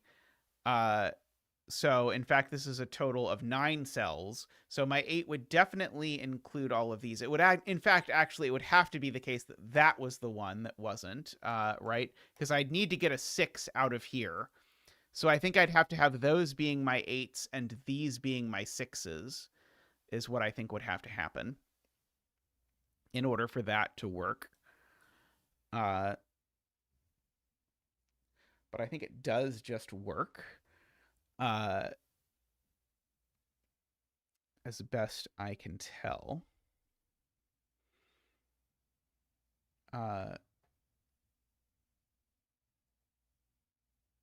Yeah, I think all of this ends up being 8s in that universe.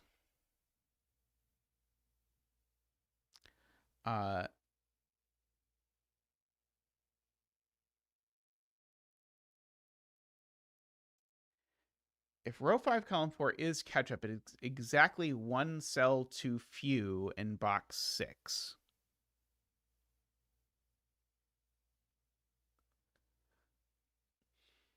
Oh, is the point that we need to get somewhere? So if this is catch-up, we use 2 cells somewhere over here. We use these cells here, or some combination of them. We use 4 total cells of 8s in here. And so then we run into some sort of problem. Oh, in box 6. Sorry, in box 6. I was looking at the wrong box. In this universe, this is ketchup because I can't make those 8s, so those are 6s, which means that ketchup looks like this. And now I look at box 6 and I count how many cells I can get in it. So that's 1, 2, 3, 6. But then my 4 can only get to 2 cells, so that's 8. There's a cell in this box that has nowhere to go. So I think I agree that this is not actually ketchup. I think this has to be the same as that.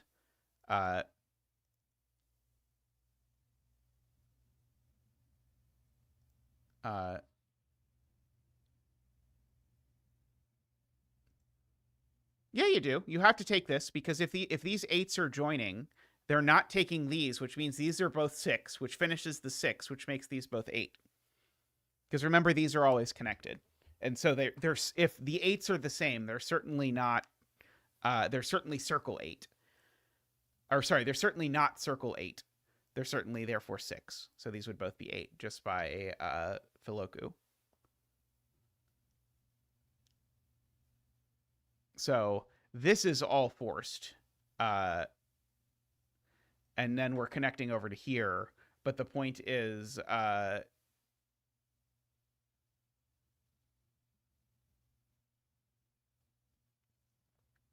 so the question is, could we go this way? And the answer is no, but we have another sub-argument, which is that I don't have enough cells to fill in here. I only have 2 5s to go there, and I don't have a third cell, so I can't actually go through row 5, column 7 either. But that's quite complicated. So now the 8 is forced to be this because it can't go up there. And my 6 has to get out. So I think we have agreed that my 8 looks like this and my 6 looks like this. I think is what we previously had concluded from this. I don't think I have a color for 8 yet.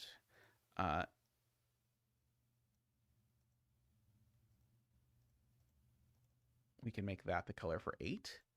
And so now the 2 is going to come up here. Like that.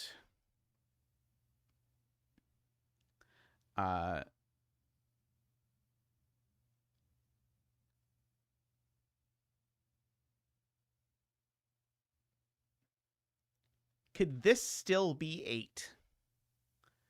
Given that these need to connect. Well, given that these need to connect, this is certainly 8, right? There's no way they connect and go around. Yeah, there's no way they go around.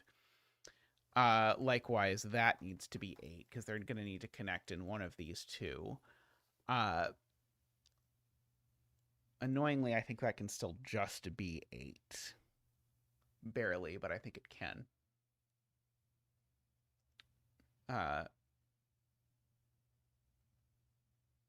But now the 9 can't connect through here.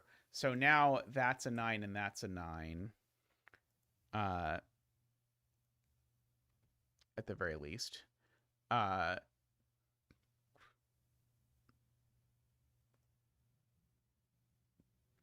1, 2, 3, 4, 5. So I've still got 3 8s left over. So I think I've still got a little bit of wiggle room. Right. That's certainly a 9. Right. There's no way the 8 gets up there. Would require I use all my 8s on that, and then that severs the connection with the 9. Oh, this also certainly has to be a 9, right? If that's an 8, I certainly have separated the 9s. Oh, right, and now that's a 9 as well. Okay, so all of this stuff is 9s.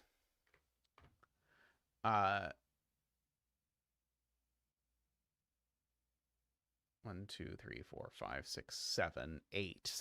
So I only get one more 9. So I think that now forces this to be a 5, maybe.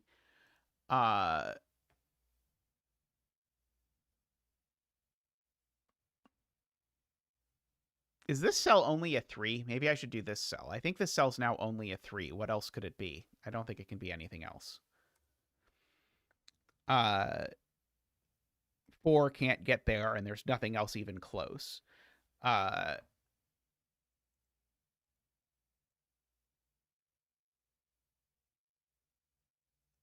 row 1, column 6 is a 7 now, right? Because now the 9 isn't stretchy enough to get there. So now that's a 7. So it's orange, which now means this isn't a 7 because the 7 doesn't have room to branch. So this is the last 5.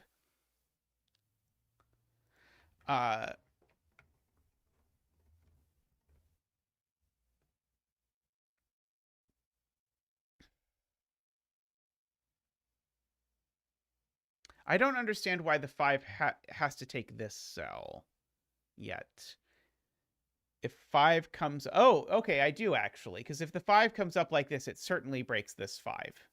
So this 5 can't go up twice. It will break that 5. So that does mean the 5 does have to come down here. Okay, now I understand that point. And we seem to have said before that this can't be 7. Oh, right, because these needed to be a 2-3 pair because both of them needed to get out. So we've got all of that. I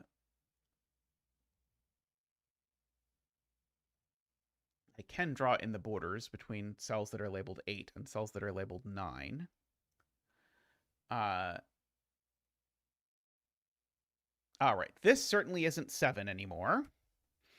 The 7 is no longer able to get down there.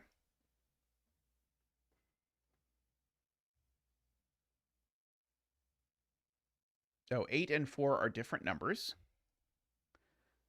Fun fact.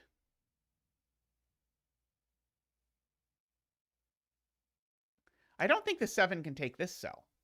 If the 7 takes this cell, the 7 looks like this, and now I've got to put 2 9s here, but I don't have 2 9s to go. The 7 can't take this cell.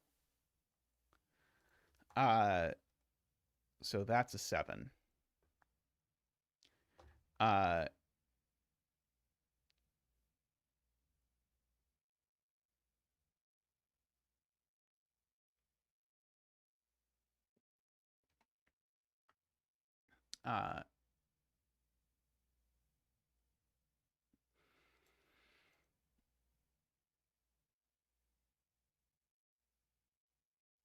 Okay. Row 4, column 6. This is now forced to be 4 because it's not the 3. Can this cell still really be 8? 2, 3, 4, 5, 6, 7. Yeah, I guess it can be 8 with even a cell of room for wiggle.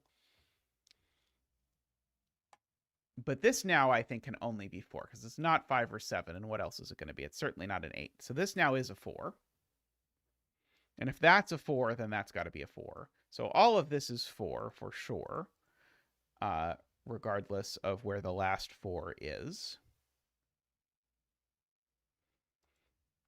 And so now this can only be 3, which finishes the 3. Which is then going to make this 4, surprisingly enough. Which is then going to make that an 8. This is going to make that an 8. These 3s, I can give a color. Somehow I have not given a color to 3s yet. They can be yellow. That's not yellow. They can be yellow.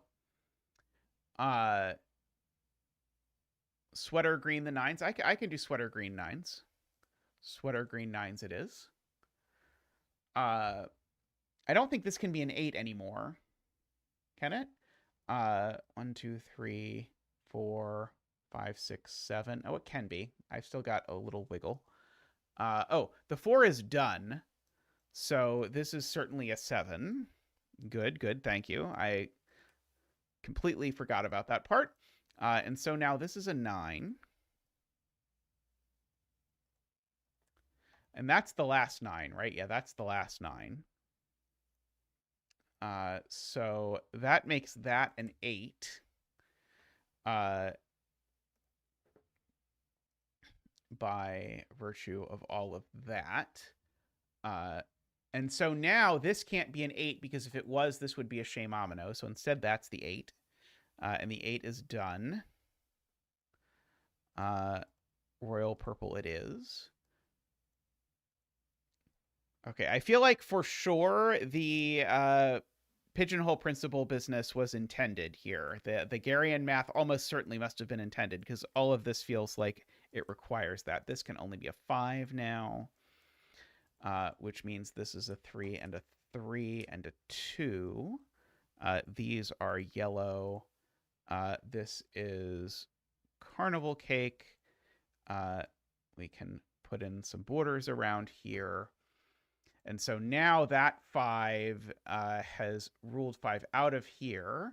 So all of these are 5, making all of that stuff 5 and finishing that off. And now my 7s can only finish off here. And then we are done. Lovely puzzle as well. That one was quite tricky. There was a lot of meandering there at the end. Where is the box 3 border I'm missing? Oh yes, box 3 I'm missing a border. Horrible. So thank you, Santa. There was quite a lovely collection of stuff there. Hooray. Alrighty. Well, thank you everyone for bearing with us through the tech issues at the beginning of stream, if you were here for that. But that means that in about 4 hours, I did my Secret Santa gift. So thank you, Santa, for all of that enjoyment. I do have set aside a list of other people's Secret Santa puzzles that I thought looked good, so I'll do that next time I stream. Do please like the stream. It is greatly appreciated, those of you who do so. So thank you very much to all of you for doing that. And thank you to everyone who supports the stream financially and all the people who've given generous donations lately. We do greatly appreciate the donations and the people who offer ongoing support by subscribing. If you want to subscribe, you can hit the join button down below. And you can get various benefits like the green screen names and the Zack emotes, so that when we tell cool stories about Zack, we can see the Zacks. All right. But thank you all. Bye, Triss. We miss you. Poor Triss. Yes. Do send all your hearts to Triss again. He spent I don't know, probably 2 hours today trying to work out the weird tech issue with his mouse. And it did not succeed in getting it worked out. So anyway, so all my love to Tristan for trying to do all of this in this particular instance. All right, but I think that's all for now. So thanks for watching, and I'll see you soon. Bye for now.